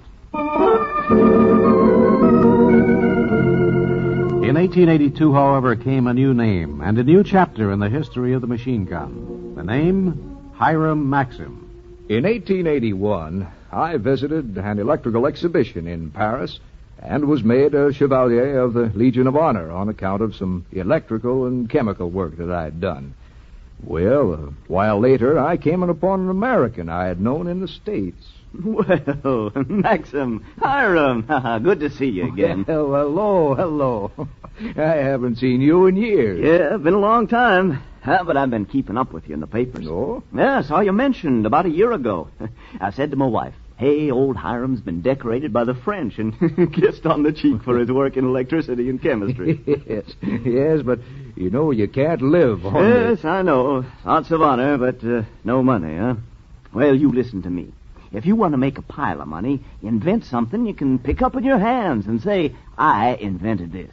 Something you can put a patent on. Well, something like a stove or a chair or, well, at these times, like a gun. Well, that made me think of the time when I was only about 14 years old. I was making drawings for my father of a hand-worked machine gun.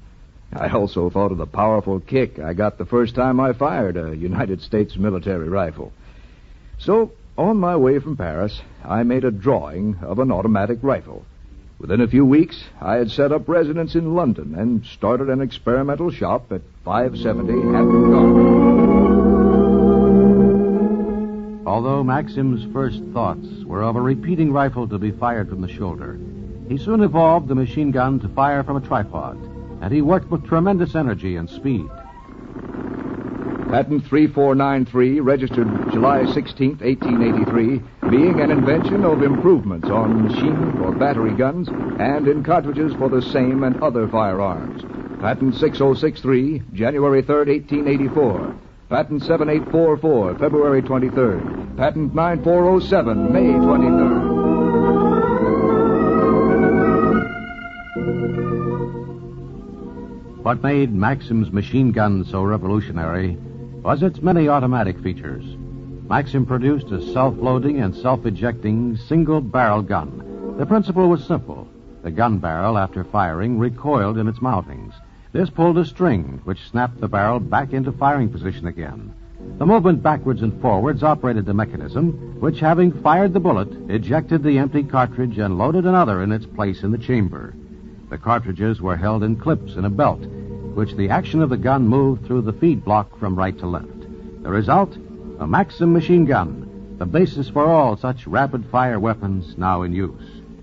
And while it is best known as a weapon of death and destruction, still, it is an essential instrument in the hands of those who would maintain law and order and peace in a troubled world. Part of the good and evil that came from Richard Gatling's and Hiram Maxim's adventure in research.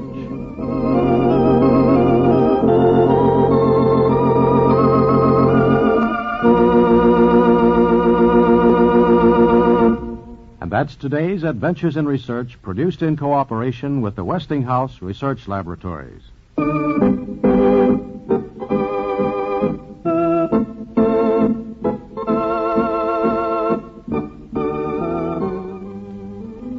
These programs are broadcast to Armed Forces personnel overseas through the facilities of the Armed Forces Radio Service. Join us again next week for another transcribed story of science on Adventures in Research.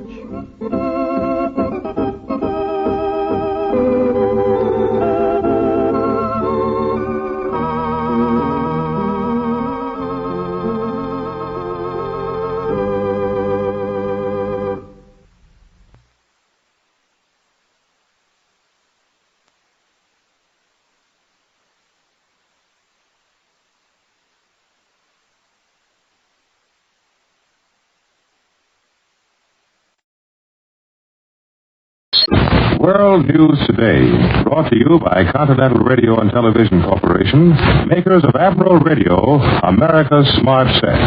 By shortwave broadcast, direct from important overseas stations, as well as the leading news centers of our own country, CBS correspondents are waiting to bring you a complete report from the world's political and battlefronts. But first, here's Doug Edwards. In North Africa, the British have beaten off two Axis assaults before the Marat line in southern Tunisia, and they've regained the initiative in the north. In Russia, the Red Army has expanded its grip in the region of recaptured Jatsk. The Germans say it was another withdrawal according to plan. In the Far East, American General Bissell reports that Japanese air challenges are dwindling in the India-Burma-China theater, and American planes have made new bombing attacks on the Japs in the Solomons. Now, for our first report from overseas, Admiral Radio takes you to CBS Algiers, Charles Collingwood reporting. This is Charles Collingwood at Allied Force Headquarters in North Africa. Field Marshal Rommel's attack on the British Eighth Army in southern Tunisia has so far been held, decisively held, in the words of today's communique. There is no doubt here at headquarters that this German attack is the real thing. It is a major attack intended to defeat the Eighth Army, and Rommel is using a large armored force. And you know, Rommel attacked at dawn yesterday, 6:49 to be exact. His main thrust was around the southern flank of the Eighth Army position. Another attack was made in the center, with classic move against the defended line that has been used in the desert ever since Wavell smashed through in 1940.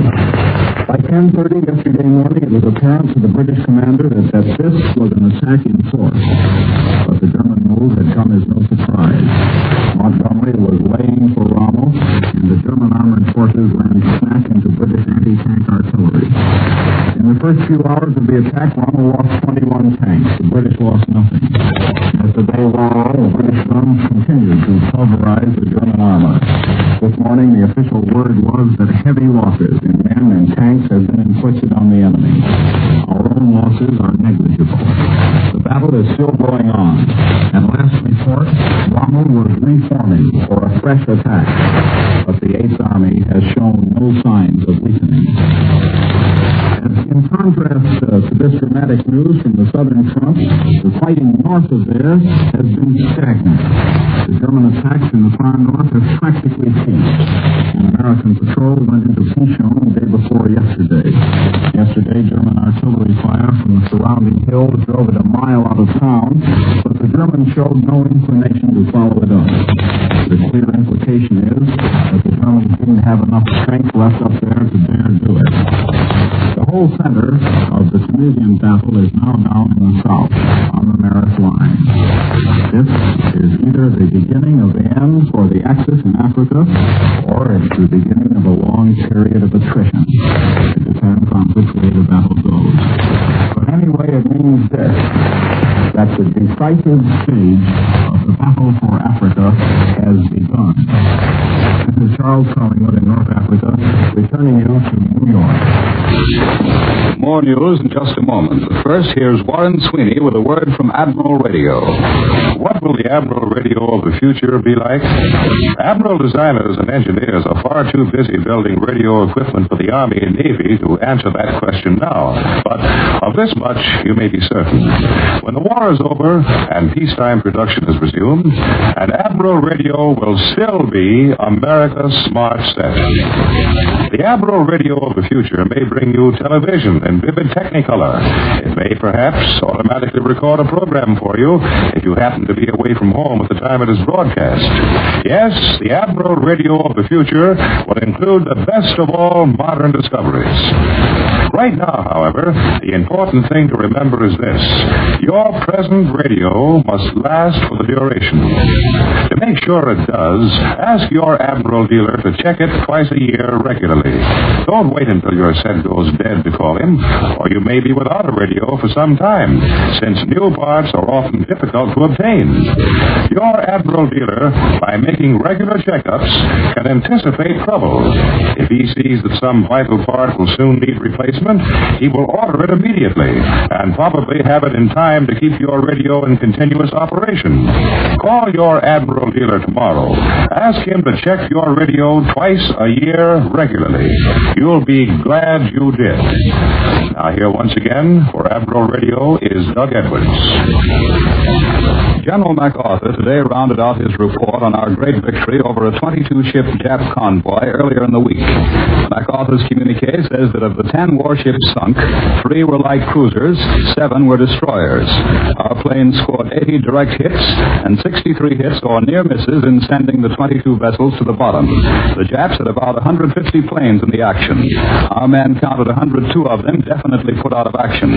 As for new air action, MacArthur says one of our bombers raided the Jap airdrome at Cape Gloucester, New Britain, and another raided Alex-Shoppen above Lai on New Guinea. In China, the Japs are reported to have suffered considerable losses in fighting, which is still going on in Hubei province. In Burma, meanwhile, the RAF's bombers have made a very successful attack against Mandalay. They demolished buildings and railroad cars and started a number of fires. In New Delhi, Brigadier General Clayton L. Bissell, commander of the United States Army Air Forces in Burma, China, in India, said today that the monsoon season this year won't interrupt the offensive of his 10th Air Force against the Japanese in Burma and China. He said, "I've done many things which will permit the 10th Air Force to continue operations throughout the monsoon." He declined, however, to amplify on his remarks. Although it varies considerably each year in different regions, the monsoon season usually brings heavy rains and high winds to Burma, and Burma from May until mid-autumn. Bissell said his forces during February carried out 70 missions comprising 490 sorties, during which approximately 400 tons of bombs were dropped, 28 Japanese planes destroyed, and a considerable number of enemy planes listed as probably destroyed.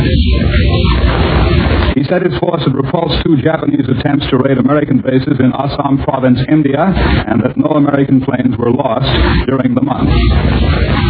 Bissell said that he was paying high tribute to the brilliant leadership, both in the air and on the ground, of Colonel Homer Sanders of Texas. In Russia, the Red Army has made new progress in its drive to envelop the Nazi spearhead pointing toward Moscow. But now for a direct report, we take you to CBS Moscow. Bill Downs reporting.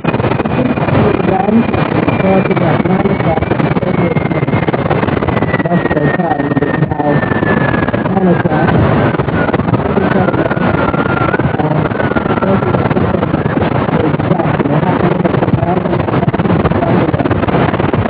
Radio Center Moscow, having a blender of broadcasting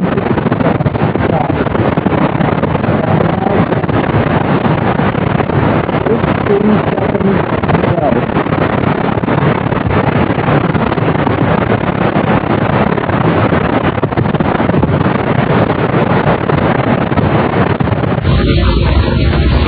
We're sorry that our overseas signal from Moscow is unintelligible. Here is the news from the Russian front. The Russians, fresh from their victory at Yatsk, are driving the Germans down the icy road to Smolensk. Today, a Soviet communique reports the capture of more than 50 settlements on the approaches to the great base of Vyazma, and Moscow claims the slaughter of nearly 4,800 more Germans in the fighting for Yatsk. In a drive directly south of Olenino, 35 miles west of Brzezinsk, the Russians declare they've occupied several dozen inhabited places. The communique adds that the enemy is abandoning arms and equipment as he retreats. Berlin admits the fall of Yatsk, but it uses the familiar line that the city was evacuated according to plan and without a fight. The Germans report that the Soviets are attacking relentlessly at Staraya Russa near the shores of Lake Ilmen. Moscow partially confirms that statement, declaring that Marshal Timoshenko's offensive on the northwestern front is grinding forward. The Russians claim the capture of a town where German counterattacks were beaten down. They say the Germans are using considerable air power on that front, but the Red Air Force is credited with shooting down 16 Nazi planes. In the drive toward the Dnieper River line, northwest of Kharkov, the Russians report the capture of 2 towns. In Western Europe, Allied planes appear to have given Germany an occupied beating along the attacks of the past week. And now we take you to CBS London. John Daly reporting.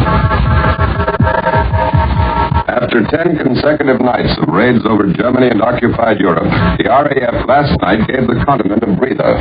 In every city and town in England today, the little people of the British Isles are making a holiday of a campaign that will keep the RAF well supplied with the wherewithal to keep on bombing the Germans until they cry quits.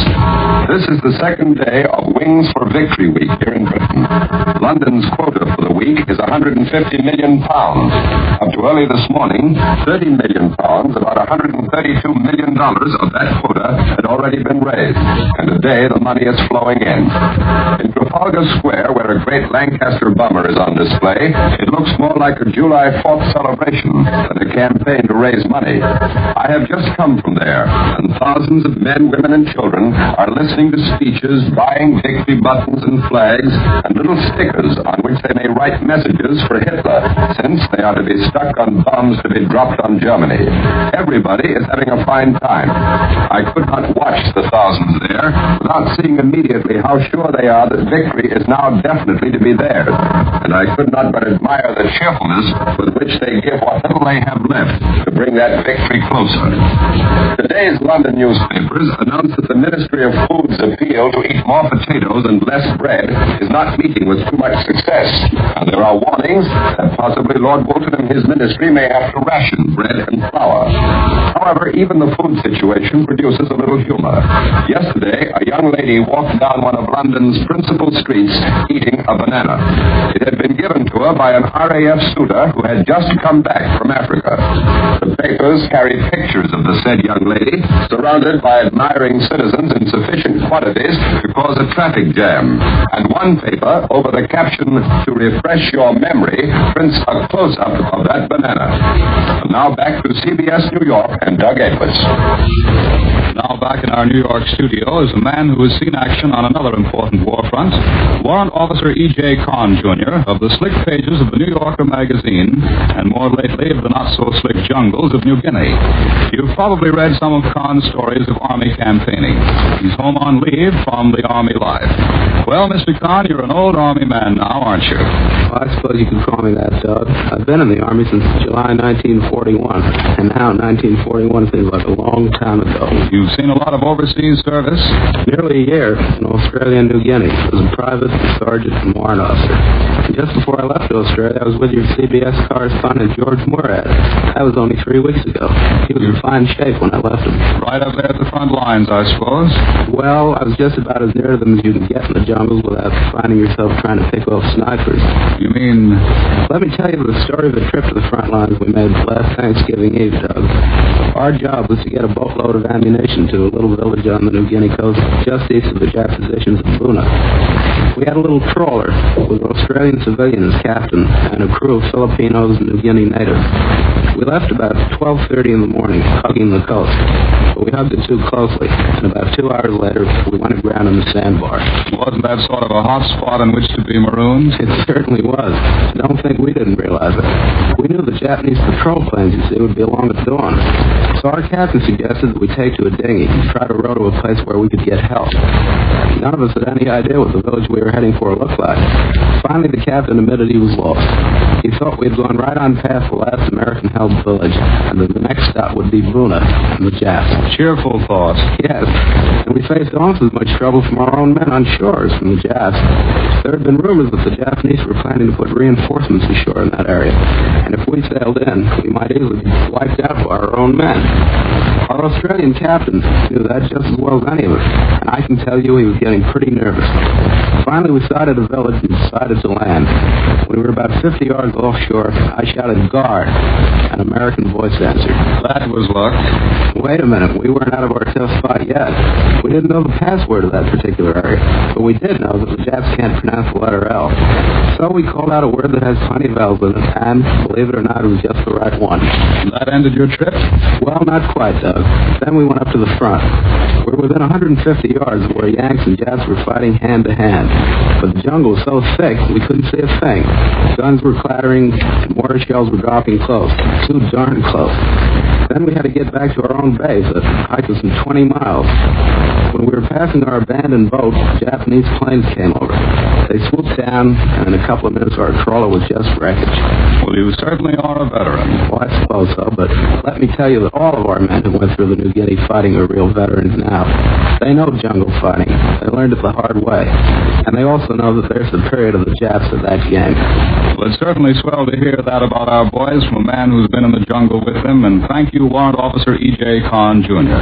And we'll be waiting for that new book of yours on your overseas experiences, which is coming out in 2 or 3 months.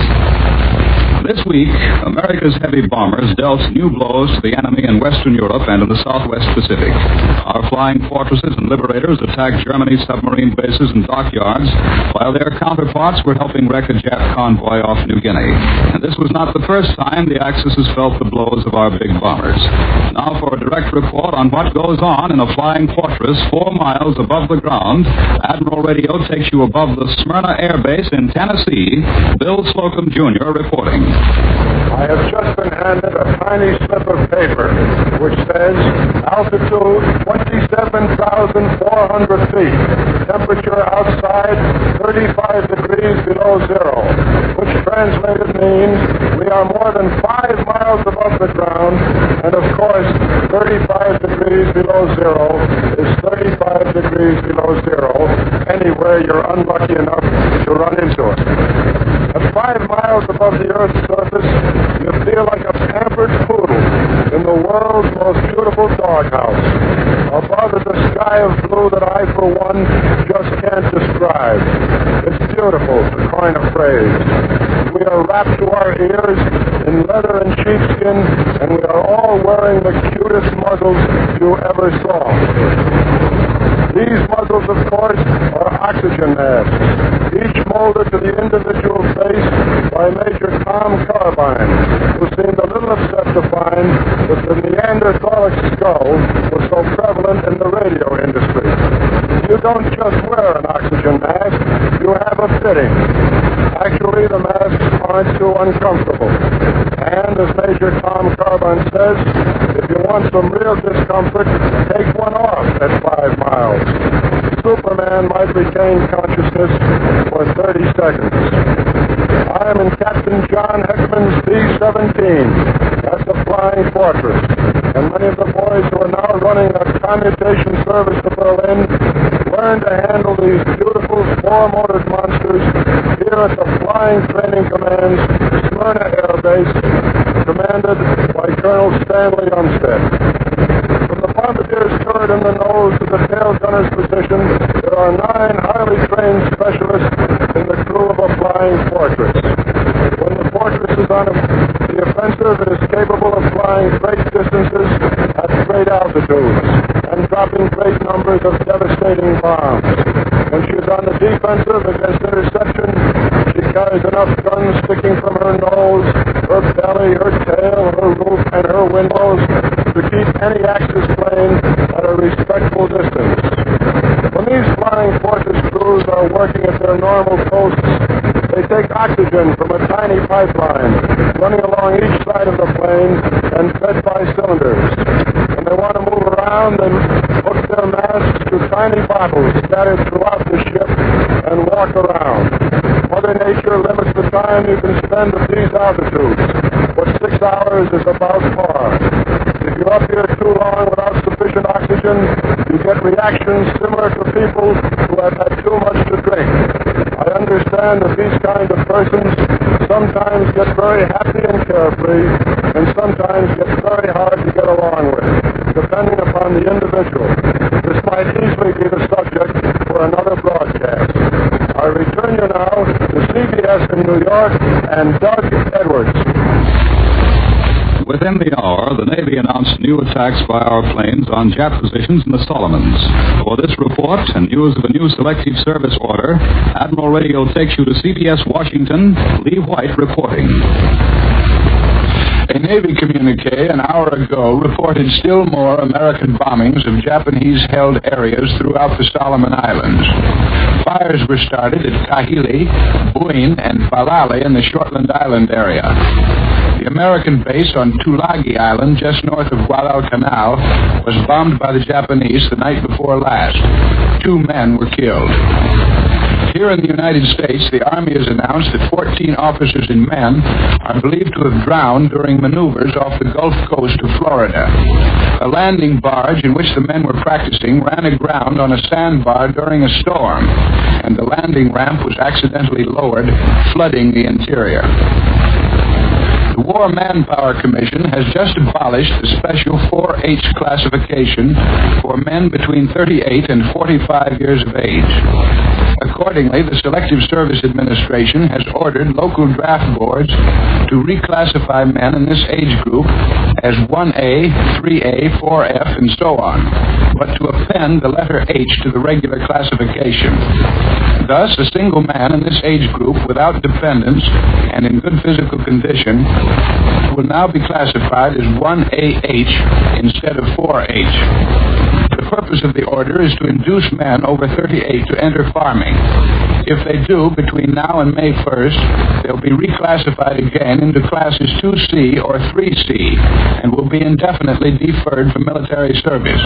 If they don't, they'll theoretically be liable for military service. Meanwhile, the draft boards have been ordered to defer all necessary farm workers, even if, by doing so, it becomes impossible to fill their local quotas.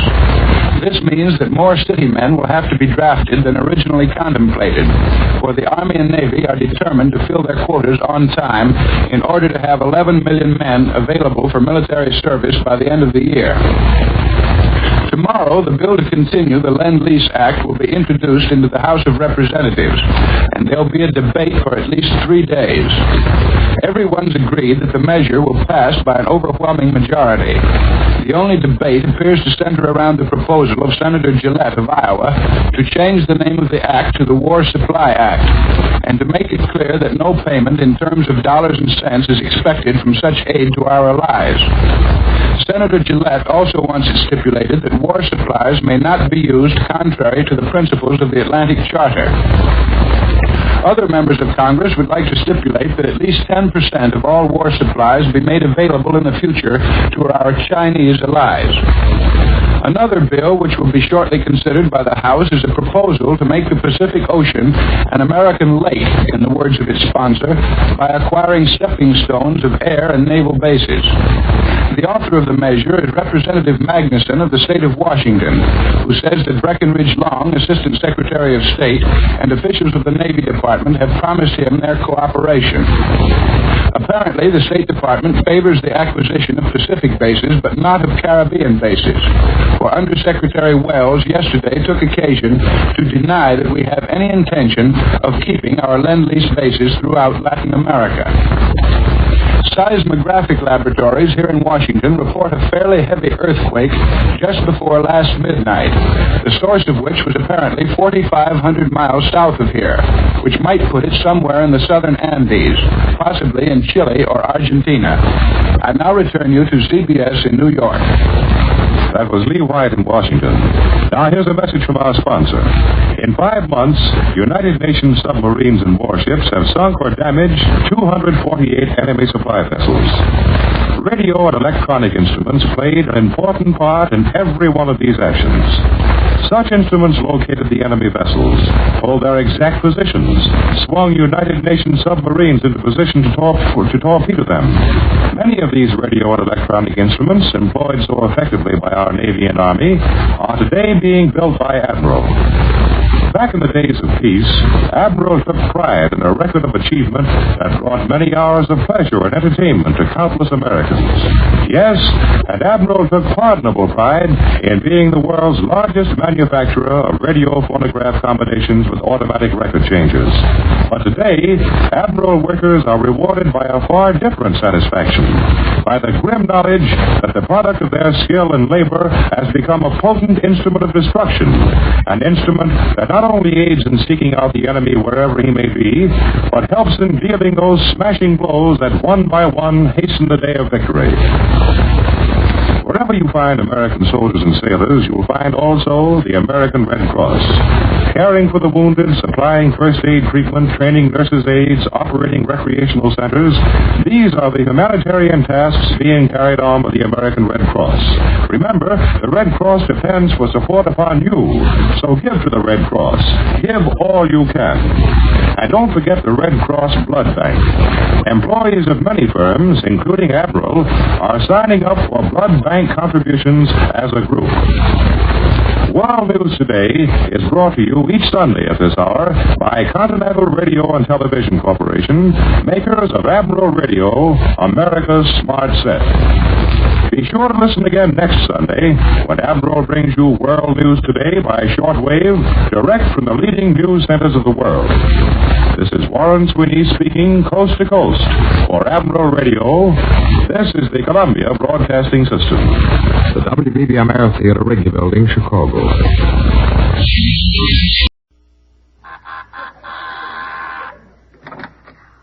hello. Come right in. Oh, George, we've got company.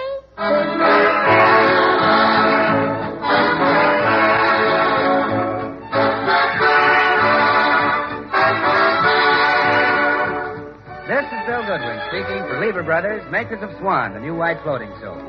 Well, it's Tuesday night again, time for another pleasant visit with George Burns and Gracie Allen, their two distinguished guests, Jose Iturbe and Deems Taylor, Jimmy Cash, and Paul Whiteman and his music.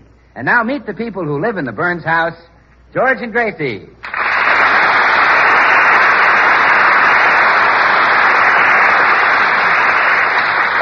Well, Gracie is still determined to play at Paul Whiteman's concert at Carnegie Hall next Tuesday. She's practicing now, and George and Paul are trying to make her listen to reason. Gracie, you can't do this to me. You'll ruin my reputation. What'd you say, Paul? I said you can't do this to me. You'll ruin my reputation. What'd you say, Paul? For Pete's sake, will you stop playing and listen? Paul said you'll ruin his reputation. Oh, well, that's silly, Paul. We won't be alone in Carnegie Hall. Thousands of people will be there. Yeah, that's what he was afraid of. But, Paul, I played with you last year at a concert given by the Beverly Hills Uplift Society. But this is different. This is Carnegie Hall. All the critics will be there. What'd you say, Paul? I said all the critics will be there. Pardon me, Paul. Hello? Oh, yes, the insurance company. Well, look, here's what I wanted. I'm going to play the piano in Carnegie Hall, and I want to insure my finger.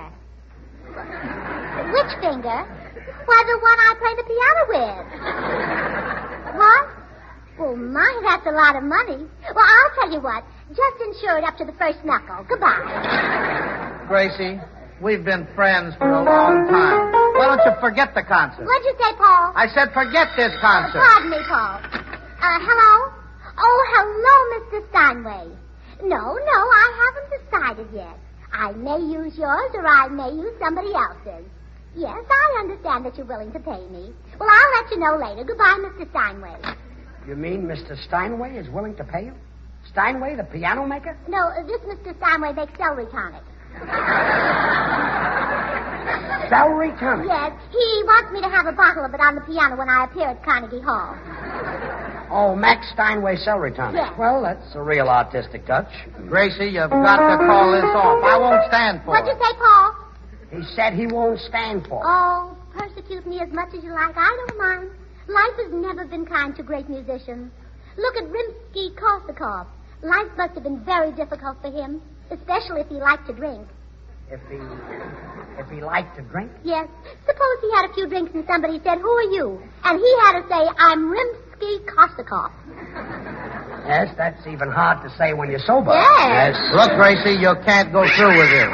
It's musical suicide. Oh, pardon me, Critics Paul, will pan pardon me. me. I'm They'll gonna be on see my my little ear. darling I Doc. can't begin to tell you what to...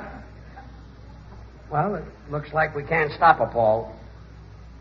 Yes, sir, that's what it looks like. We can't stop her. That's great. They used to call me the king of jazz, but from now on I'll be called the Mussolini of music. Hi, fellas, what's doing? Bill, look, we can't make Gracie give up the concert. Have you any ideas? Well, let me see, George. Have you tried threatening her? Bill, I told her that if she went through with this concert, she could start looking for a new husband. Uh-huh. Well, why don't you try threatening her?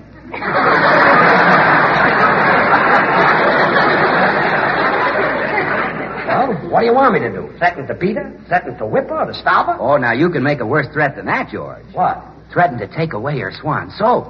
Now, Gracie knows that Swan is the new white floating soap that's purer than finest Castiles, a regular Suds and Whiz. Bill, this is serious. Paul Whiteman's reputation is at stake. Yeah, what do you think those critics are going to do to me? The critics? Well, Paul, as the bar Swan said to the dirty dishes, here's where you get panned. Oh, no. You know, George, Swan is really great in that dishpan because it's purer than finest Castiles, and because it suds faster than other white floating soaps. And because it's purer than finest Castiles, it's kind to your hands. Helps keep them soft and lovely.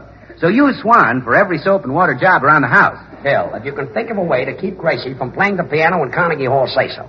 And if you can't... Wait, George, I've got it. Listen, I'll have a microphone in the wings, and every time Gracie starts to play, I'll start to sing and drown her out, huh? You'll sing? Oh, sure, Paul. Something popular like, break it off, break your bar Swan in two. Break it off, break it off. That's an easy thing to do. Break it off. Well, George, you get the idea. I sing about Swan breaking in two with a simple twist of the wrist, so you can use half in the kitchen for dishes and cleaning and the other half in the bathroom for your hands and face. Bill, I've got enough trouble.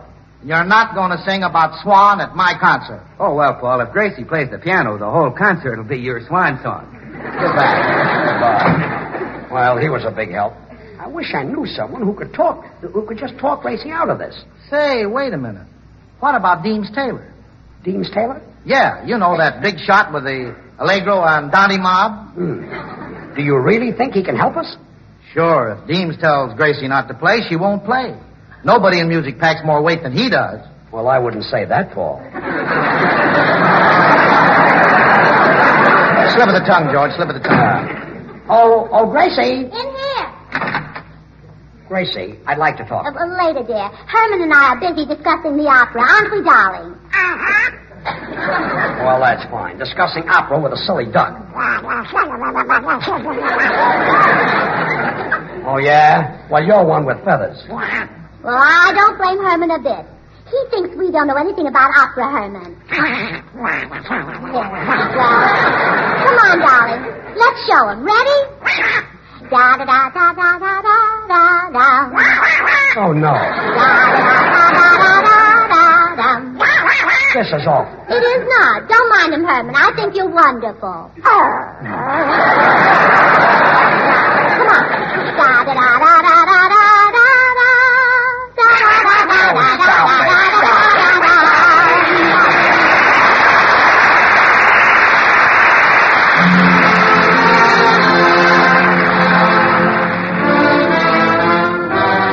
Paul Whiteman. There's a big hit from a new picture. And the boys come up with their arrangement of Taking a Chance on Love.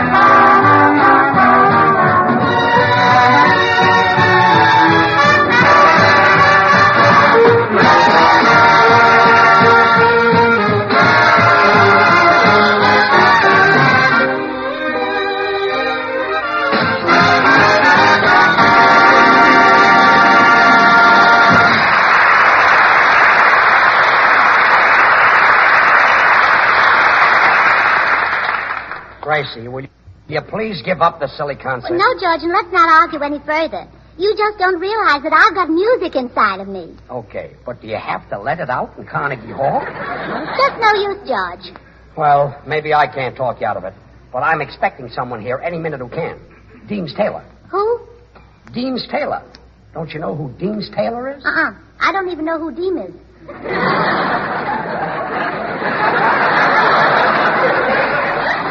Gracie, Deems Taylor is one of the finest musicians in America. I don't care. He can't talk me out of it. But he's important. He's even composed a couple of operas. He has? Sure. Real operas like Carmen or Miranda? Yeah, the names of his last two are Faust and Luce.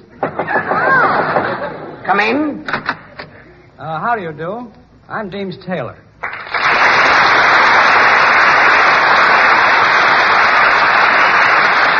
Well, come right in, Mr. Taylor. I'm George Burns, and this is Gracie. Hello, and you can't talk me out of it.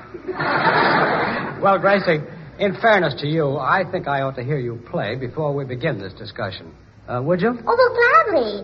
This is the piece I'm going to present in Carnegie Hall. That's all of it? Well, yes. Didn't it do something to you? Certainly did. I'm sure it did something to Chopin, too, and he's not even here. You see, George, Mr. Taylor thinks I'm wonderful. You'd better straighten this out fast, Deems. Right. Gracie, I'm a man who has devoted his life to the classical traditions of music. In fact, well, many people refer to me as a long-haired musician. Oh, that's not nice. They shouldn't make fun of you just because you haven't... Gracie. Well, he hasn't. Never mind. No, I mean that I'm qualified to defend those traditions. Really, Gracie, you shouldn't play in Carnegie Hall. Why not? Well, may I tell you a little story? Well, can George hear it too, or is it, you know? Well, no, this story hasn't even a trace of, you know. It concerns a young man of my acquaintance, a real virtuoso. Oh, doesn't drink or smoke, huh? As far as I know, he doesn't even chew gum. But that's beside the point. For years, this young man has been trying to get into Carnegie Hall. 12 hours every day he sits at the piano. No food, no rest. But he doesn't mind that. Only one thing bothers him. No cushion. He doesn't need a cushion. Gracie, don't you understand why I told you that story? Well, of course I do. Good. You want me to give the poor man a ticket to my concert? George. I know, Deems. That's Gracie. She must be so confusing to come home to.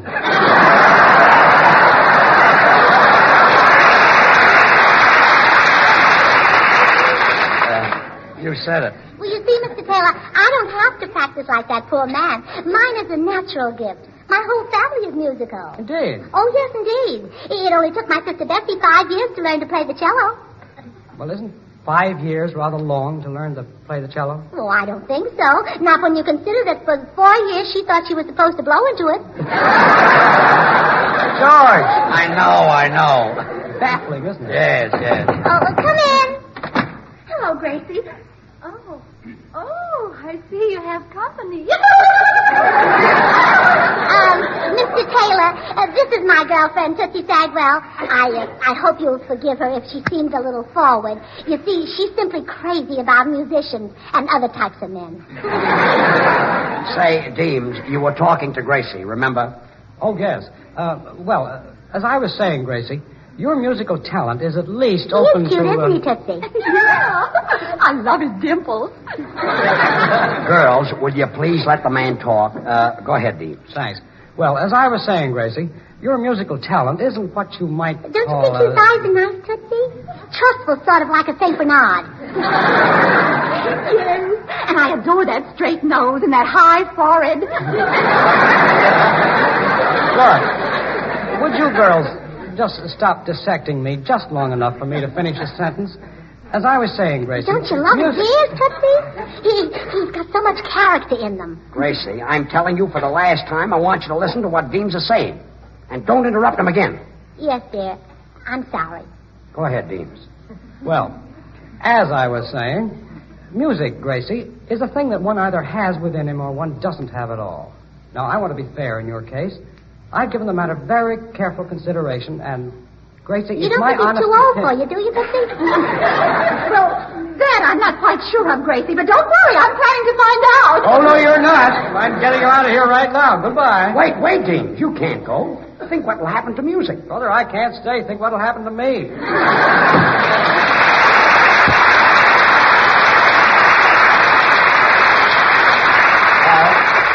That's fine. Now look what you've done. Chase Deems Taylor right out of the place. Well, George, this time I don't blame you for being upset. I know you feel awful about it, and I do too. Really, I do. Well, you ought to feel awful. Oh, I do. He was the nicest fiancé Tootsie ever had. Oh, don't cry, Tootsie. I'd do anything to get you a fella. Anything. I'd even give up my musical career. Oh, Gracie. Oh, Tootsie. Oh, nuts. Cut it out.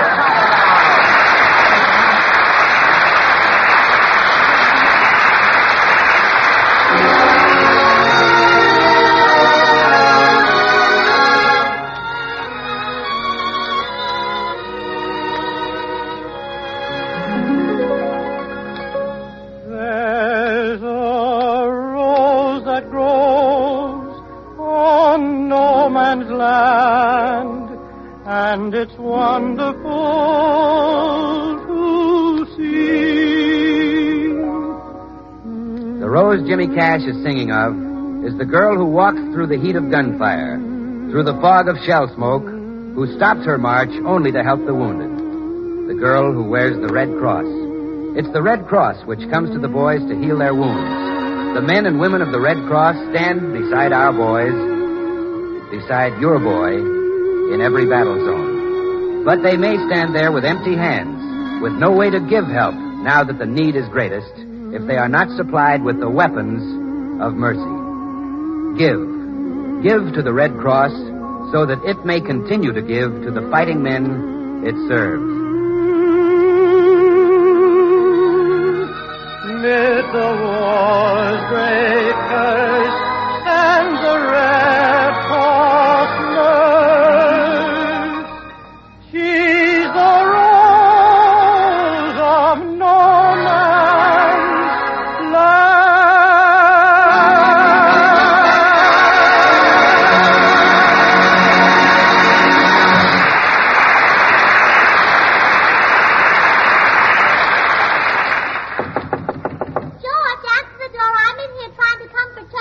All right. How do you do? I'm Jose Turby.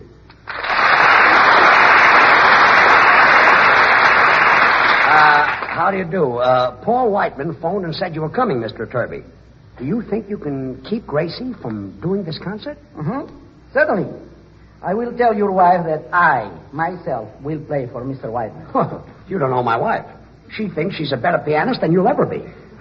You must marry some very peculiar people, Mr. Burns. Yes, that I do. Oh, Gracie. Yes, dear. Gracie, I'd like you to meet Senor Jose Turby. Senor Turby? Oh, aren't you the man who sells my husband his cigars? Gracie, Mr. Turby sells very few cigars.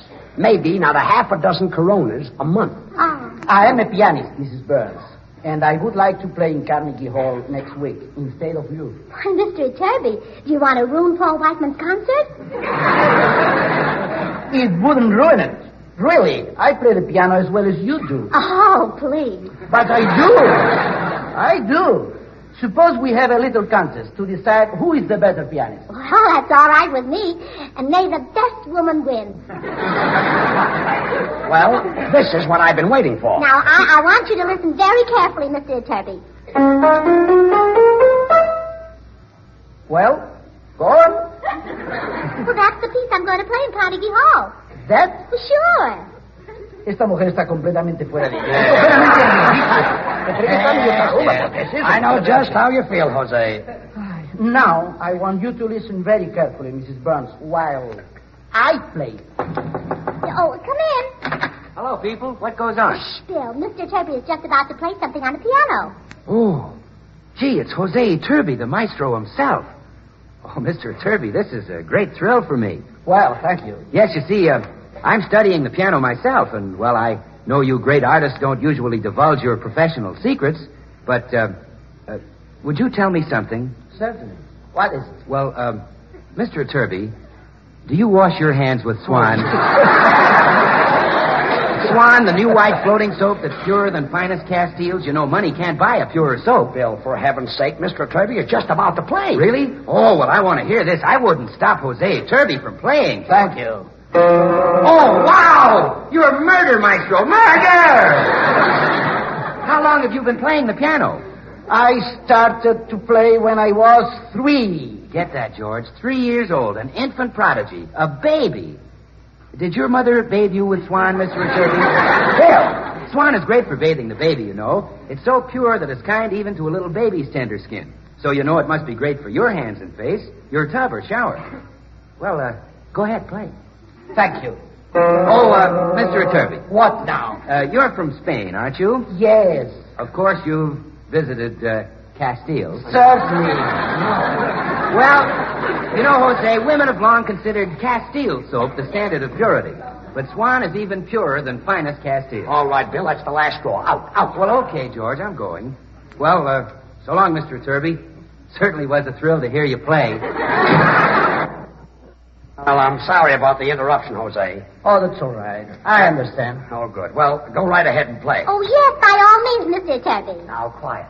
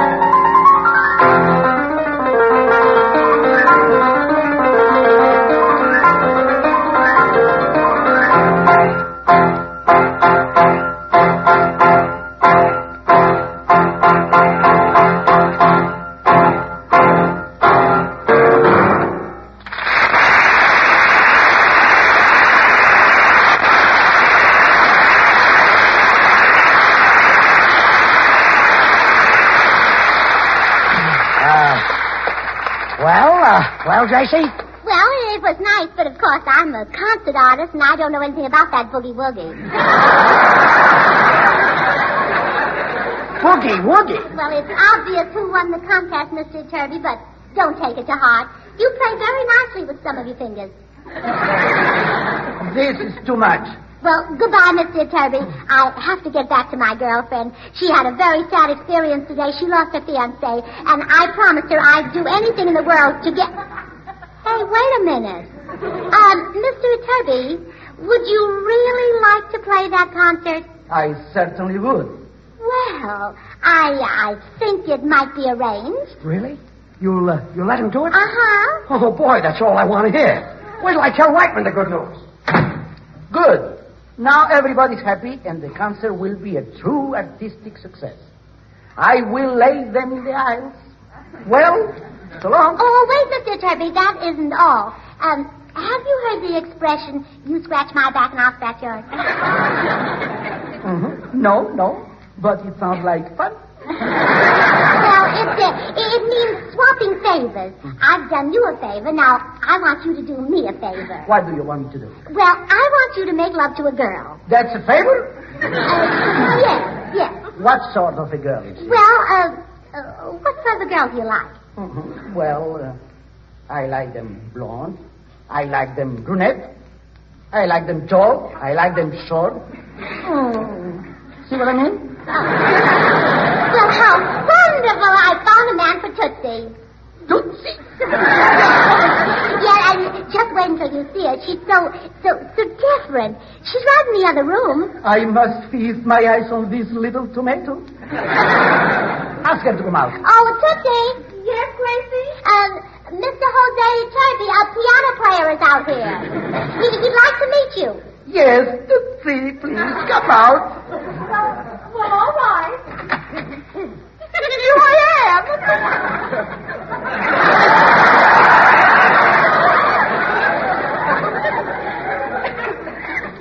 Please, go back in.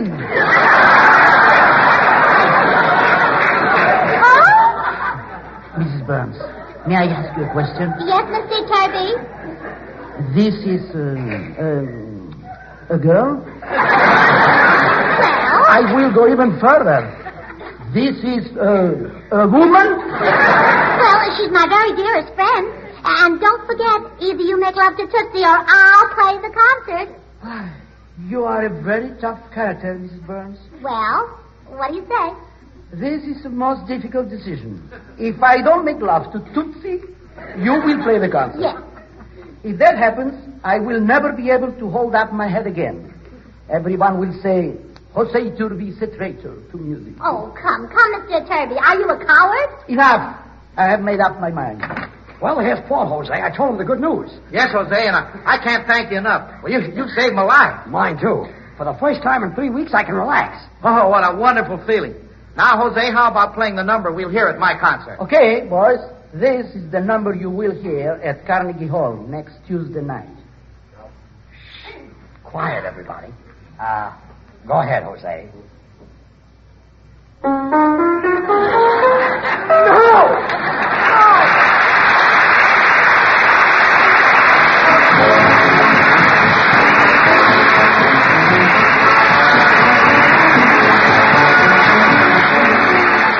George and Gracie will be right back, so I've just time to remind you that although Swan is purer than finest Castiles, it's economical for every soap and water job around the house.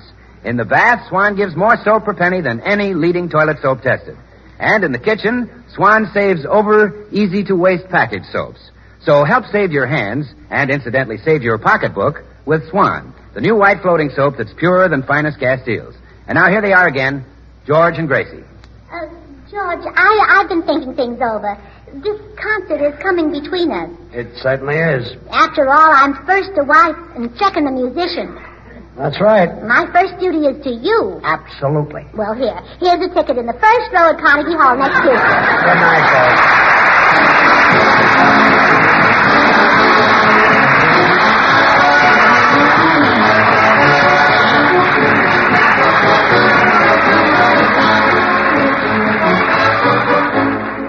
The makers of Swan, the new white floating soap, join George and Gracie in inviting you to tune in to your CBS station at the same time again next week, when Gracie will be guest soloist in Paul Whiteman's concert at Carnegie Hall.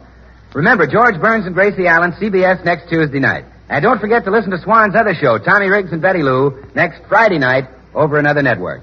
And now, till next week at the same time, this is Bill Goodwin saying, well, I, Swan, how about you? Night. This is the Columbia Broadcasting System. KNX Los Angeles, the voice of Hollywood. For the safety of your smile, use Pepsodent twice a day. See your dentist twice a year. Again this week, the Pepsodent Company presents another in a series of broadcasts to our men in the armed forces throughout the United States. Tonight from Gardner Field, the Pepsodent Show starring Bob Hope.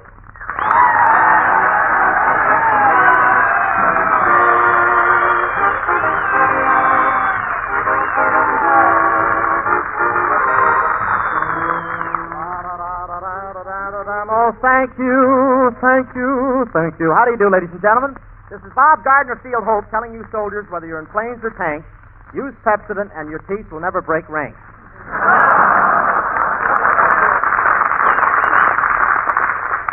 Or,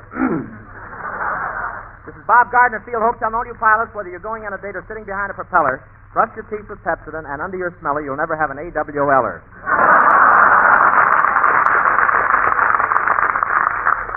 Well, here I am at Gardner Field, and I found out why they call this place Gardner Field. Every time you see a pretty girl here, you'll find a big, tough pilot Gardner.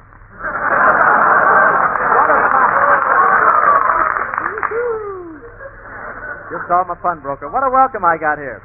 What a welcome. You know that big, beautiful red carpet they roll out and nail down for celebrities to walk on? Well, for me, they just rolled out the nails. And some of these boys are pretty expert at camouflage. They even can camouflage an elephant pit.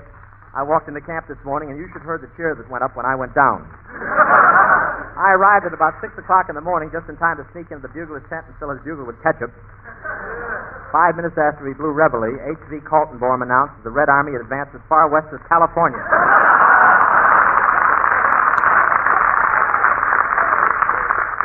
But there are a lot of nice guys here and a lot of nice captains, too. You know what a captain is. That's the guy that gives a private from Minneapolis a 6-hour pass to go home for a visit.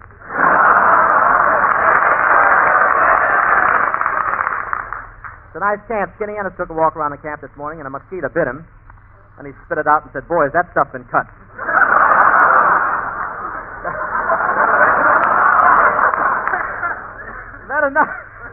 Then another mosquito bit him, flew away, and came back and left the pint. There's some great pilots here. There's one fellow at this field who used to be a cowboy, and boy, is he bow-legged. Really, he's so bow-legged, he's the only pilot in America who rides around in a P-38 with 1 foot in each tail.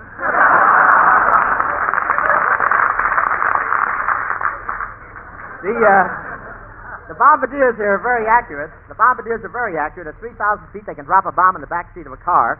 But I got out in time. And they even have airplane locators here that can follow a plane through the sky even when it's going 400 miles an hour. It's really wonderful. Only last week it went haywire trying to follow a private on a 6-hour pass. They're very progressive here and try to encourage individual initiative and new ideas in flying, but I still think it's silly to take a new student up on the roof, then turn loose a pigeon and say, "All right, son, let's see what you can do." I took a plane ride, and the officer sitting next to me said, "Just look at this plane. Air conditioning, radio, streamlined motor, it has everything." Just as he said that, the plane began doing some crazy loop-de-loops, and I said, "What's got into the pilot?" And he said, "Pilot, I knew we forgot something."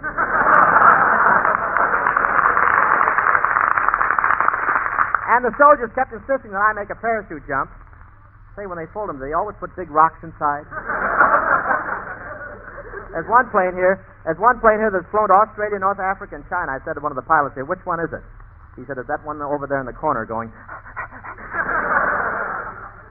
This field is located in the heart of the oil country. In fact, they had to tear some of the oil wells out to put the flying field in. It's wonderful. When a plane runs out of gas here, all they have to do is stick a siphon down a gopher hole. I bought an oil well while I was here, but I found out later what I saw wasn't really what I bought. I'll be back. I want to have that.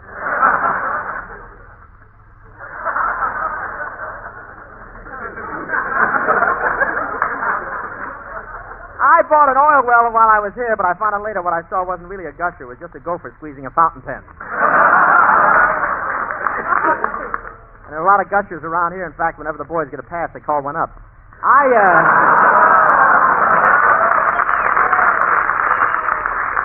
I've had a very busy week, ladies and gentlemen. This was the week of the annual Academy Award dinner. That's the Actors USO. USO. Undying Struggle for Oscars, USO. As usual, I was there, and I must tell you, the last 6 Academy Award dinners, this was the board.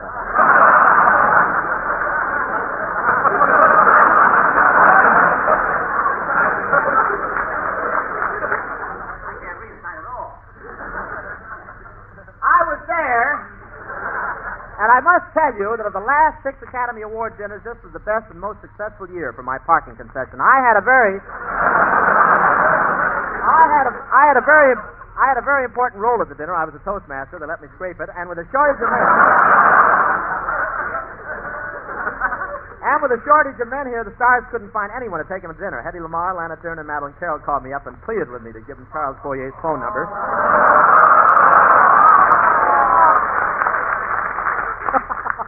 Wait till I finish the joke, will you? You should have seen all the autograph hounds around the ambassador. I certainly attracted attention when a dozen of them chased me for 6 blocks. That was a smart trick, swiping their ration books. Naturally, with all those big stars there, I didn't try to attract any attention to myself. I just walked in as calmly and as dignified as I could on my hands. All the men stopped talking when Dorothy Lamour walked down the aisle in her sarong. It was so quiet you could hear him waiting for a pin to drop.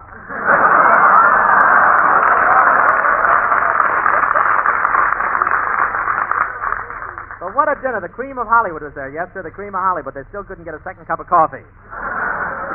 It was a very exclusive affair. I went with Edward Arnold. We had to pull strings to get in. I had to lace his girdle tighter to get him through the door. And they asked everybody to dress informal this year, but I don't like those informal affairs. When I was dancing, my bedroom slippers came off. When I bent over to pick them up, I split my bathrobe. And this year, oh, you silly little joke, you.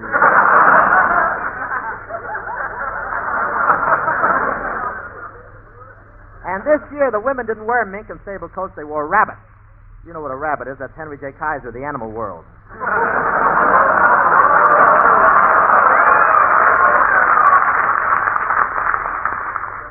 Skinny Ennis brought his girl. Did she have big buck teeth? Skinny introduced her to a general, and when she bowed, she cut his overcoat into a field jacket. When I came in and sat down, there was a big neon sign over my head. This is the greatest actor of them all. And I was awfully embarrassed about it. The straps kept slipping off my shoulders. Hedy Lamarr offered to kiss every sailor, soldier, and aviator in the place. I don't know whether they made a rush for her or not, but when it was all over, she was wearing an anchor on her sleeve, a lieutenant's bars on her shoulders, and for earrings, she had 2 spark plugs from a P-38. When the dinner started, Jerry Garson wanted me to come over to her table, and Betty Davis wanted me to come over to her table, and Hedy Lamarr wanted me to come over to her table. You know, you have plenty of headaches when you're a waiter.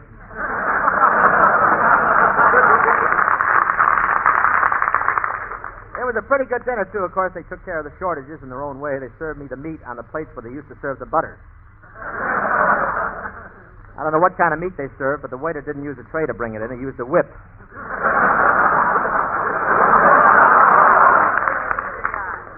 We had Victory lamb chops. That's a hot dog with paper panties. Earl Warren, the new governor of California, was there, and I sat next to him all through the dinner. I had quite a long talk with him, but it was no use. He can't get a C-card either.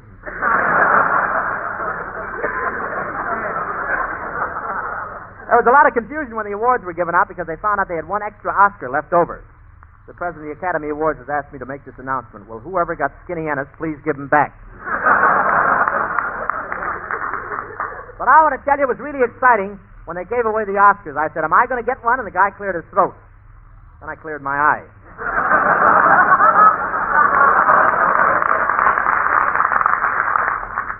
I would have won an award this year, but I didn't on account of the shortages. They were short of metal, and I was short of talent. One movie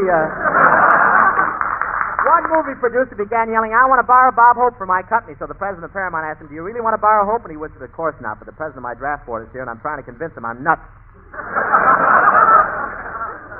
Gerry Cooper presented the acting award. Gerry and I are both working at Paramount. You know the picture For Whom the Bell Tolls? Well, I said his alarm clock. I presented the award for the short subjects. Bing Crosby should have won. He's produced more short subjects than anyone.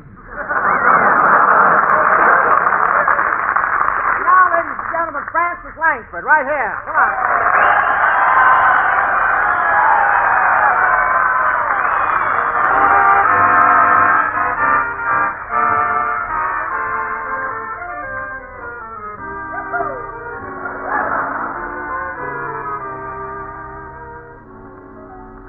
It started all over again. The moment I looked in your eyes, it started all over again. The thrill we can never disguise. The day that we parted, so broken-hearted, will never return again. Dreams I've delayed, promises made, are starting anew just for you. It started all over again.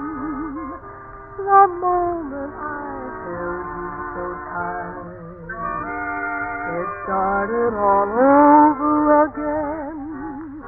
When we kissed away the night till dawn's early light, now we're together, sweethearts forever. We'll start our romance anew. It started all over again. The moment I looked at you.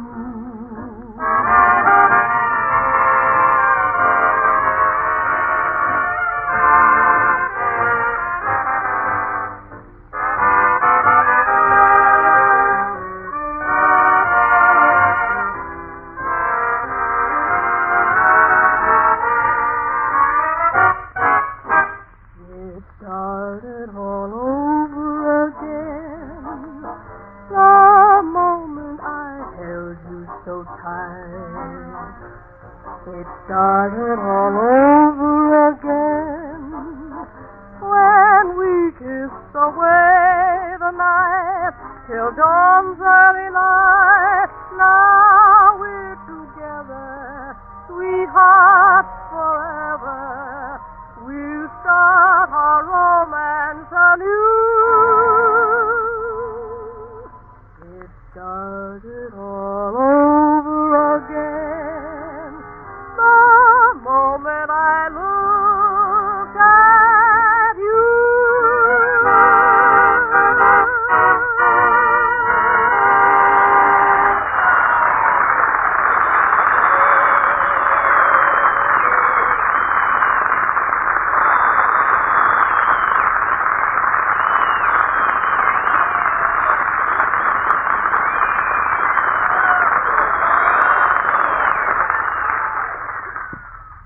Me too.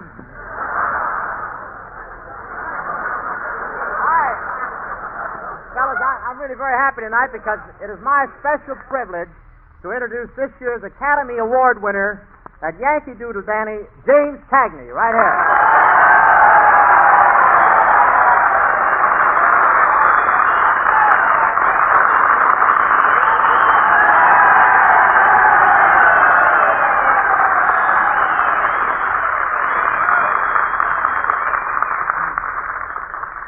Thank you, Bob. Thank you. Well, here we are, Jimmy, the winner and the loser.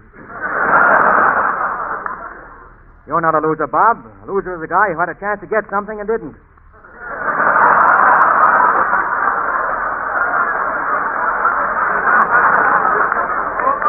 Well, Jimmy, I might have given you more competition for that Oscar, but you know you and I are a different type.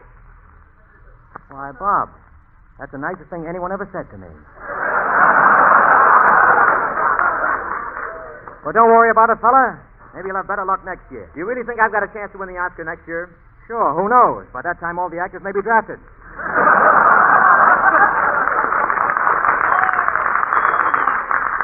Don't push me too far, Jimmy. Why not? I fall down easy. You know, Jimmy, it's pretty nice having you here. You're this year's winner, and I took the Oscar home last year. I thought Gary Cooper was the lucky boy last year. Well, he was lucky in the awards, but not in the crap game later on. But, Jimmy, I can't understand why I didn't win an award this year. Have you ever seen me act? Yes. Well, can you think of another reason? Seriously, Jimmy, you've seen my acting. Don't you think I deserve an Academy Award? I've seen your acting, Bob. You should be a ward of some academy. Wait a minute. A guy has to be bigger than me to talk like that to me. Oh. A guy actually bigger than you to talk like that, eh? Yeah, but you can call me Shorty.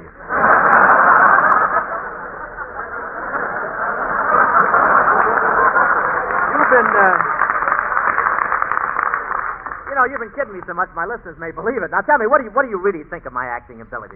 Well, Bob, you're good. In fact, you're so good, I don't see how I got the Oscar away from you. You're really one of the finest actors on the screen today, one of the greatest talents, one of the most superb dramatic performers.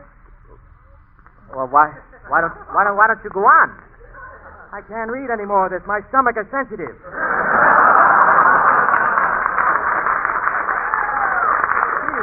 What's wrong with my acting, anyway? Wrong? Well, you don't have the right approach to the women in your love scenes. Be like me. Get rough with them. You want to make an impression on a girl, grab her by the neck and shove a grapefruit in her face. Well, Jimmy, does that make her love you? No, but then you can kiss her and get your vitamins at the same time. Oh, yeah. That's a cowboy. You see, you got to be masterful, Bob. You got to show them who's boss. When I kiss a girl, I take command. She's a private, and I'm the general. And when I kiss a girl? Did you ever see two yardbirds wrestling for a cigarette butt?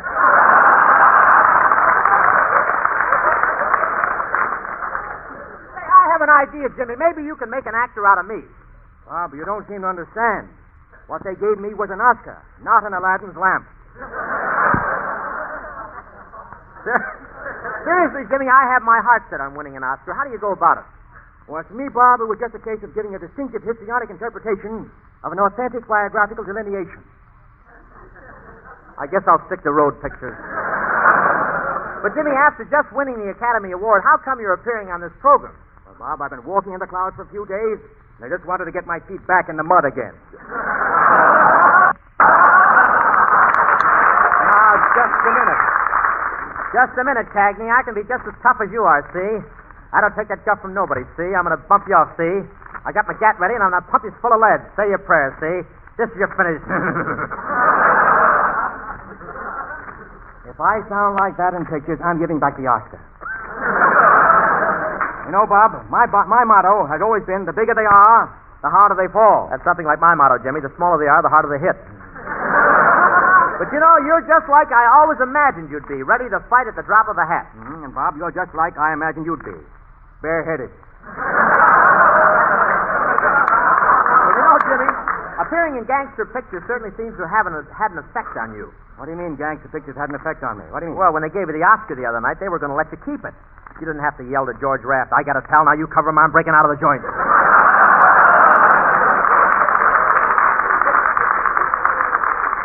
Gee, doesn't playing those tough guys bother you, Jim?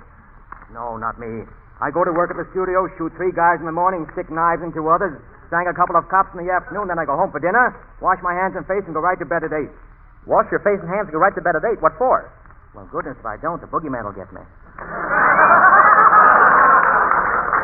Well, it was a great Academy dinner, though, and gee, what a thrill it was when the winners were announced. Well, you weren't a very good sport about it. What do you mean? When the judges handed me the Oscar, you shouldn't have jumped up on the table and yelled, politics, that's what it is, politics.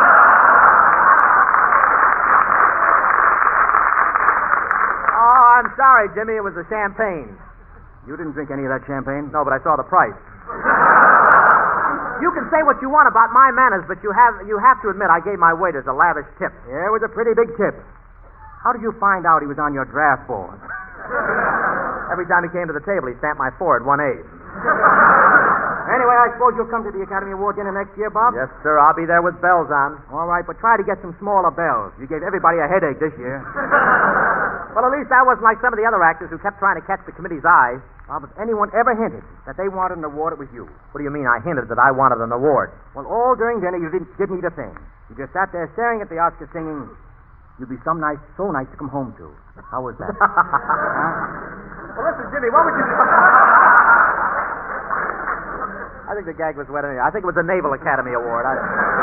Listen, Jimmy, what would you Talking about the dinner and everything, I just want to give you a little information. What would you call a guy who offered the judges $5,000 to give him that Academy Award? I'd call him a louse and a rat. What a coincidence. That's just what they call me. By the way, say, while we're here, about that proposition I made you, you know? No, Bob, sorry. Well, you ought to think it over carefully. It'd be worth your while. Bob, there's no use discussing it any further. I don't care what Madeline Carroll would say if she saw it on your mantelpiece. I'm not renting it out for 25 cents a night. Well, you know, a lot of the actors couldn't come because they didn't have a decent pair of shoes, but I took care of the shoe shortage in my own way. But, Bob, don't you think you carried it too far? What do you mean? Well, after all, painting your feet black and then lacing up your toes. Yeah, I found out my bunion takes a high polish. Bob, tell me. Forgive me. That's all. That was nothing. It was sort of a semi-egg, I thought. Slow. Now, have you managed to see Yankee Doodle Dandy? Yeah, and you know, Jimmy, in that picture you started off as a song and dance band. I actually started my career as a dancer. I had a job as a professional dancer, but I quit it after 2 years. I just couldn't make any money out of it. I always thought that professional dancers were well paid. Well, so did I, but gee, when customers come up to those diamond dance halls, they only want to dance with girls. You know, Bob, it's wonderful getting an award, but at moments like that, you stop to think a bit. It was only a few years back that I was a bellhop in New York. You were a bellhop? Yes, and I hated the job. I haven't got the right bill for that work. What do you mean? I'm too tall for keyholes and too short for transoms. Well, it was just at that time that I was back on Broadway, too. I'll never forget my first days on Broadway. I used to pack them in. Day after day, I used to pack them in, but then one day it was all over. What happened? The Mayflower Company got a special machine to put the donuts in the boxes. Remember me in vaudeville, Jim? I was in vaudeville, but now it's dead. May it rest in peace. Yeah, those were the days. I used to get out on the stage and tell jokes. May they rest in peace, too. They do every Tuesday night, but I love vaudeville, Jim. I must have played every town in the country back in those days. Did you ever play any small theaters, Bob? Small theaters, Jimmy. I played in one theater that was so small they didn't throw the tomatoes. They just leaned forward and squirted the seeds in your face.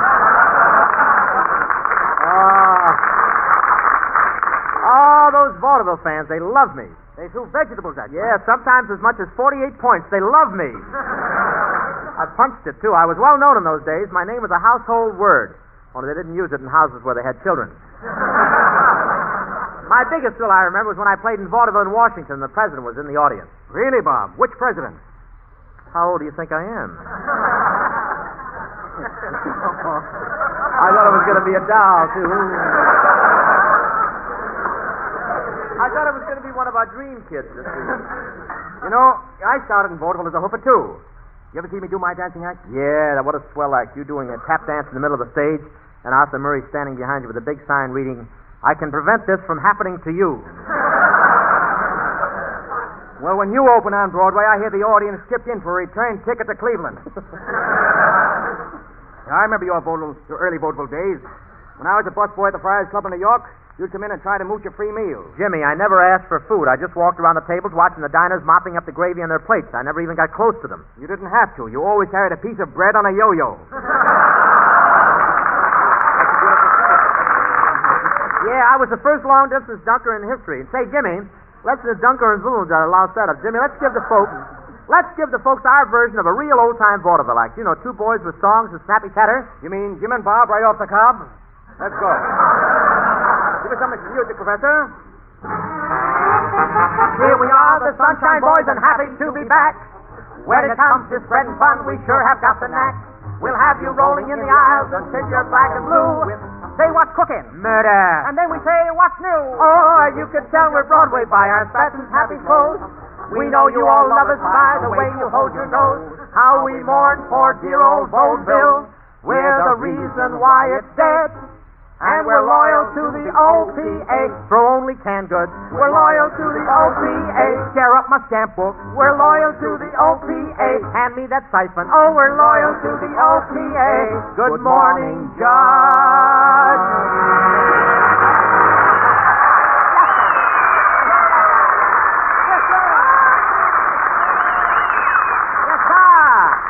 Good evening, Mr. Cagney. Good evening, Mr. Hope. Tell me, Mr. Cagney, why did the chicken cross the road? I don't know, Mr. Hope. Why did the chicken cross the road? Because it was afraid to walk past the butcher shop. Yeah.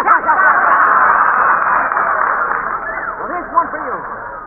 Here's one for you, Mr. Bones. How is a battle in the Pacific like a poker game? I don't know. How is a battle in the Pacific like a poker game? To open, you have to have Japs or better. Yes. Say, Joe. Yes, Blow.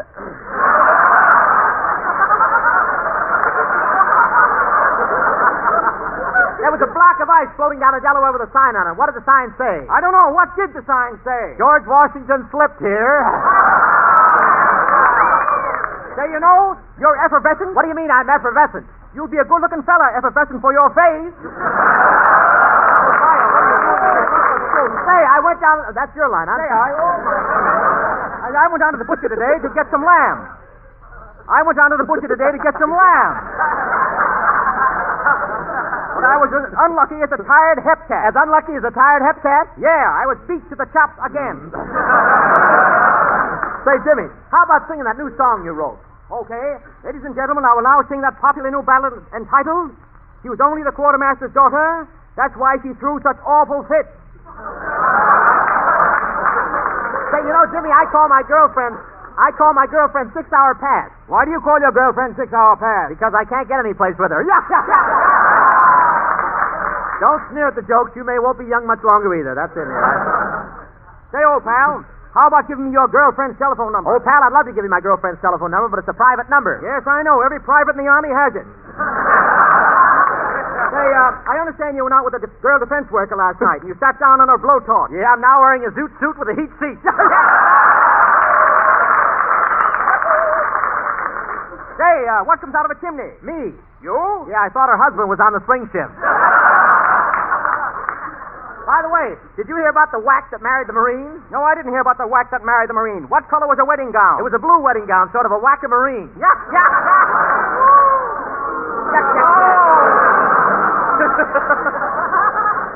How to do that would get him. You know, Bob, shoes are being rationed now, so all the leather can be sent to the Army. Why does the Army have to make such big shoes? I don't know. Why does the Army have to make such big shoes? Because our boys over in Africa are taking a triple E.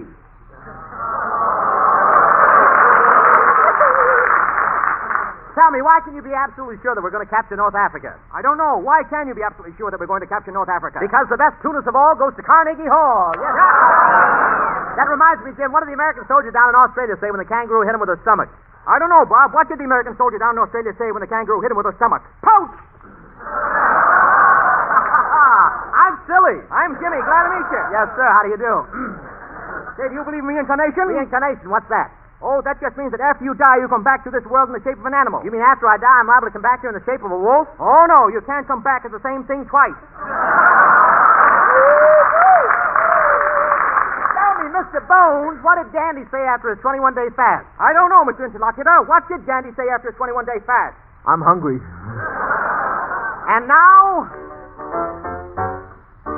Smile. Come on and smile. The while. Smile all the while. I keep from Jazz a kiss. You gotta do. Because we're through. Well, I got to end the cloud. to see a cloud roll by. across the high. That's you. what we'll do. So pack up your troubles in your old kit bag and smile, smile, smile. Keep smiling all the while. If you've got butter in your shopping bag, smile, folks. That's the style, the latest style. Oh, that's why we say. So wait a minute.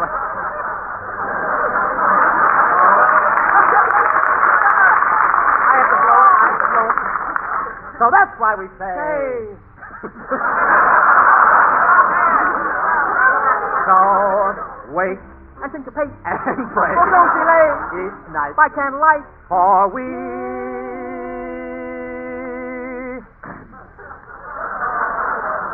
What do you want for free, the Andrews sisters?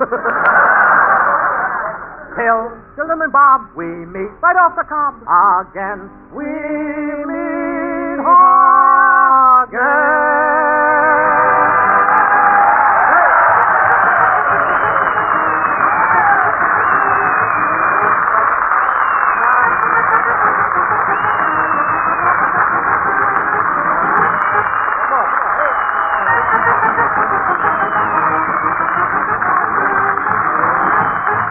Thank you, fellas, and thank you, Jimmy. That was great. Now, ladies and gentlemen, Jimmy's now going to do a song from good old Yankee Doodle Dandy.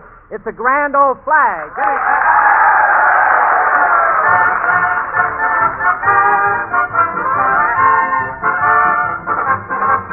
The feeling comes a stealing, and it sets my brain a reeling. I listen to the music of a military band. Every tune like that simply sets me off my noodle. It's that patriotic something that no one can understand. Melody untiring, it's so inspiring. Hooray, hurrah, we ought to. And that's going some for the Yankees by gum. Red, white, and blue, I am for you. Honest, you're a grand old flag. You're a grand old flag. You're a high-flying flag, and forever in peace may you wave. You're the emblem of the land I love, the home of the free and the brave. Every heart beats true, neath the red, white, and blue, where there's never a boast or brag. But should old acquaintance be forgot, keep your eye on that grand old flag.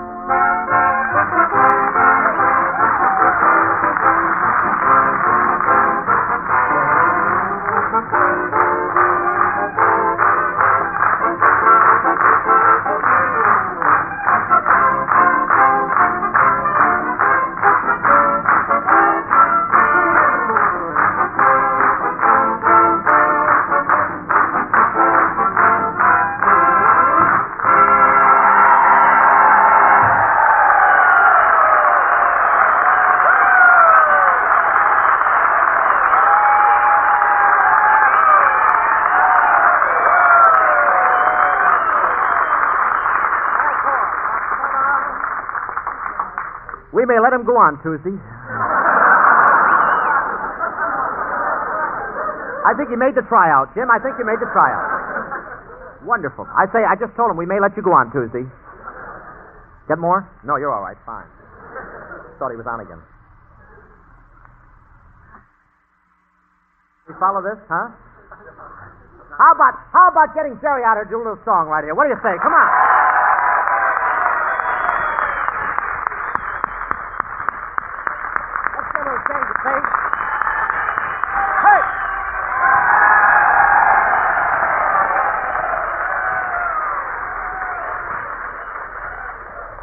There he is, the only man in the world who can kiss a girl and give her the brush off at the same time.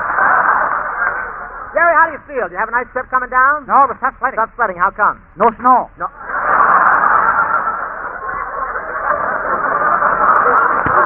You know, I know these boys here. I know these boys here would be interested in knowing what you're doing for defense. What are you doing for defense? Oh, I'm in the signal corps. You're in the signal corps. What are your duties? Oh, I get up in the mountains and I wag the boys. Yeah? Boys wag back. I see. Then I wag. Yeah. No, wait. Then I Just a second, wag. please. Throw up that beaver for just a second. You get up in the mountains and you do what? I wag and they wag. No. And I wag and they wag. Now, just please, can I cut in? You mean, Gerry, you wig wag. Wag. Wig wag. Wag. Wig wag. Listen, it's my tail and I'll do what I want. No, you. What else are you doing for defense? Oh, I'm living the life of Riley. You're living the life of Riley. Yeah, that gives Riley a chance to work in an airplane factory.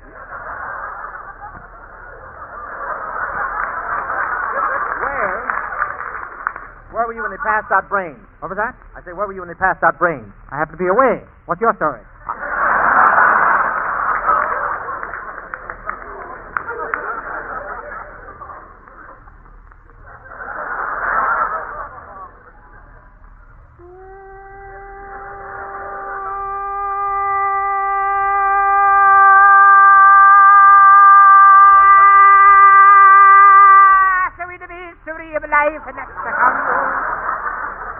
Thank you, music lovers.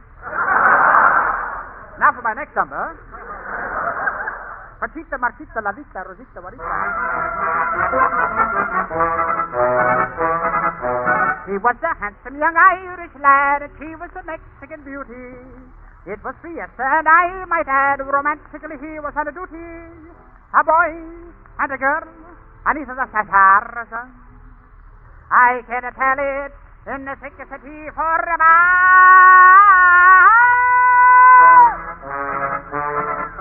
His Irish heart went bingo when he saw the Rose of Juarez. Conchita, Marquita, David, Pepita, Rosita, Juanita, Lopez. Oh, you're a lovely single. For me, there's but one girl, he says. Conchita, Marquita, David, Pepita, Rosita, Juanita, Lopez. Mandolins began to play, and her lips were there to kiss. As they danced, I heard him say, New Jersey was never like this. The bells began to ring, oh, and they rode away on a mule. To prove I'm not joking, if you're in Hoboken, drop in for a minute and you'll meet Conchita, Marquita, Lalita, Pepita, Rosita, Juanita, or two. Yes, he won her heart one night with this serenade beneath the moonlight.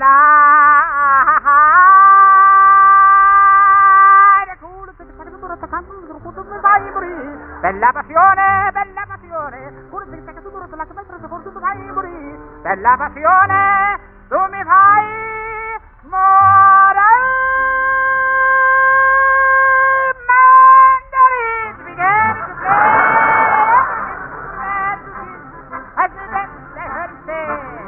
New Jersey was never like this. The bells began to ring, oh, and they rode away on a mule.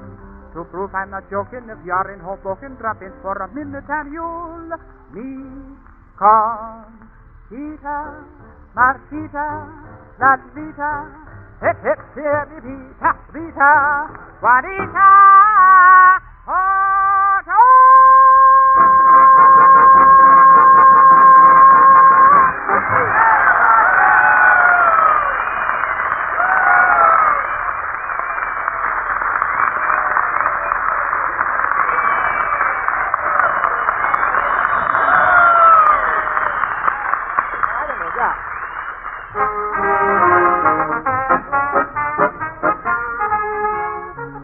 Once again, we resume our weekly feature, Meet the Army. Tonight, representing the soldiers at Gardner Field, we want you to meet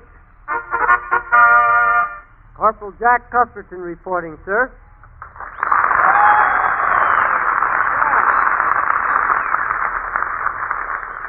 Oh, hello, Blondie. Hello, Bob. I didn't expect you to have blonde hair. That makes it even. I didn't even expect you to have hair. You know, Corporal, we never have anything but beautiful women and real he-men guests on this program. I know, Bob, and I think it's nice of you to act as middleman. You're going to make trouble, huh, Jack? Yeah. Well, Jack, pretty soon you'll be a sergeant. Yeah, looks bad, doesn't it? But I shouldn't say that. They're great guys to have around. What good does a sergeant do around a camp? Every Sunday, when we have sour milk pancakes, they come around and curdle the milk. Well, where do you hail from, Corporal? I'm from New Haven, Connecticut. New Haven. All Yale men? You're from New Haven, Connecticut, huh? Well, you know, I played vaudeville in New Haven, and the whole town turned out. Really? Did you get away? You know, Connecticut's a wonderful state. Yes, Bob, and I'm proud that I'm a Connecticut Yankee. Yankee, eh? Well, look at Skinny Ennis over there. He's an example of the Southerners you Yankees fought in the Civil War. What took us so long to lick them? That was all right, Bob. Well, wait a minute. You can't talk about Skinny like that. They think so much of him down south in Carolina that when he was born, the people of the state took one look at him and elected him an honorary Northerner. Gosh, you must envy Ennis. But I'll bet if you exercise, you could be just as strong as he is. Say, I resent you saying that. I'll show you whether I'm strong or not. Just look at this right arm of mine. Look at this right arm. Say, that's quite a bump there. Is that a muscle? No, it's not exactly a muscle. I just grouped together some of my flabs.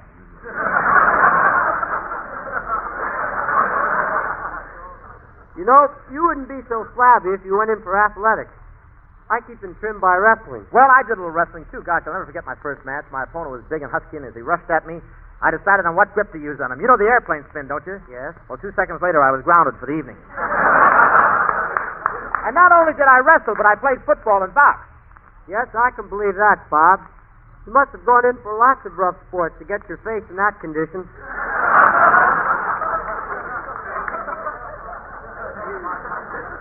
Now, wait a minute. What's wrong with my face? Well, to be honest, your face seems okay, but your nose looks like it's trying to go AWOL. Listen, there's nothing wrong with my nose, and anyway, it'll come in handy if I ever lose one of my knitting needles. Say, what are your duties here, Jack? Well, I'm a physical instructor here. I help the men build and develop their bodies. Now, don't get excited like that. Your case is hopeless. Wait a minute, I'm not really fat, you know. It's just this suit I'm wearing. It bags a little in the front. What about the rear? It looks as if you just joined the Air Corps and tried to pack your own parachute. Now, wait a minute. I may look soft, but I'm as hard as nails. As hard as nails. Go ahead. Just take a punch at my chest. Okay, I'll take a punch at your chest. While your hand is sticking through, would you mind scratching my back?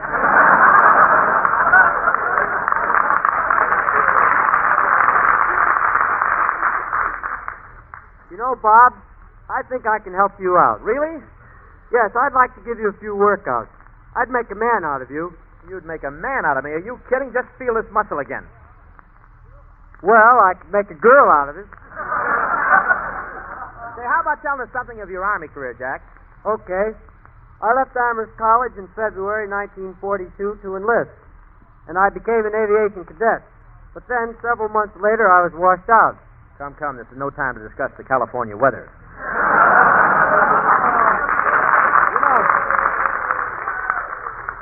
You know, my brother was washed out just a month ago. He was? Yeah, the tide from San Francisco Bay came up in his cell.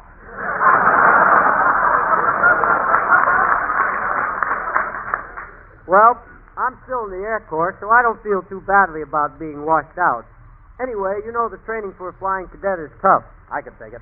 Strenuous exercise every day. I could take it. And no dates with girls for weeks at a time. I could also leave it alone.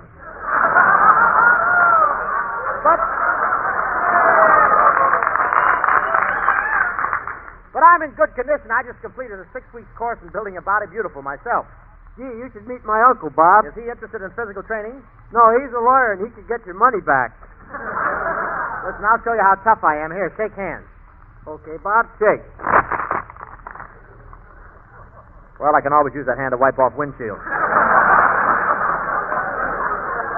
Tell me, what school did you go to, Jack? I went to Amherst. Well, your school must be proud of what you're doing since you left. They were, up to a couple of minutes ago.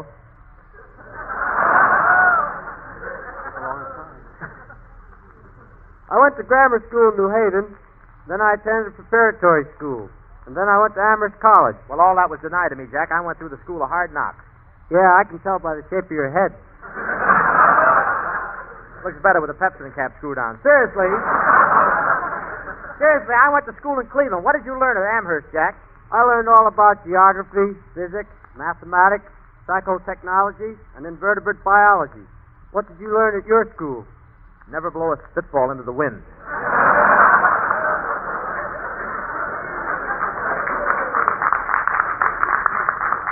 Sounds like you never went to school. Certainly I did. You know, Skinny Ennis and I attended the same school. We grew up together from kids. Oh, did Skinny Ennis grow up from kids? Sure.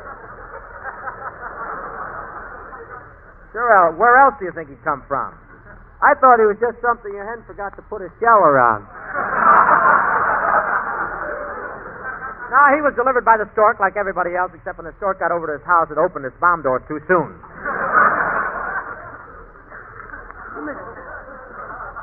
You must have been a tough kid in school. No, I wasn't. They just picked on me. One day I was thrown out of school for bringing the teacher a red apple. Were you thrown out of school for bringing the teacher a red apple? Well, it wasn't exactly a red apple. After she pulled the stem out, she discovered it was a hand grenade. School days. Those were the happy days. You know, I'll always remember my school days. They went something like this.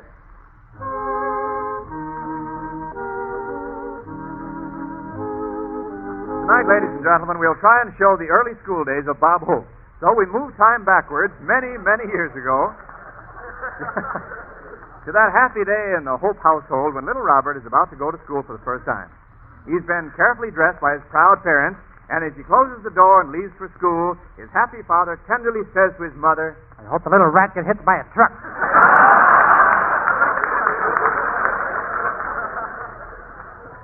Due to his natural brilliance and because he studies hard, young Robert Hope advances...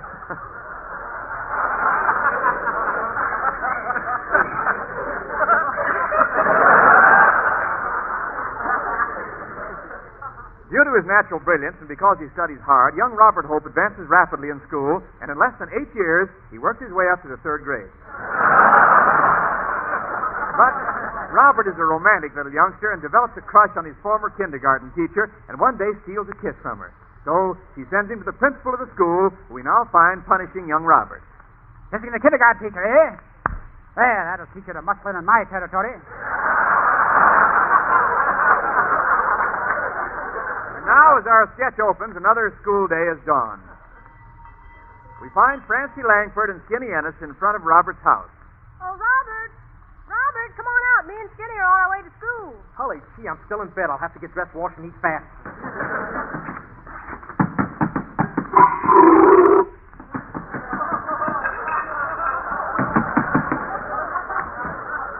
Here I am. I broke my record by 10 seconds. Gee, that's great. Now go back to the house and put on your pants.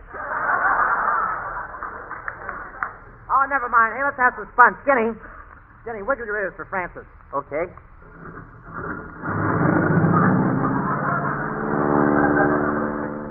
Overdid it a little, didn't he? Overdid it a little, didn't he? That's a nice line. Hey, Francis, how's about me being your boyfriend?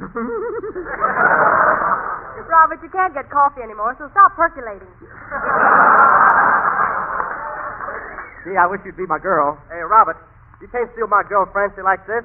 This means fight. Francie, hold my coat. Francie, hold my coat. Okay, boys. Now, when I count 3, come out fighting. 1, 2, 3.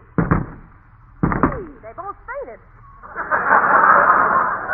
Oh, let's be friends, Skin. Say, Skin, let's start by locking and get some holes drilled in this apple we're going to give the teacher. What do you want the holes drilled in it for? You dope, how else we're going to get the worms in? We better hurry or we'll be late for school. Oh, look, there's an open sewer with a long ladder down. I wonder if anyone's on the ladder. I'll drop this heavy rock down and see.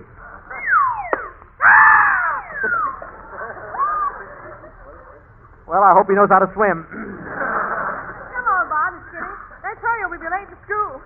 Francie's my girl. Francie's my girl. I'm carrying the books to school. Well, it's only fair. After all, she's carrying you.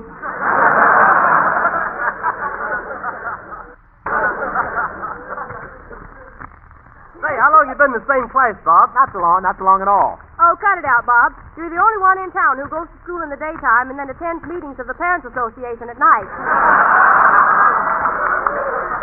Say, we better hurry or we'll be late for school. Oh, let's take it easy. Make him wait. Get a load of that, Robert. Look how independent he's acting ever since they put his initials on the hat band in the dunce cap. Hey, look, Skin, there's the old swimming hole. There's Wendell Niles on the diving board. He's going to dive in. There he goes. Think we should have told him it was dried up? Yeah, Bob, I guess we should have, because here comes Wendell now. He's a school bully. Robert Hope is a sissy. Robert Hope is a sissy. A dope and a nitwit. Who said that? I said it. Let's hear you say it again. Robert Hope is a sissy and a dope and a nitwit. Got a good memory, hasn't he? See, that town bully's tough, isn't he? I'm not afraid of him. I'm not afraid of him. I'm not afraid of him. Yeah, well, which one of you punks wants to fight me? Well, what are you waiting for, you yellow? Yeah, what are you waiting for, Francis? Are you yellow? Hey, I can handle him, Bob. Listen there, Wendell. You're only a little guy, and you better be careful because you're now looking up at Bone Crusher Innie. You're now looking down at Bone Crusher Innie. Say, Hope, if you want to fight, come on, fight. Okay, I'll fight. Stop, Robert, stop! Please stop, Robert. You're bleeding all over him.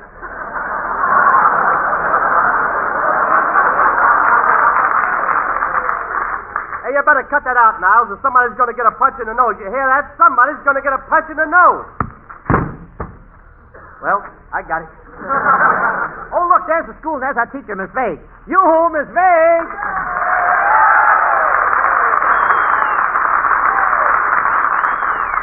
Here I am, Miss Vague, coming to school again, little Robert Hope. Oh, dear little Robert Hope. Let's play a little game. Now close your little eyes tightly and run right across the street to me. Okay. Okay. Well, here I am. Well, I'll put the cover back on that manhole then. Gee, I'm sorry I'm late today, teacher. We moved. Well, don't bother me. Notify your draft board. Now, come on in and be seated, children. Francis, you sit near the wall. Skinny, you sit in the middle. Robert, you sit near the window again. Oh, I don't have to sit near the window, Miss Vague. I did what you told me last night. I spent over 2 hours in the bathtub.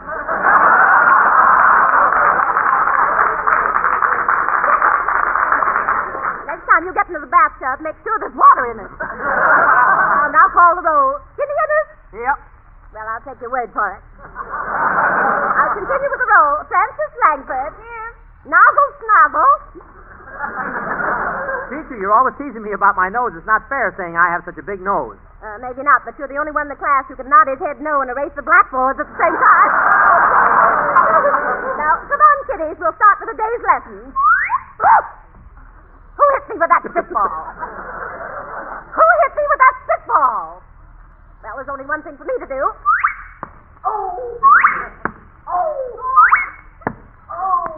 It's discipline and it's fun, too. All right, now, the class will come to order. Now, please, if you children don't maintain a modicum of propriety and decorum during the course of my discussion, I shall deem it advisable to take punitive measures immediately. Gee, what does that mean, teacher? It means if you brats don't pipe down while I'm talking, I'm going to come back there and beat your brains out. All right, now, children, I have an important message for you. Are you paying attention? Yes, teacher. Well, it's just this. I don't mind when you put tacks on my chair, but children, please, in the future, we can do without the hot rivets.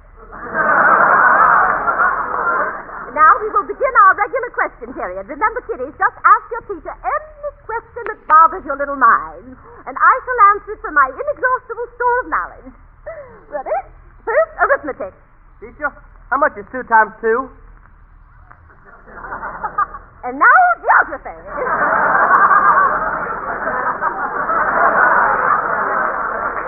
Geography? Yes. Tell me, what were the geographical boundaries of the ancient Grecian Empire during the reign of the Emperor Augustus? What's that? Come, Miss Vase. Just let your mind wander back to the writings of Homer and Socrates, and I'm sure the response will be evident to you. How do you like that? Since rehearsal, he's had John Kieran punch up his script. Well, let's get on with today's lesson. Francis Langford. Francis, who discovered America? Christopher Columbus in 1492. Very good. Care to try for the $2 question? No, I really mean you're a smart girl, Francis. You're the smartest one in school. He is not the smartest one in school. I know, but what can I do if Father owns a butcher store?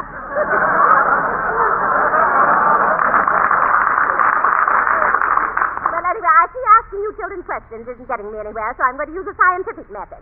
I'm going through the class, and I'll find out how smart you are by feeling the bumps on your head. I'm Wendell Niles. Oh, you have a very nice head. I'm Skitty Ennis. You have a very nice head. I'm Bob Hope. Ouch! That's quite a point on it, hasn't it? Robert, yesterday I warned you about that dirt behind your ears. I told you to do something about it, did you? Yes, ma'am, I did something about it. Look now. Oh, how sweet. You planted a victory garden.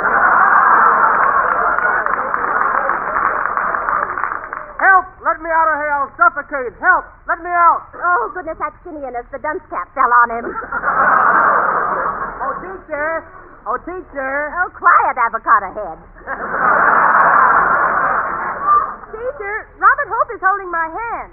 Goodness, he is. Now he's hugging me. He is. Now he's kissing me. He's kissing you? Yes, what'll I do?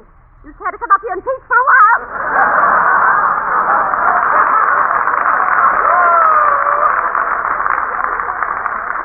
Now, children, I just looked over your homework, and Robert Hope, yours is scribbled so badly I can't even read your writing. Well, gee, you ought to be able to read it. My father wrote it for me. You should never try to write it while he's riding in the patrol wagon.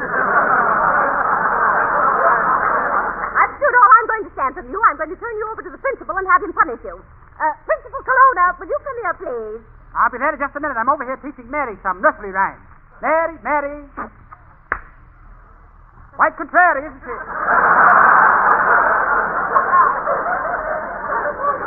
Mr. Colonna, come here. Okay, but before I come in, I want you to listen to a little speech made by my favorite student, Joseph. A month ago, whenever little Joseph would speak, he stammers something awful. But listen to him now. Say something.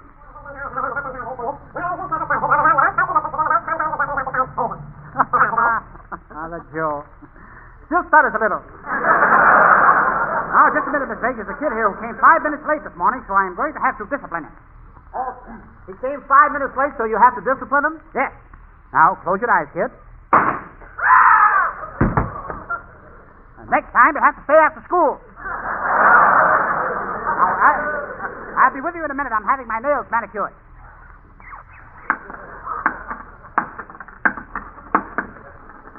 Fine. Now, just put a little polish on the knuckles and call it a day.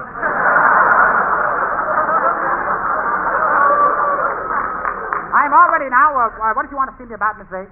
Several things, Principal Colonna. You know, some mischievous child sneaked into the chemistry laboratory again. There's an awful odor coming from there. You don't say. Is Robert Hope in your room? Yes. Then this time it must be the chemicals. Do you have any other complaints? I certainly have. You know, somebody's been hiding in the hall outside and kissing all the pretty teachers as they pass by in the dark. Today, somebody kissed me. Somebody kissed you? Yes. I'll have to carry a flashlight.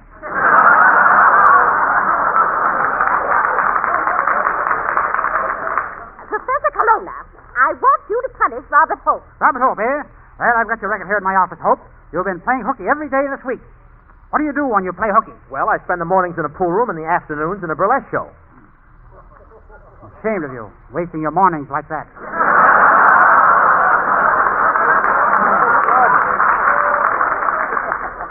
Rabbit, you're a sad case. I don't know what to say to a boy like you. Why do you go to burlesque shows?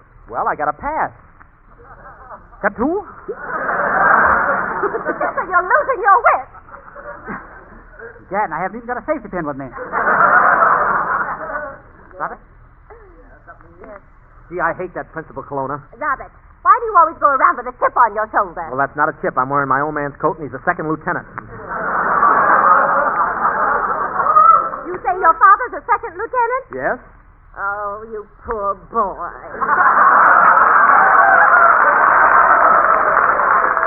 Now, let's get on with our classwork. Now, pay attention, children. I want to help all you children realize your ambition in life. Now, Robert Hope, what do you want to be when you grow up? Well, I want to fly a P-38 with two tails. With two tails? Goodness, I wonder where we can get you another one.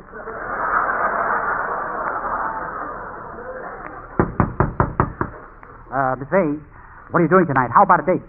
Well, Principal Colonna, how can you ask me such a thing? I have 40 children in here. Yeah, I didn't even know you were married.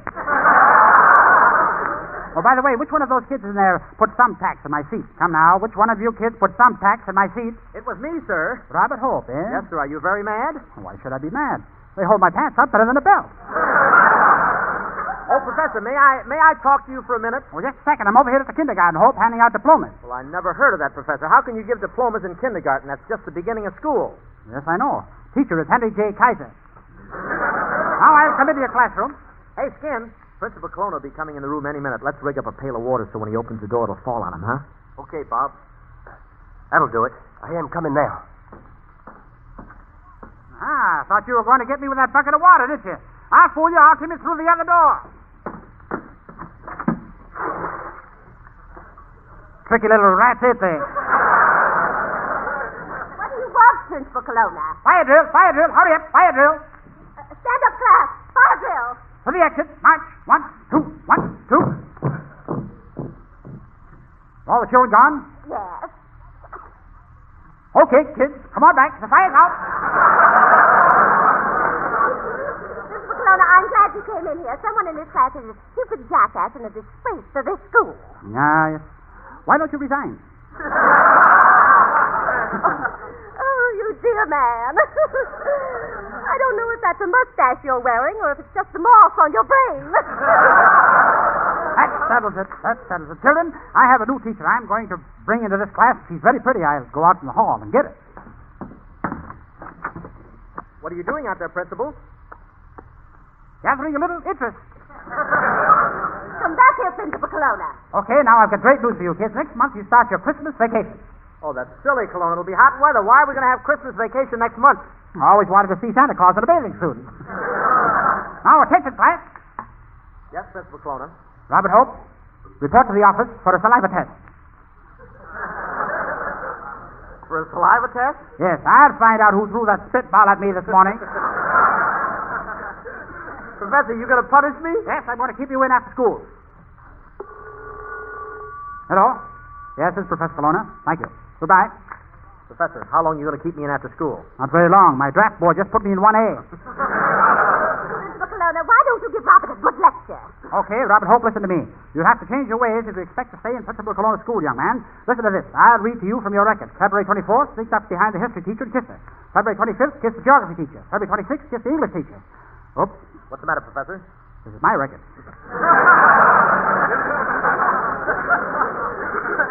Professor, what about punishing Robert?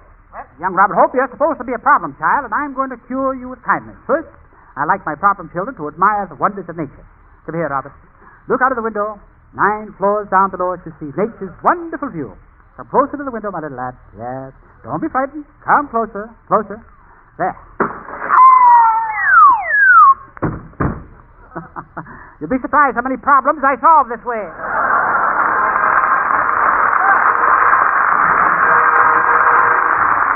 All thanks to the memory of garden, a field, and men who just can't wait to when they'll rise into the whole world's skies to make them free again. We thank you so much, and thanks for the memory of all you men in flight. It's one inspiring sight, as men like you streak the blue, put wings on dynamite. We thank you so much. Folks, here's how to keep these boys grinning. Buy bonds and they'll go right on winning. But remember, we're only beginning. On us depends how this all ends.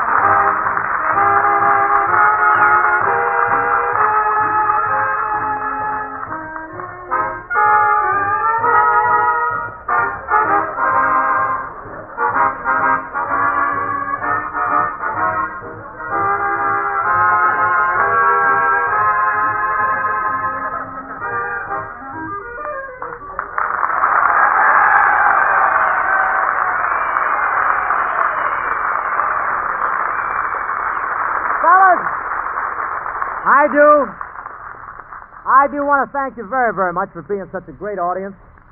And really, you got all the jokes. You were wonderful. Now, you're really swell, and this is going to turn out to be. I think Cagney is marvelous, don't you? Huh?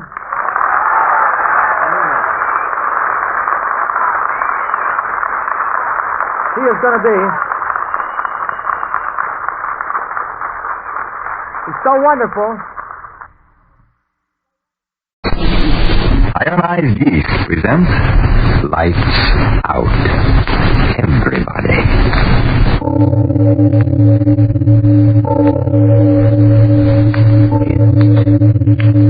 It is later than you think.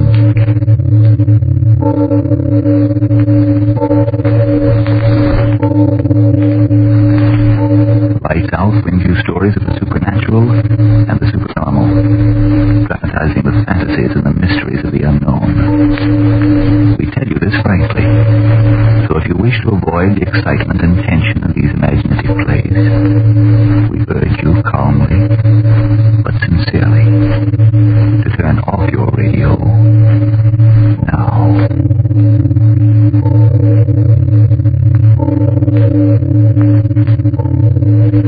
This is Arch Obler. Tonight we bring you a story of the Paris pre the Hitlerian New Disorder, the Paris of lights and fun and strange adventures. It's a story of two college boys on the loose in Paris. But before we begin, Frank Martin with a question. Are you too tired to work, too nervous to sleep, too thin and run down to make friends or keep them? Well, no wonder you're discouraged. But cheer up. Maybe like thousands of other Americans nowadays, you simply need more vitamin B and iron. If so, try ironized yeast tablets. They're a cinch to take, cost but a few pennies a day, and do they help? Today, thousands who used to suffer from vitamin B and iron shortage tell how quickly ironized yeast helps them gain glorious new strength and pep and pounds. How today they really enjoy life. Friends, did you get that name? It's ironized yeast tablets. And now, lights out. Everybody.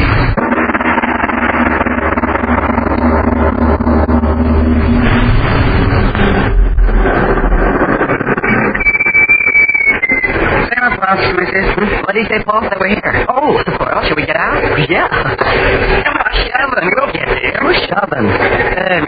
Come on. Hey, how much? 3 francs. Okay, here you are. 3 Monsieur. Well, Well, I sure got to hand it to you, Paul. You sling that French right around us. Took 2 years of it in school.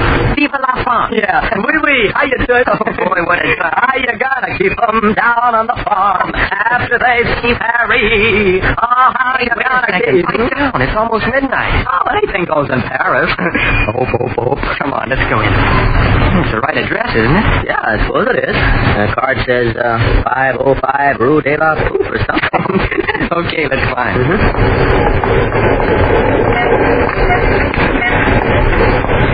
Hey, it sure looks like a joint. Don't be naive. I bet you it'll be about as exciting as the junior prom. Quit singing the blues. I tell you, this will be the real stuff. French artists and their models and things and stuff. Hey, you must have got the wrong number. Look at the place, no light. It's pretty dark, isn't it? Listen, fella, if there's an artist shindig going on in there, then I'm a left-handed monkey. Come on, let's get back to the hotel. No, I'm going to find that artist ball if I have to tear the town apart. Where's the doorbell? Listen, I tell you, there's nothing going on in there. That's what you say. Oh, here's the knob. Now, let's see what... Hey, the knob pulls. Oh, now you did it. We have some old Napoleon this time of night, and he'll scalp you. Listen, I paid that bozo 6 bits for this ticket. I'm going to find out what for. End up in the Bastille. That's what you'll do. Yeah, well, if they want to... Oh, it is a party. Listen to him. I'll be. Entree, monsieur. Say well, entree. Come on, Paul. Yeah. Well, Paul, no artist ball, huh? So now you're a left-handed monkey, remember? You sure had me fooled. This way, monsieur, s'il vous plaît. Right with you, lady. If monsieur would be seated. Well, can't we go right in with that ticket? Yes. Soon you will go in. You will wait. Boy, oh boy, yeah. It's kind of like quite a party. And you thought it was a baloney. How's looked it? You can't tell it's a banana from the skin on the grave. Not so good, pal. So this party's gonna be. You hope. Oh, well, this be something to write home about. If we ever get in the joint. Now I think I'm beginning to understand all this. Huh? It's the clip joint, that's what it is. Clip joint? Yeah, the way I suspected all along. A sucker joint for tourists. Shut up. Go on, laugh. But I'm telling you that if this was a real artist ball, why in we go without all this stalling? It's all a fake. I'm getting out. Hey, Paul, wait. No, let me go. I'm getting out of here. If you have any sense, you'll get out too. Oh, Paul. Before they slip your Mickey Finn and clean you. Monsieur. Oh, you may go in now, monsieur. Oh, yeah, sure. This way, monsieur. Well, Pickle Puss Paul, my friend. You got any more to say? Oh, I still think there's something screwy. Here, monsieur. Okay. Or are you or aren't you going to have something to tell your grandchildren when they ask you about Paris? Oh, I'll say. Is this something? Gosh, would you look at the family? Boy, oh boy. Everybody's in costume. So what? I'm in costume too. I got on a clean shirt. Gosh, would you get a load of the screwy masks they're wearing? Yeah, I see them. Sure wearing plenty for French models, I say. Yeah. Oh, well, evening's young yet. That's funny. Hey, what? They're not dancing. Oh, well, they're taking time out again. Yeah, but where is it? What? The orchestra. There's no orchestra. Oh, yeah, that's right. Oh, well, maybe they're hidden behind palms or something. Anyway, what's the deal? They may be masked, but fella, I know honeys when I see them. But this is supposed to be a dance, so why don't they dance? There you are. Boy, are you guessing wrong tonight. Where's the organ? You cut it out. Who cares where the organ is? Parents, artists, models, mammy.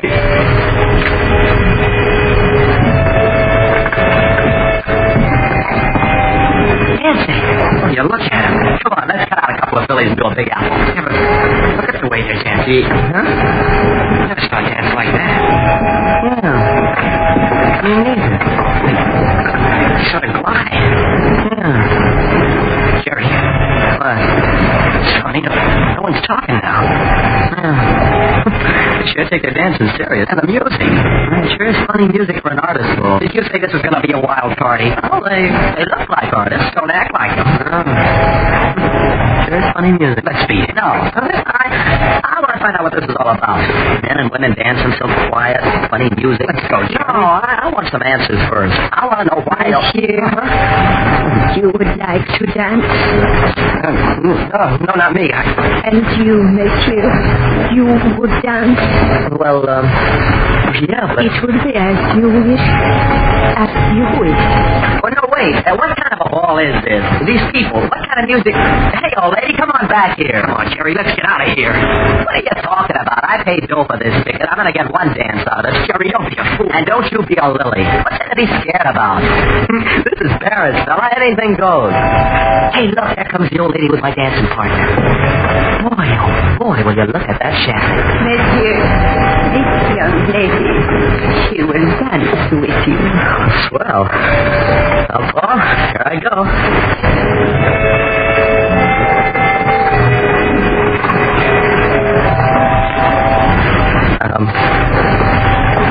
You're a good dancer, aren't you? Gosh, I suppose you don't speak English, do you? I understand you, monsieur. You do? Oui. Say, that's swell. Oh, lady, I've got more things to ask you than a psych professor doing an IQ on Einstein. Oui, monsieur? Well, I mean, this goofy music. And, why doesn't anybody talk? And when are you going to take off your mask? Midnight. Midnight? That's not far off, is it? Not far off. Say, how about slipping your mask off a little and let me have a sort of a preview? No. Okay, I was just asking, that's all. Say, you sure couldn't big apple to this music, did you? There is still time for you to go. What? There is still time for you to go. Go? Well, why should I go? Gosh, I'm just starting to enjoy myself. I can give you only one warning. Warning? Warning of what? You are very young. Yeah? Well, I'm old enough to know all the answers. And if you don't think so, suppose then you and me... One warning I can give you. And it has been given. Listen, if you're trying to warn me that this is a clip joint, well, I'm not worried. All my doughs and traveler's checks anyway. So, somebody wants to steal my pants? Okay. It's a two-pants suit anyway. Hey, look, can you tie that? It's my pal. He's dancing too. Hi, Paul. How you doing? All right, I think. What do you mean, you think? Well, my partner won't talk. Well, maybe she doesn't like your line. Oh, and he speaks English, I guess. Mine does. Don't you, beautiful? Gerry, after this dance, where do you say we go? Will you listen to that, beautiful? Me with you in my arms and he wants to go. Gerry, listen. Oh, you listen to me. Beautiful here tells me she's going to unmask at midnight. And it's only a couple of minutes, too. So, fella, I'm staying. I've got an idea that behind this goofy mask, beautiful here's got a face that's going to take my heart and turn it inside out and put it together again. Say, come to think of it, beautiful, what is your name? I have warned you, and now you will go. Too late. Too late? What are you talking about? It's 12. Come on now, beautiful, unmask. No. What do you mean, no? Hey, look, everyone stopped dancing.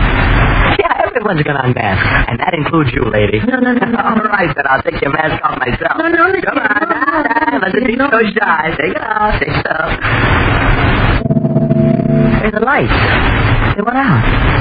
How do you like that? Oh, no, beautiful. I don't think you're going to get away from me. I learned this arm lock from a professional. Kind of nice standing here in the dark, close like this. Isn't it beautiful?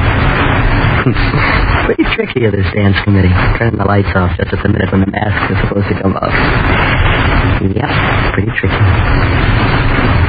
Well, haven't you got anything to say? I mean, even if it is dark, we could sort of make conversation now, couldn't we? Oh, come on now, beautiful. Haven't you read that book on how to win and influence friends? You gotta give, conversationally.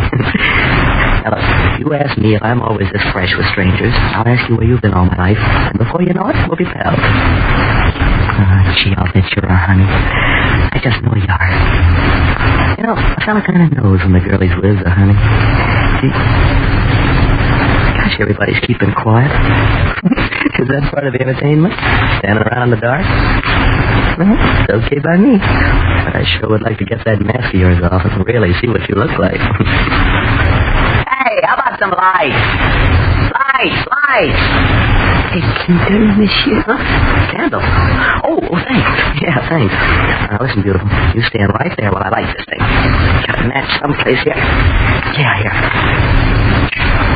It's pretty nice, whoever it was handed me a candle. That wasn't it beautiful? Must have guessed how anxious I was to see you. There we are. That's a nice light. Now you stand right like that while I take off this thing you got over your head. Gosh, it sure is a goofy mask. that's a non sort of sight. Now, stand still, beautiful. In a minute, I'm going to be congratulating myself on what a swell picker I am. There we are. Off it comes.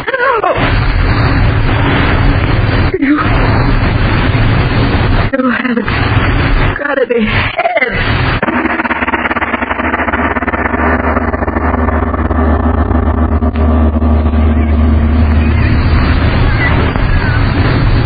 Ladies and gentlemen, you, I, all of us, I know would like to be reassured that we're here and not in Paris, so supposing we relax, take a deep breath, and consider something quite close to home. This problem of a very pretty young lady. Why does everybody keep talking about vitamin D and iron? Well, I know I'm too thin and always tired and nervous and all in. I suppose I'm cranky, too, but what does vitamin D and iron have to do with it? Why, miss, authorities explain that when you don't get enough vitamin D from your food, you may lose your appetite, not eat all you need, or you may not get all the good out of your food. And naturally, then, you lose weight, lose your fat and ginger. And when you don't get enough iron out of your food, you may be weak and pale, feel only half alive. Sounds reasonable. Well, how can I get more vitamin D and iron if I need them? Try ironized yeast tablets.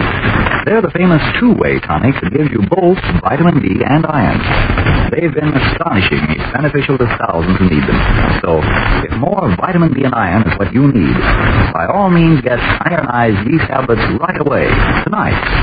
Then see if pretty quick you aren't saying... It's glorious to feel so peppy and good.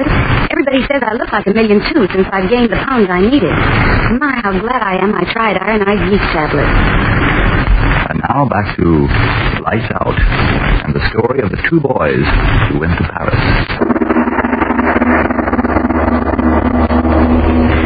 No head. She doesn't have a head. Nothing on her head. No.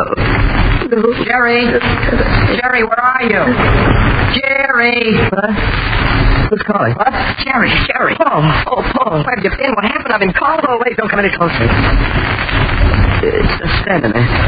Gerry, what's happened? What's the matter with you? There. Standing right there. I dropped the candle. It's so dark, but she must be standing there, Paul. Gerry, for Pete's sake. Gerry! I saw it. I saw it. So what? For Pete's sake, there's no one here. I tell you, there's no one here. The whole hall's empty.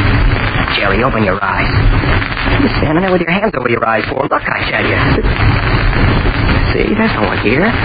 The lights went on again, and everyone was gone. What? Well, the devil was what you thought.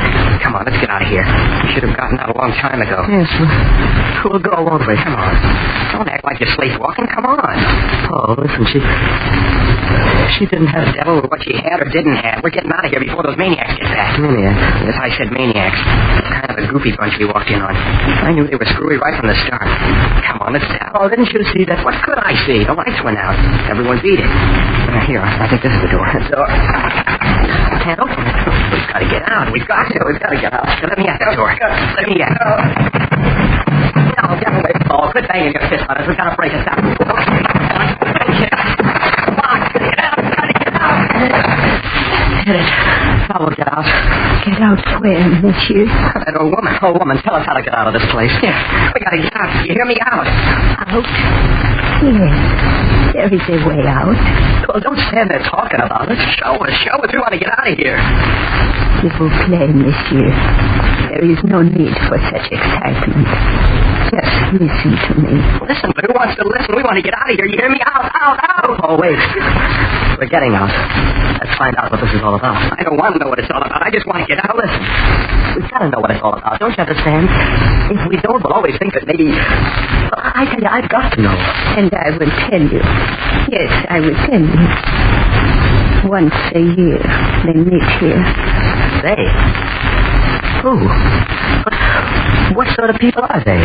They meet and they dance. A miserable dance. A dance without joy, without meaning. Yet a dance of hope. Come on, Gerry, let's see it. Quiet, will you? Go on, old woman. A dance of such weariness. And yet I say it. A dance of hope. Hope? Of what? Hope of deliverance. Hope of freedom from misery without end. What's she talking about? Oh, woman, what are you talking about? I saw a woman without a head. Did I see it? Did you see it? Push her out of the way, Gerry. Let's get out of here. No, wait, Paul. No, I think I understand all this. It's all a gag, an initiation of some kind. Yeah, that's it, old woman, isn't it? It's a club, and these are all kinds of tricks to get in, aren't they? Trick mirrors and lights going out and all the rest of it. It's all a joke, an initiation, isn't it, old woman? One hope. A hope that one of you will blunder among them and give one of them deliverance. Oh, woman, stop talking in riddles, will you? This is all some kind of a ceremony, an initiation, isn't it? Answer me, isn't it? Yes, one like you, to give his head so that one of them can have their rest. Gerry, come on, I tell you, I can't stand that woman, Gerry. Paul. Oh, woman, you said something about heads. What did you mean by that? What? Listen. You heard, monsieur. You heard. La guillotine. Gerry, what's she talking about? Oh, woman, what do you mean? La guillotine. La guillotine. We took their heads. Yes. We. One day they were alive like you. Lived and breathed and had the world. And then la guillotine was born. They took them in the tumbrels across the stony street. The crowd was shouting. They took them one by one and fed them into her hungry mouth. The knife went up, up, up. A moment more of life, and then down it came. It struck. And their heads rolled into the basket. What's she talking about? What's she talking about, woman? That girl I danced with. You mean she and all the rest that danced tonight. La guillotine took their heads and lives many weary years ago. Dead. Dead? All of them dead. No, you crazy fool, you the dead don't dance. The victims of La guillotine dance. Aye, they dance one night each year as here you saw them. Dance. No, it can't be true. It can't be. Crazy. One hope of rest. One hope, I tell you, that one of you shall blunder in to give his head for theirs. One hope that one of you will headless take their place and let one of them I won't listen anymore. Eternal rest. Gerry, make her stop. Crazy old woman. You're crazy and trying to make us crazy too. Come on, Paul. Stop, I tell you. Look behind you. Gerry, there's people there. Yeah. It grows lighter. See that? Mother in heaven. All of them without heads. Without heads. Oh, they can't keep me here. Things without heads. I'll get out. Out of my way, old woman. The door. Things without heads. Oh, you left me here with them. Oh, you shouldn't have done that, Paul. You left me here with them. Ah, monsieur. Your friend, he has not gone far. Listen. What? Listen. So, La guillotine, she has been fed. Fed? Guillotine? What are you talking about? What are you talking about? Paul? Paul? Where are you, Paul? Listen.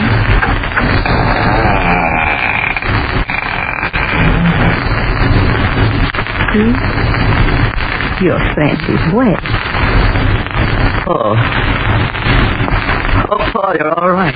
You're all right. Paul? Why do you stand there in the shadows? Paul, why do you stand there like that? Paul, come closer. And he will come closer.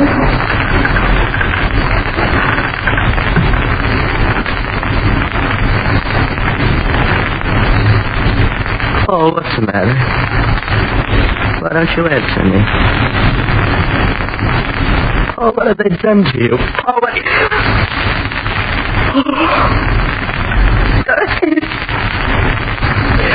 Oh, you haven't got a hand! Oh, no! Everything, all of you. I'll get through you. I'll get away. You won't do that to me. Not me. Let me through. Let me through. The guillotine won't get me. I'll get through. I'll live. You won't kill me to the guillotine. Not me. To the door. I'll get out. I'll live. I'm free of you. You think you are free. I got away. Everything won't get me. I'll live. Everything won't get me.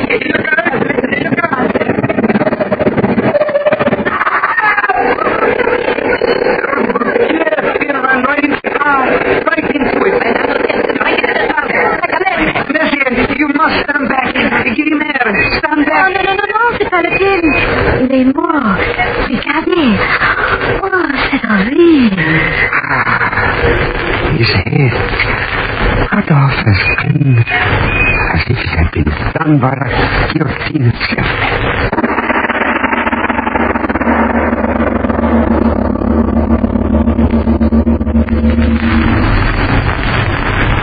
Well, Mr. Obler, so now you think that the past can come back? It does very definitely in many, many ways. All of us within ourselves carry the ghosts of our own past and our own ancestries. Yes, deep-seated memories of the generations before us. Sometimes they come to us in dreams. But I'll tell you about that after you've had your say. I only want to say this, friend. If vitamin D and iron deficiency is what's keeping you thin and weak and always tired, then we urge you, try ironized yeast tablets right away. They cost but a few pennies a day, and you don't risk even those few pennies. For ironized yeast tablets are sold on this money-back basis. If you don't quickly begin to eat and sleep better, to gain new pounds, to feel much stronger and happier, the cost of the first bottle will be refunded to you in full by Ironized Yeast, Box IY, Rahway, New Jersey. But remember, there's only one Ironized Yeast. You'll know the genuine by the big letters IY on the package and on each tablet. Now, Mr. Obler? Now let's talk about preventing death. How would you like to send a wise, powerful friend along with your son or husband or brother to this war? Someone who'd know how to help him if he's wounded, who'd get his messages through to you, and get food and medical supplies to him if he should be taken prisoner. Well, you're doing just that when you give to the Red Cross War Fund. American Red Cross field directors and their staff go with their fighting men wherever they go. Yes, wherever they go, in the jungle, in the desert, everywhere. Behind the lines, the Red Cross membership operates service clubs and recreation centers, so that your men in uniform won't get homesick and lonesome. This work must go on. Give to the Red Cross War Fund tomorrow. Give all you can and double it. Give as much as you'd want someone else to give to help your man in uniform. And all men in uniform are members of your family, the American family. Well, now, what about dreams, Mr. Obler? Oh, yes, dreams. Well, take the dream of falling. Now, almost all of us have had that dream when we were children, falling to space and waking up with a start. Now, there are some who say that this dream is a memory of prehistoric times when man, to escape enemies, hid in trees and caves. A child would clutch itself to its mother when danger arose, and the fear of falling was the greatest fear. It's an interesting thought, isn't it? That those falling dreams of our childhood may be a subconscious memory of the dawn of mankind. Or ghosts next week, Mr. Obler? No, coincidentally, the play is about dreams. It's a play which may disturb your dreams, but which I know all of you lovers of the unusual will enjoy. It's about a woman just like any one of you out there who has the most amazing recurring dreams night after night after night. But that takes place next week. Yes, tune in next Tuesday again for Arch Obler's eerie story, The Dream. And if you need more vitamin D and iron, be sure to try Ironized Yeast, the one and only Ironized Yeast, with the big letters IY on the package and on each tablet.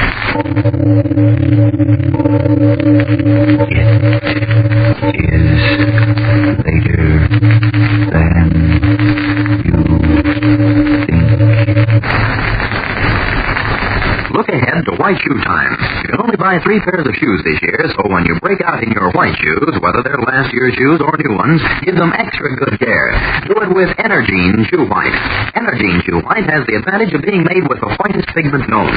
This special white pigment gives Energine Shoe White a creamy-like texture, so it spreads easily and evenly over your shoes, gives them a uniform white coat. The special white pigment also gives your shoes an extra whiteness that results in more satisfactory wear. For the proper care for the white shoes you wear, remember Energine Shoe White. This is the Columbia Broadcasting.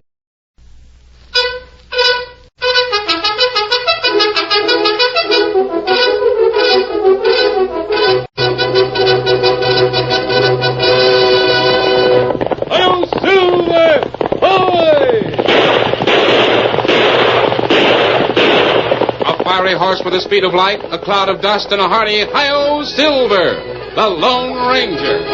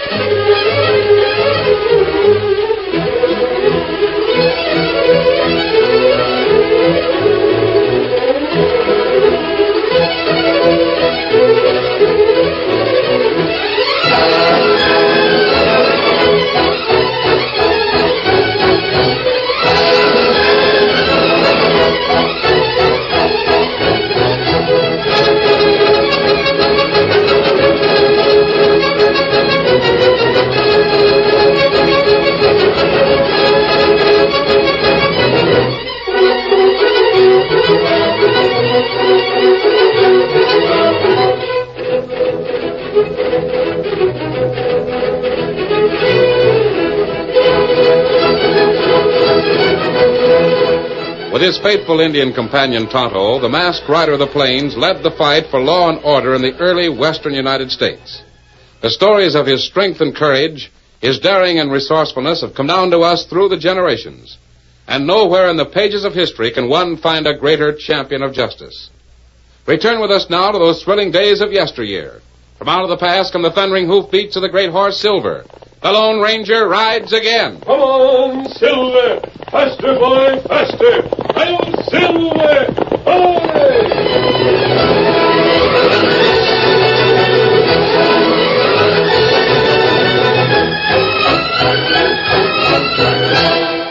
From a distance, the tiny wooden houses of Placerville looked like toys, tumbled together in the generous lap of Old Woman Mountain.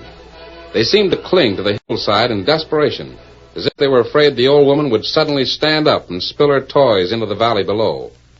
The largest building in Placerville housed the Eagle Mining Syndicate. And it was here that Craig Marshall, the payroll clerk, stopped working long enough to argue with a very pretty young woman who had just ridden up to the doorway. I wish you wouldn't do it, Lucy. It's dangerous for a girl to be riding around these trails alone. Oh, nonsense, Craig. I spend the whole day cooped up being a schoolteacher. I need the exercise, so does my pony. I know you do, Lucy. But there have been so many robberies lately, and... Oh, what's the use of talking? You'll go anyway. But I appreciate you worrying about me. Really, I do. I'll be back before sundown. Please be careful, Lucy. Of course, darling. I'll see you later. All right, pony. Get up there.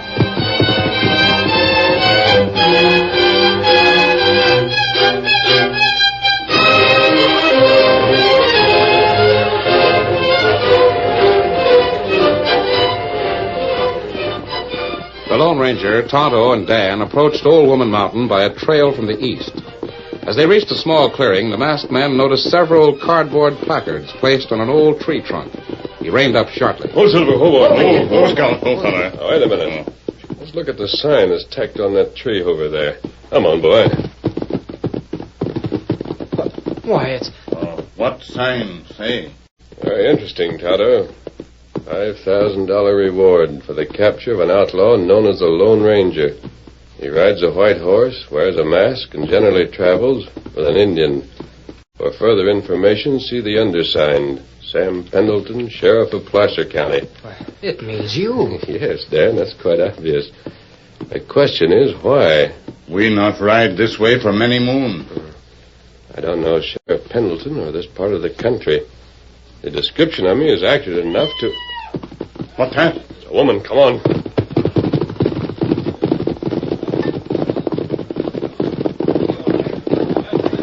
Oh, Silver, hold on. Easy. I wait here with the horses, Dan. Come on, Tonto.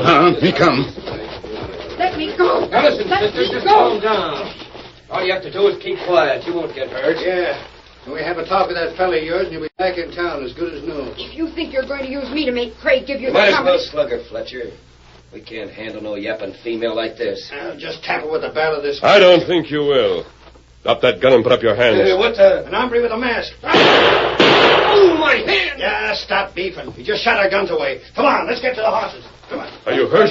I'm only scared, and that'll wear off. Well, I got away. I couldn't shoot again because you were directly in the line of fire. I'm glad you didn't. Do you know who those men were? No, they had handkerchiefs over their faces. They just overtook me here on the trail and tried to... Oh, Oh, what's wrong? you're wearing a mask, too. Excuse me. For the moment, I forgot about it. It's black, and there's an Indian standing right behind you. Why, you must be the Lone Ranger. I noticed a placard back there on the tree. An outlaw. Well, regardless of what you do for a living, I'm very grateful for your help. I wish I'd arrived sooner. Do you know what those men wanted? Oh, yes, they were quite definite about that. They intended to hold me for ransom. Your father would pay No, Craig Marshall, the man I'm going to marry. He's the payroll clerk for the Eagle Mining Company. The ransom would have been the combination to the company's safe. Oh, I see. If the situation weren't so serious, it would be funny. Oh, do you think so? I'm waylaid by 2 outlaws and rescued by another one. Then I'm foolish enough to tell you all about Craig and the safe. Don't worry. I'm not an outlaw. But those reward notices... Well, you answer the description perfectly. I'm just as curious about that as you are. Oh, by the way, you live in Placerville? I teach school there. I think it would be best if my friend and I ride home with you. The man who tried to kidnap Aren't you you might... afraid to be seen in town? No. Not that Craig or I would say anything. I'm very grateful to you. I don't care who you are. Thanks. Shall we go? Have there been a number of crimes around here lately? Several robberies and holdups. All done by a man wearing a black mask. I see. Now, these are my friends, Tonto and Dan. I don't believe I know your name. Lucy Borden. Very glad to know you, ma'am. How? Thank you. Here, Silver. Dan, Tonto and I'll ride into Placerville with Miss Borden. When you find your way back to our camp, steady, Silver. Which way do I go? Take this right-hand trail and backtrack for about 5 miles. Do you think you can do it and wait for us there? Sure. Well, goodbye. Goodbye, Miss Borden. Goodbye, Dan. All right, Victor. Come on, boy. What a nice youngster. Yes, I think so. Well, shall we head for town? Of course. Get him up, Scout. Come on, Silver. Get up there.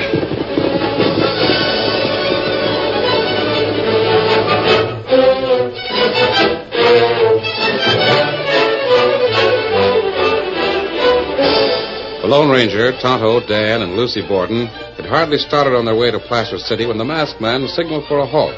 The little party drew up their mounts to hear what they had to say. He explained to Lucy that this territory was foreign to him, that he was unfamiliar with these rocky passes and their hidden trails. The pretty girl smiled at the tall, lean man and the Indian, asking for help. Without another word, she took command of the party and led them straight to the mining town. I'm going to stop here. Whoa, boy. Oh, This is the office of the mining company where Craig works. Won't you come in and meet him? Well, yes, I'd like to. Tonto, you better take a look around. Me look. I'm sure you don't have to worry. The sheriff's office is at the other end of town. Any big fella? Well, it's always best to be on the safe side. Me look through window. 2 feller inside. One young, one old. Oh, that's Craig and Mr. Thayer. He's the stamping mill foreman, a good friend of Craig's. It's all right. Come on, Tonto.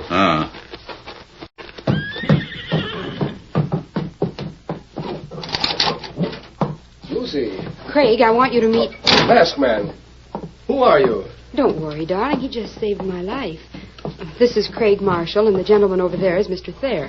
Howdy. You sure gave me a start busting in like this. Lucy, what do you mean he saved your life? 2 men tried to kidnap me, and he frightened them away. Oh.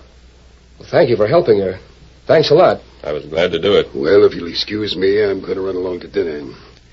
I thank you, too, stranger. We think a lot of Lucy here in town. Oh, Mr. Thayer, don't say anything about, well, maybe this gentleman wouldn't want to know. I understand, Craig. I won't say a word.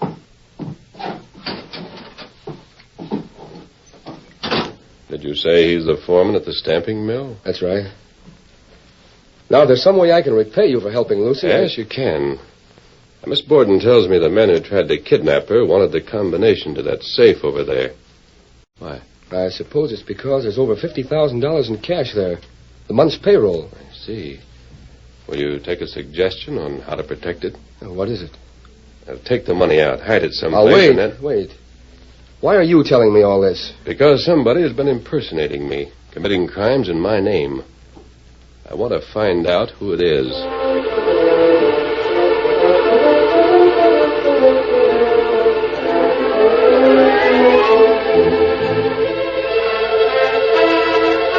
The office of Sam Pendleton, the sheriff of Placer County, was in a small frame building at the end of Placerville's main street. The sheriff was a conscientious, hard-working lawman who was not easily excited.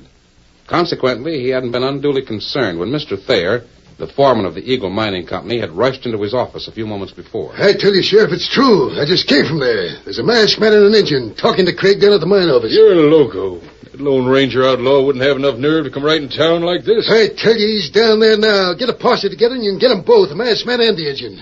And don't forget, I'd laying claim to that $5,000 reward money. All right. I'll get the boys together and we'll see if we can nail them.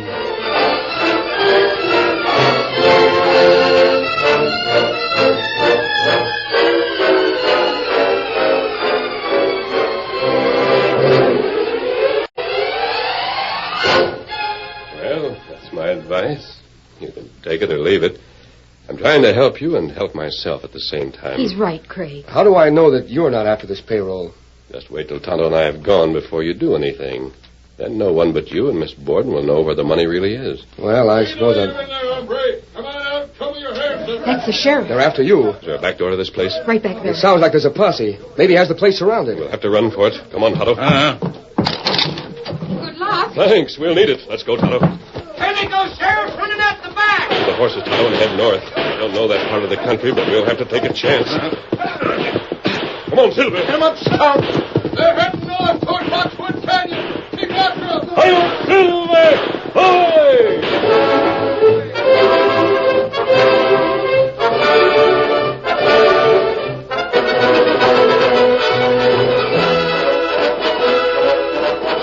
In their haste, and because they were unfamiliar with all the trails around Placerville, the Lone Ranger and Tonto headed straight for Boxwood Canyon.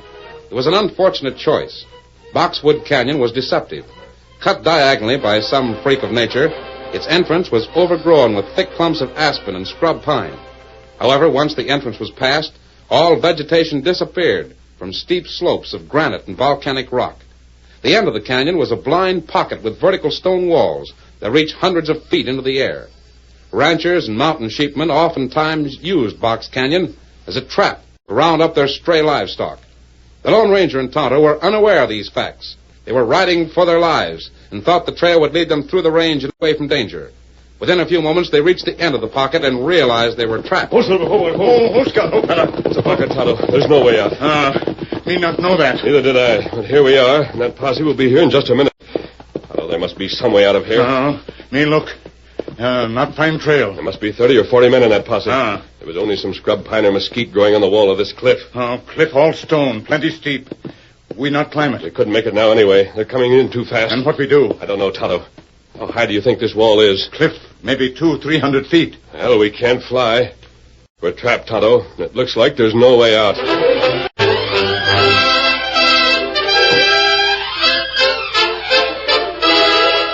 The curtain falls on the first act of our Lone Ranger story.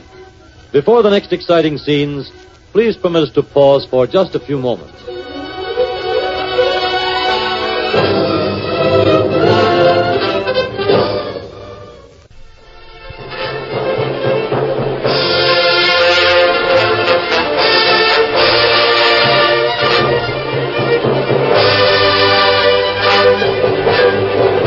Now to continue our story. As Sheriff Pendleton's posse, composed of at least 30 men with guns and rifles, moved steadily through the underbrush toward the canyon's dead end, the Lone Ranger spoke quietly to Tonto. Just one chance, Tonto. One chance in a million. Me not savvy. Quick, help me with my disguise. Me help. You'll have to bear the brunt of this, but it may work. Working rapidly because every second counted, the Lone Ranger removed his mask and changed his clothes. While he did this, Tonto altered his friend's face by staining it with certain herbs and berries. A few moments later, as if by magic, the Lone Ranger had disappeared, and in its place stood a rangy cowpuncher of ordinary appearance. There. That fix it. I hate to make you take all the responsibility, Tonto, but I can't. It better way. You go. Me wait. I'll wait behind a clump of pines till some of them pass me.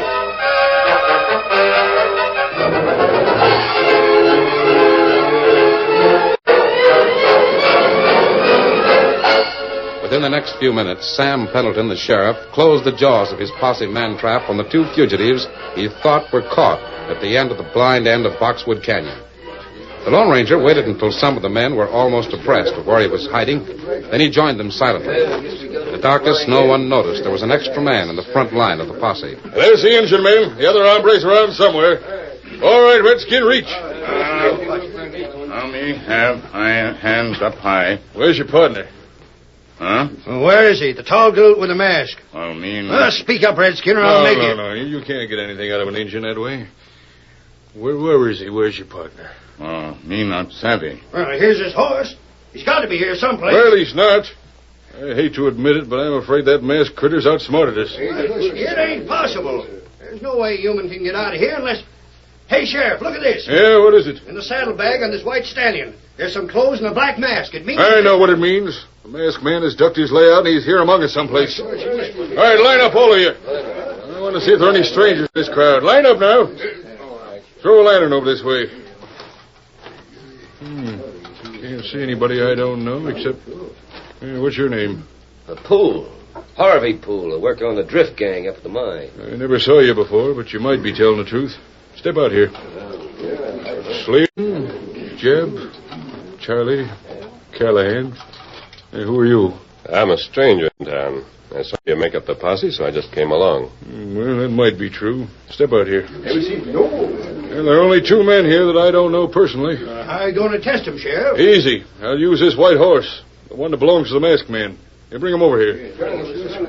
Horse doesn't lie. I want both you hombres to climb on this critter one at a time. What'll that prove? As fine a piece of horse flesh as this stallion won't like any strangers getting on him. You'll give us the answer. All right, you. Straddle his horse. All right. Come here, horse. Steady. Buck, Silver. Buck.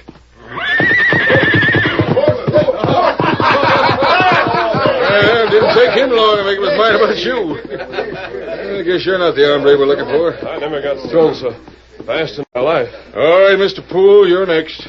Climb on. Steady, Silver. Steady, boy. I never saw this horse before. I don't... Why, steady as a rock, Sheriff. He's our man. Hey, this ain't fair. His performance all played out. I'd never... Horses don't lie, Poole. He recognizes you without your mask. You're under arrest. We got what we come after, boys. Straddle your broncs and let's go back to town.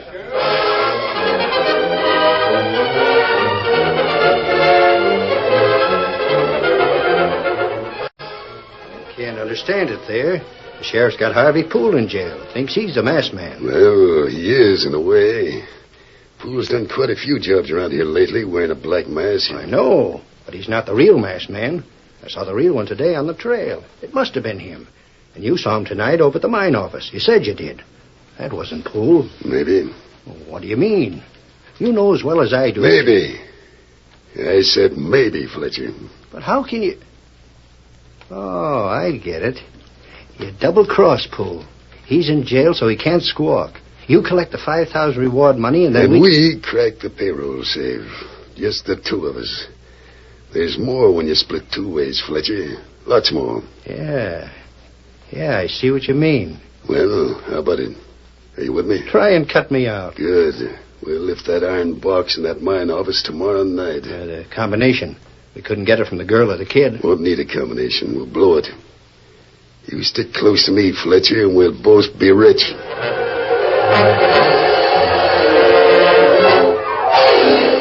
The following afternoon, the Lone Ranger, still in disguise, visited Tonto in the local jail. I've done some investigating, Tonto. I think Poole will try to make a break tonight.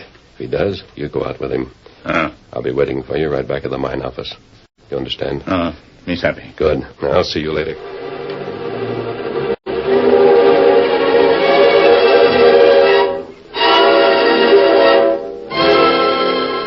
The Lone Ranger waited until sundown. Then he went to the livery stable and saddled Silver. A few moments later, he stopped at the edge of town, removed his disguise, and replaced his mask. His next stop was at the rear door of the office of the Eagle Mining Syndicate. Come in.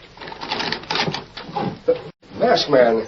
How did you... Never mind that now. Where's Lucy? She'll be here any minute. Good. Now, I'm sure that if we all work together, we can trap the men who intend to rob your safe, and also discover who's been impersonating me. How can we? Lucy knows Sam Pendleton's wife. Yes? Now, someplace at home, the sheriff had duplicate keys to every cell in the jail.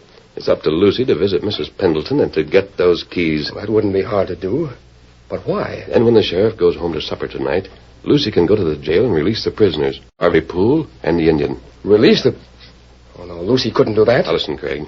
Harvey Poole is one of the men who tried to kidnap Lucy. He's also one of the men who intend to rob your safe.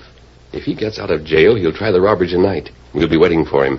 Now, do you see what I mean? Yes, but... I'm trying to help you, and this is the only way it can be done. All right. Lucy and I'll do everything we can. Good. I'll be waiting for you.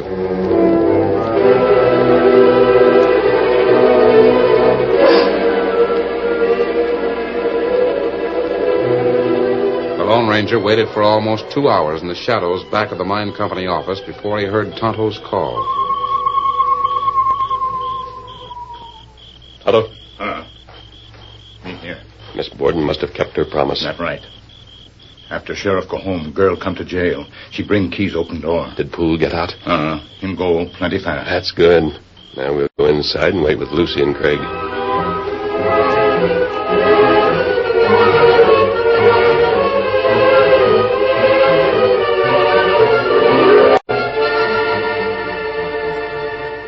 But the four people didn't have to wait long. In less than 30 minutes after they took up their vigil in the darkened office, they heard a key turn on the lock.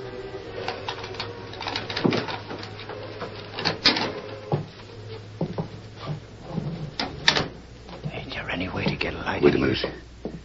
I know where the lamp is. There. Bring it over here by the safe. This'll be easy. Yeah. This old iron box won't give us any trouble. But I will. Put up your hand. What the masked man? Why, Craig, it's Mr. Thayer. I'm as surprised as you are, Lucy. I'm just a little disappointed. I expected something else. Did you know that Thayer was... Reach! All of you. It's Harvey. Poole! Back of us. Drop the hardware and get your hands up. I'll plug the first one that moves. I... Drop that gun. Listen, Poole, I can explain... I mean you too, you double-crossing sidewinder. Craig. Shut up. You with the mask. Drop them. You have me covered from the back, Poole, but I'm going to keep my guns. Either drop them, or I plug you. Duck, Tonto. I'll shoot out the light. All right, you asked for it. Plug the floor, Tonto. You plugged the light, huh? Well, I'll show... Where are you? Where are you? My gun. I'll get... No, you won't. Oh! That's for you, Fletcher. There's plenty of lead for all of you in these 2 guns of mine. I'll cut you down one by one. You gotta move sometime. I got all night to wait.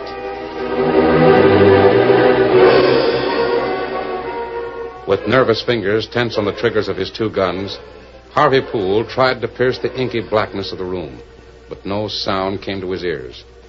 Apparently, everyone but the outlaw gunman was frozen with the silence of fear.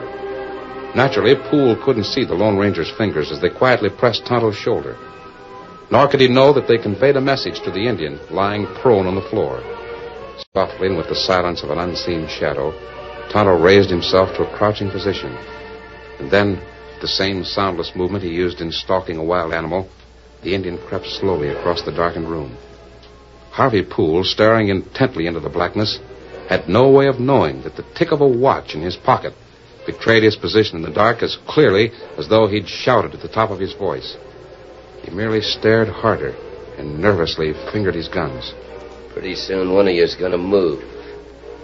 And when you do, Me get you! Hey, what the... Lucy? No, you can't! Tonto, are you all right? Light the lamp, Craig. Sure.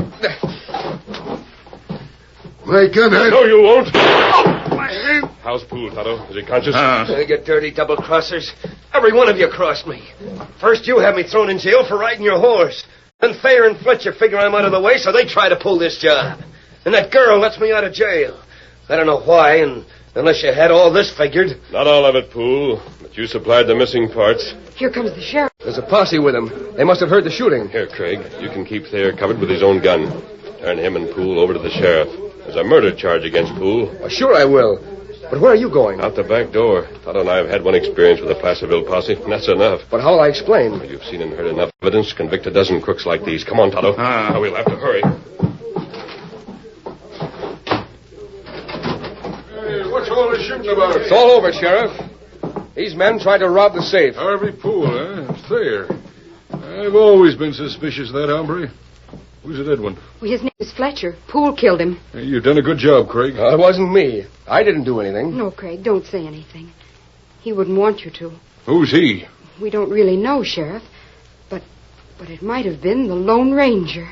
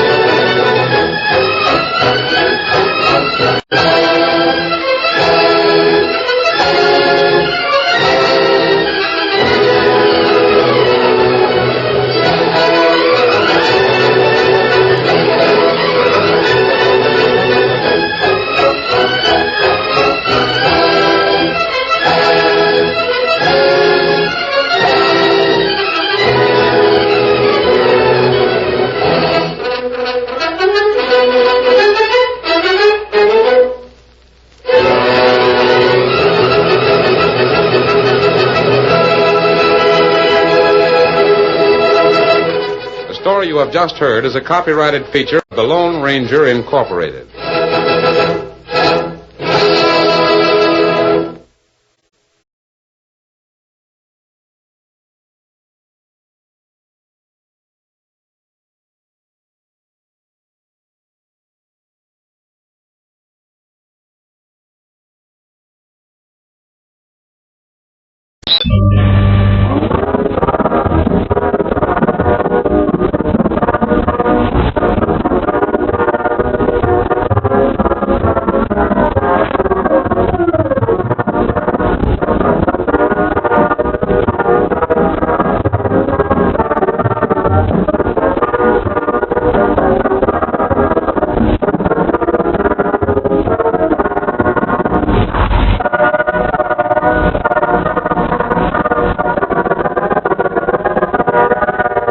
Hello, boys. This is Gerry's front calling.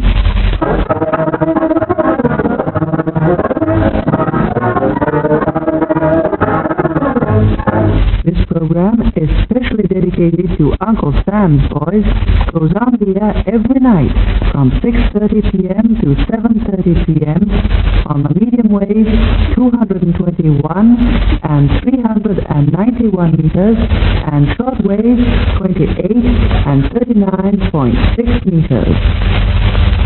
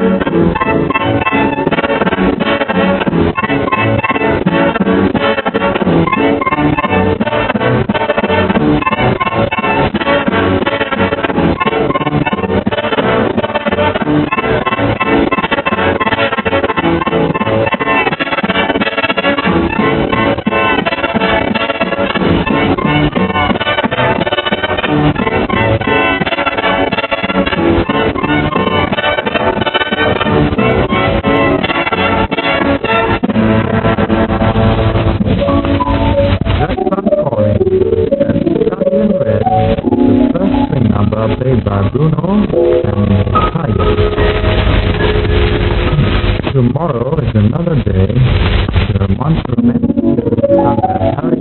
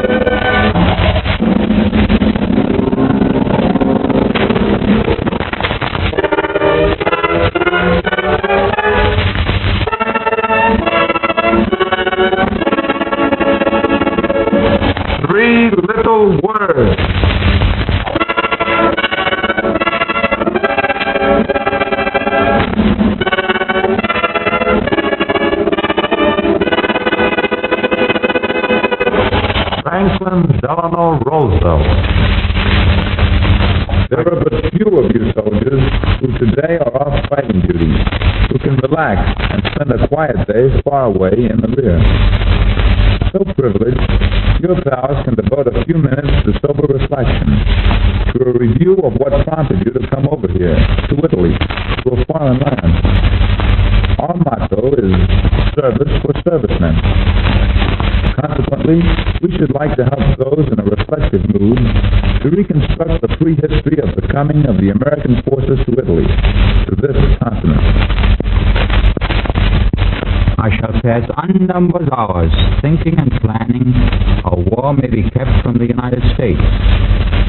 I can at least make certain that no act of the United States helps to produce or promote war. A word-for-word quotation from President Roosevelt's speech delivered at Chautauqua on the 14th of August, 1936. Call Franklin D. Franklin D. Roosevelt, Roosevelt, Franklin D. Roosevelt. It is my determination to pursue a policy of peace and to adopt every practical measure to avoid involvement in war. President Roosevelt on the 5th of October, 1937. America hates war. America hopes for peace. Therefore, America engages in search for peace. President Roosevelt on the 13th of October, 1937. Call Franklin D. Franklin D. Roosevelt, Roosevelt, Franklin D. Roosevelt. There will be no blackout of peace, not in the United States. At this moment, there is being prepared a proclamation of American neutrality. Excerpts from President Roosevelt's speech broadcast on the 4th of September, 1939. Send for copies of this proclamation by applying to the Chief Executive Secretary of the White House. Call Franklin D. Franklin D. Roosevelt, Roosevelt, Franklin D. Roosevelt. I hate war now more than ever. I have one supreme determination: to do all I can to keep war from these shores for all time. We will not participate in foreign wars. We will not send our army, naval, or air forces to fight in foreign lands outside of America. Quotations from Mr. Roosevelt's presidential election campaign speech made on the 12th day of September, 1940. A little more than 1 year before America officially went to war. Call Franklin D. Franklin D. Roosevelt, Roosevelt, Franklin D. Roosevelt. I have said this before, but I shall say it again and again. You boys are not going to be sent into any foreign wars. For Mr. Roosevelt's election campaign speech delivered on the 31st of October, 1940. Shortly after his re-election on the 31st of December, 1940, President Roosevelt made the following speech. Quote, "Our strategy today is to provoke the Axis powers to declare war upon us. It is the first time in American history that we have sacrificed honor to get into the war." Unquote. Call Franklin D. Franklin D. Roosevelt, Roosevelt, Franklin D. Roosevelt. Powerful and offensive actions must and will be taken in proper time. American armed forces must be used at any place in all the world. We Americans are able to engage spiritually as well as physically in the total waging of a total war. Highlights of two speeches delivered in January 1942 before Congress by Franklin Delano Roosevelt, President of the United States.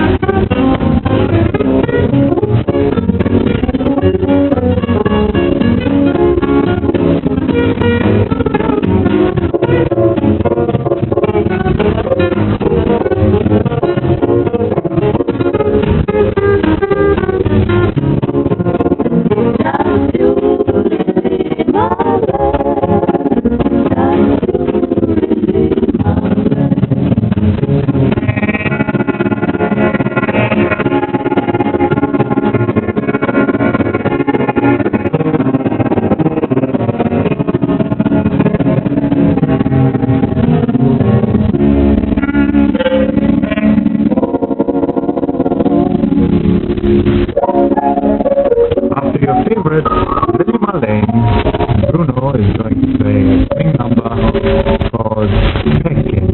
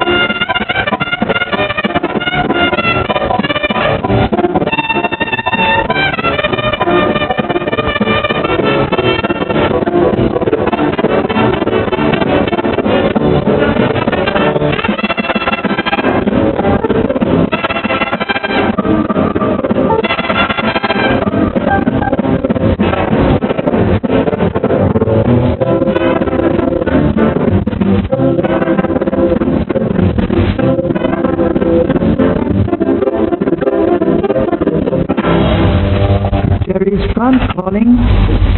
Here are the names of some of the boys taken prisoner on the fighting front in Italy.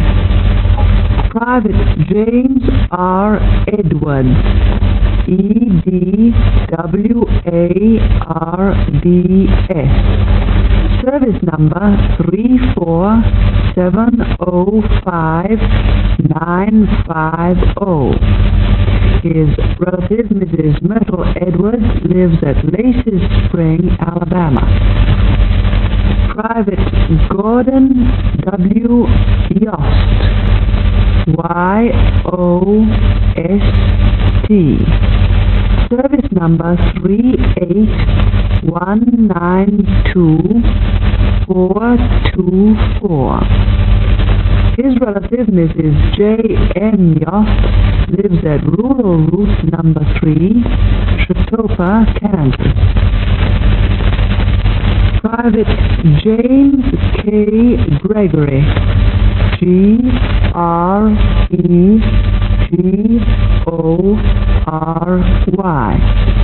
service number 34735-264. His mother, Mrs. J.D. Gregory, lives at 1108 Sterling Avenue, Maryville, Tennessee. Private Lawrence W. Clark, CLARK, service number 31351-918. His wife, Mrs. L.W. Clark, lives at 23 Davis Street, Dover, Foxcroft, Maine. Private Charles A. Chapin,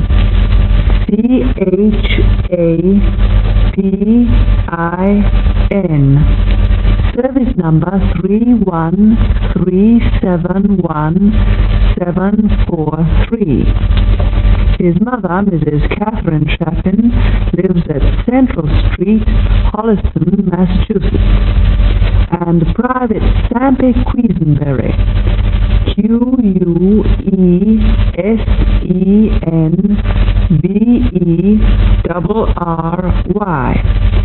service number 35428-512. His wife, Mrs. Thelma Quisenberry, lives at Princeton, West Virginia, and the address, Box 388.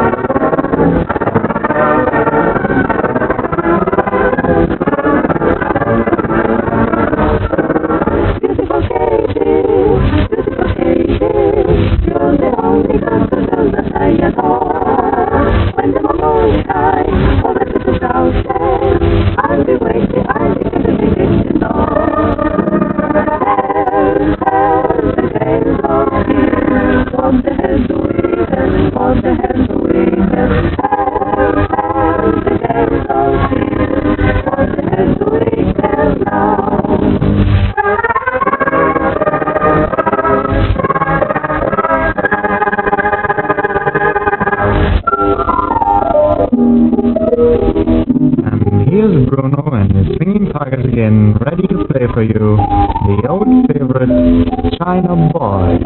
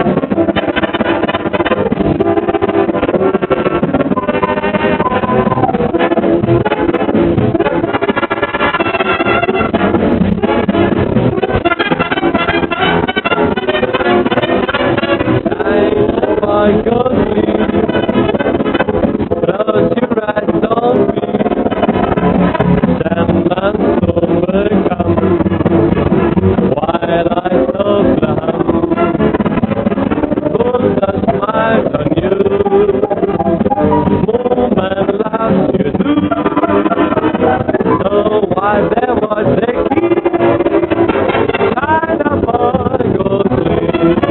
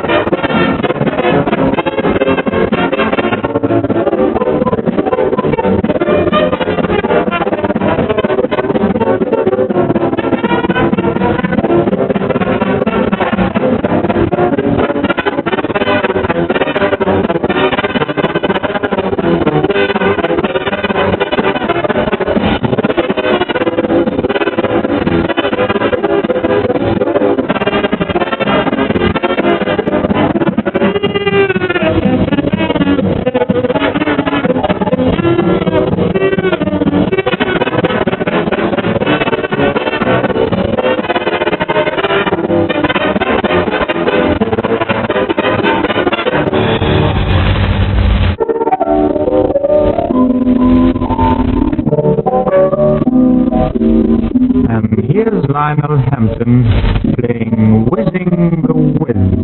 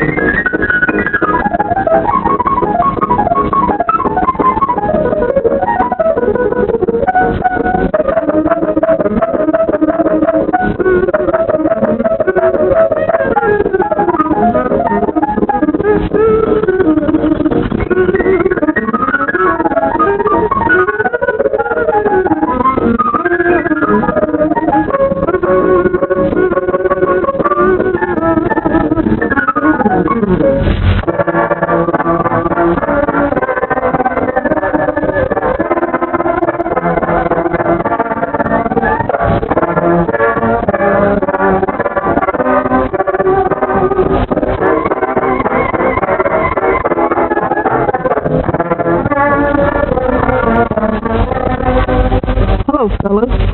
Hello, you men from a country where selfishness and greed on the part of many exist at the expense of the injury, suffering, and death of the boys on the fighting line.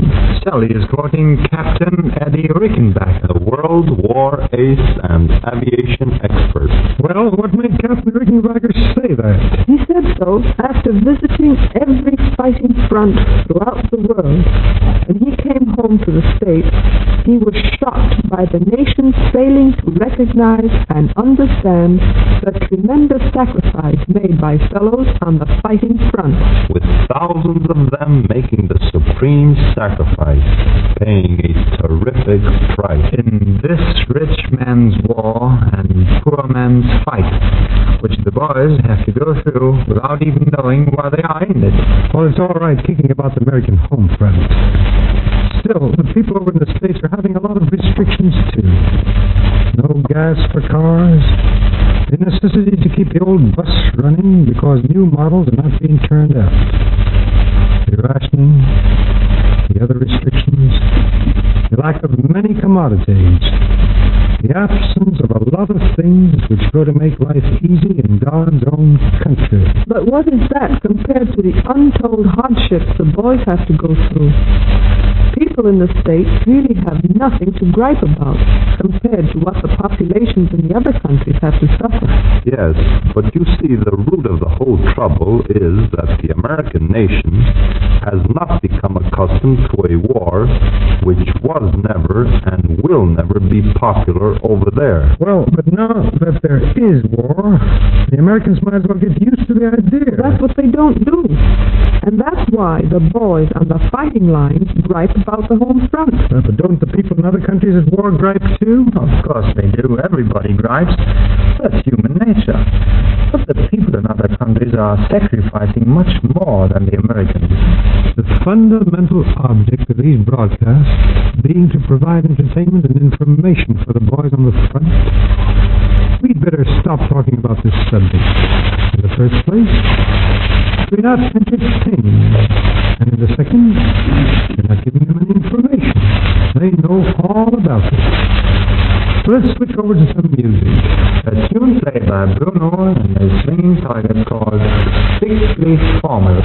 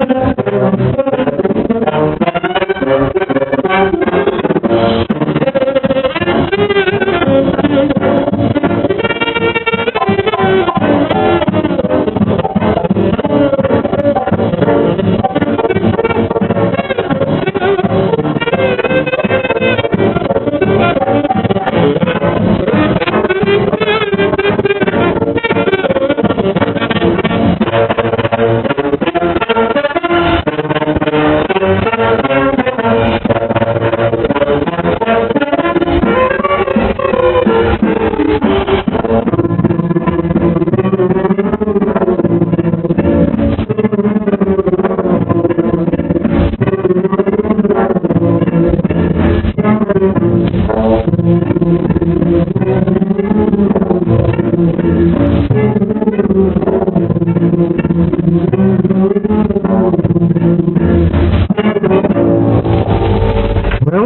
what's on the program now? Oh, George, haven't you got another one of those charming Western tales of our friend Bob? Oh, yes, let's hear another one of them. Okay, here it is.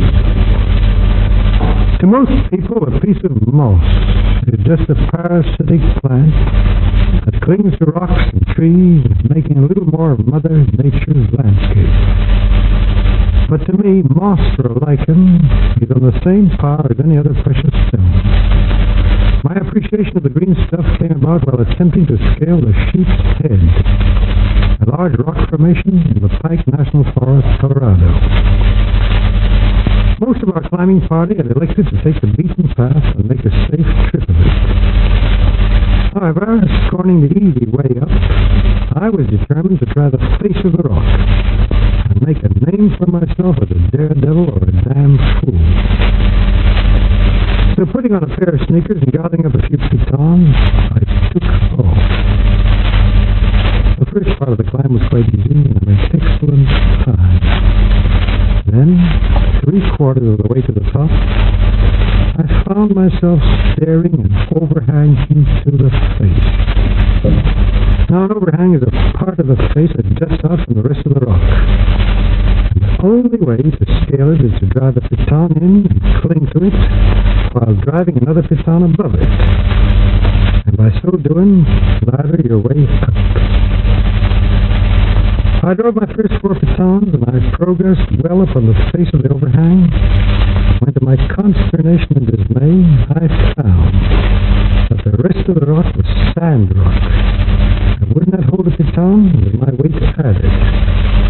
There was nothing I could do.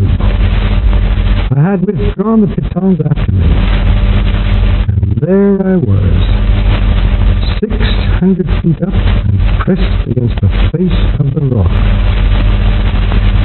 It was then I made a big mistake. I looked down. There were people below watching us, but they looked more like a bunch of ants standing there. The movement of turning to look started me slipping. I clawed at the rock, but to no avail.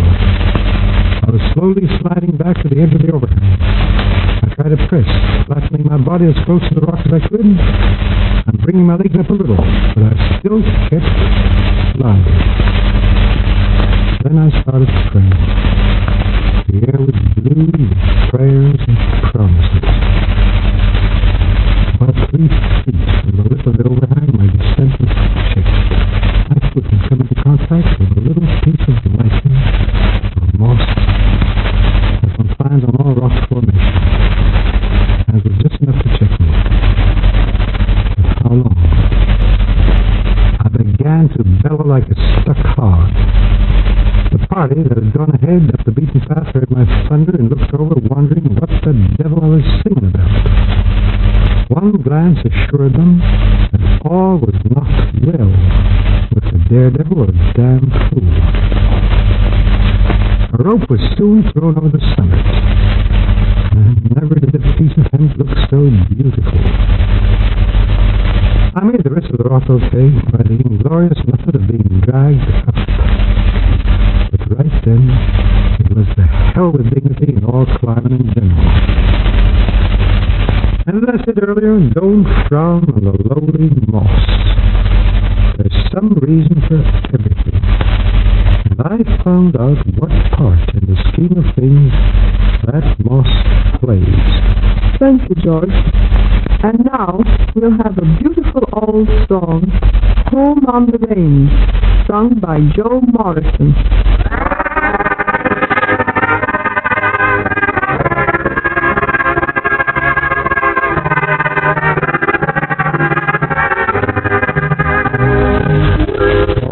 Give me a home where the buffalo roam, where the deer and the antelope play,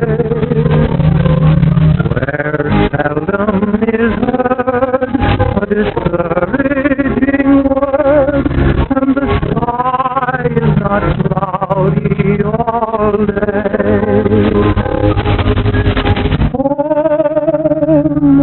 Home, home on the range, where the deer and the antelope play, where seldom is heard a discouraging word, and the sky is not cloudy all day. How often at night, when the heavens are bright, with light from the glittering stars, have I stood there amazed, and asked as I gazed, if their glory exceeds that of ours?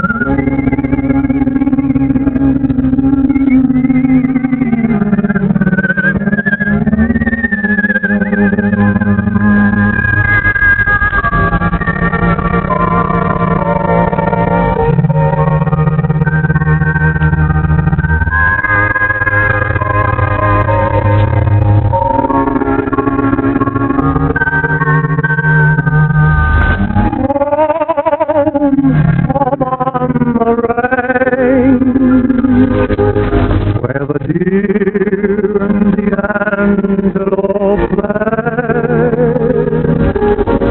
where seldom is heard a discouraging word, and the sky is not cloudy all day.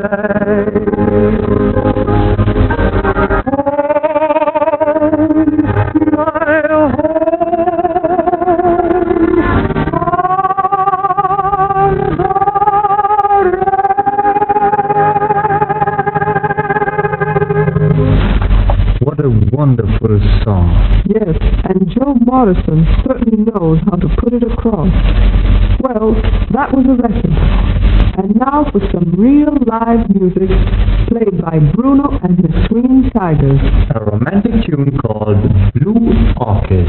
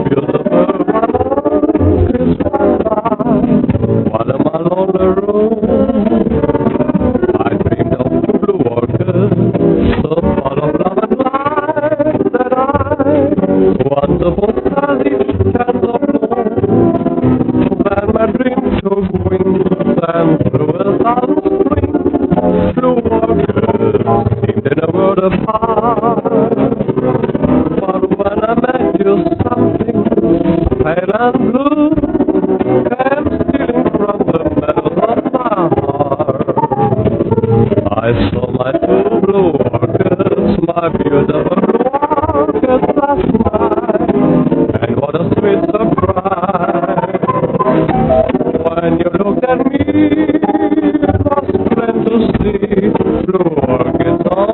bloom in your eyes.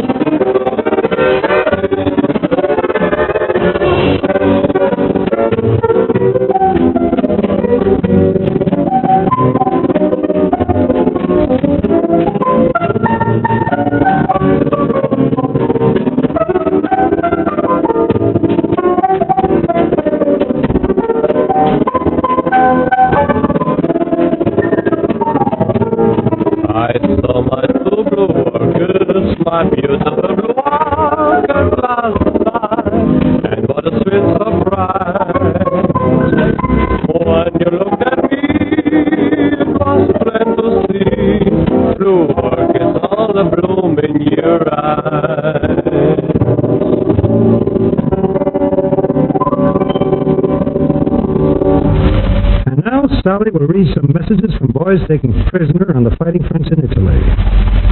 The first message is from Staff Sergeant Walter Shisco. S-H-I-S-K-O.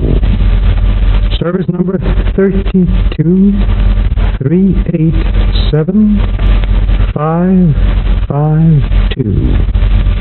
I'll repeat that. Staff Sergeant Walter Shisco. Service number 32387-552. It goes to Mr. and Mrs. Simon Shisco, 20 Frederick Street, Ashley, Pennsylvania. I am feeling fine and being treated well, so do not worry about me. Will write as soon as possible. Best love from Walter. Walter is Staff Sergeant Walter Shisco. Service number 32387-552. And here's a message from First Sergeant Curtis H. Lawhorn. Lawhrne.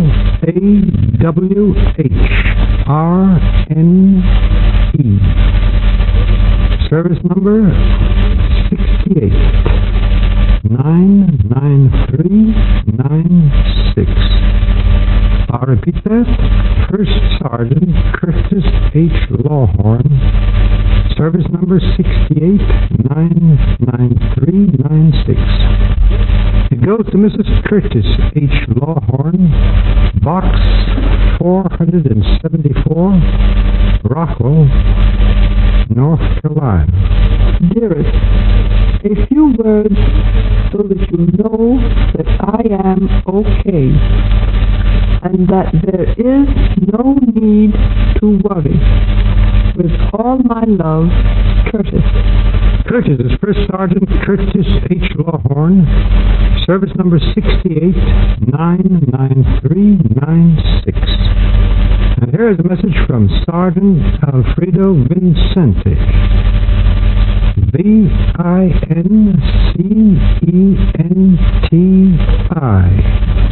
Service number 32-397-131. I repeat that. Sergeant Alfredo Vincenti, service number 32-397-131. It goes to Mrs. Isabel L. Vincenti, Santurce, Puerto Rico. Dear Mother, please don't worry about me. I am feeling fine and being treated well. Your loving, Freddie. Freddie is Sergeant Alfredo Vincenti, service number 32-397-131. And here's a message from Sergeant Joseph P. Dura, Jr. Dura is spelled D-U-R-A. His service number is 32-375-437. I repeat that, Sergeant Joseph P. Dura, Jr., Service number 32375-437. The message goes to Mr. and Mrs. Joseph Dura, 102 Center Street, Lackawanna, New York. Dear folks, just a few words to let you know that I am okay. Don't worry. Let Jean know. Your loving son, Joseph. Joseph is Sergeant Joseph P. Dura, Jr., service number 32375-437. And now we want to remind you that more names of prisoners and messages from them will be read in our later broadcast. Another tune of sprightly dance music will now be played by Bruno and his orchestra.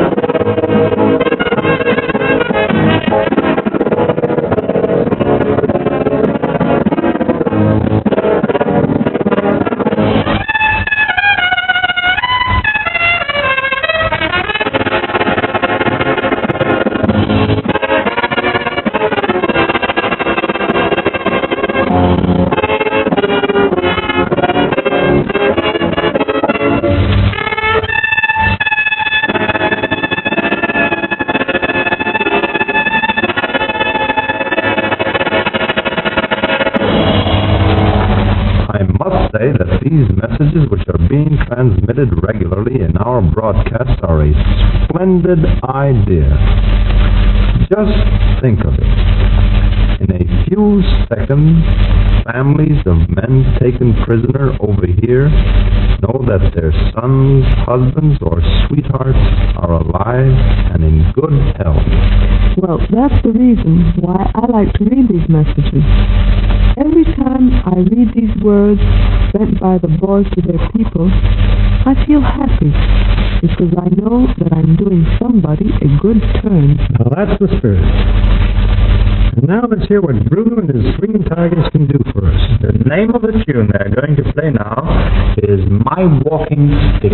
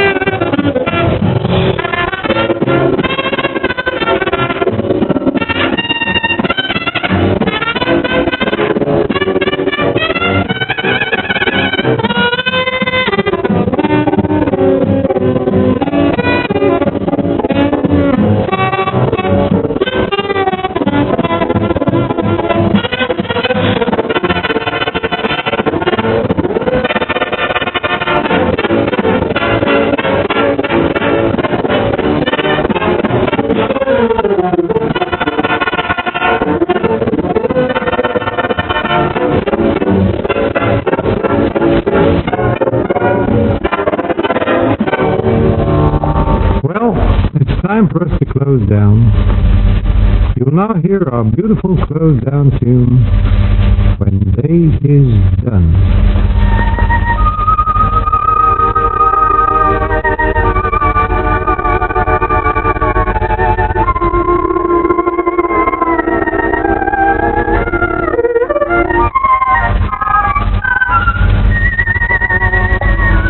So long, fellas.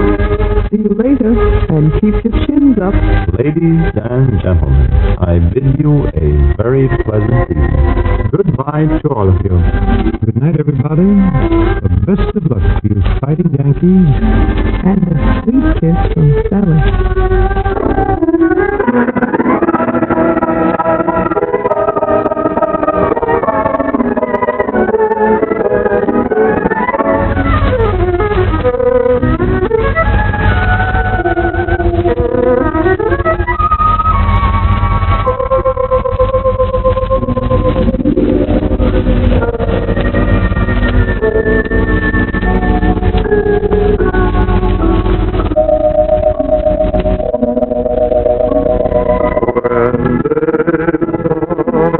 When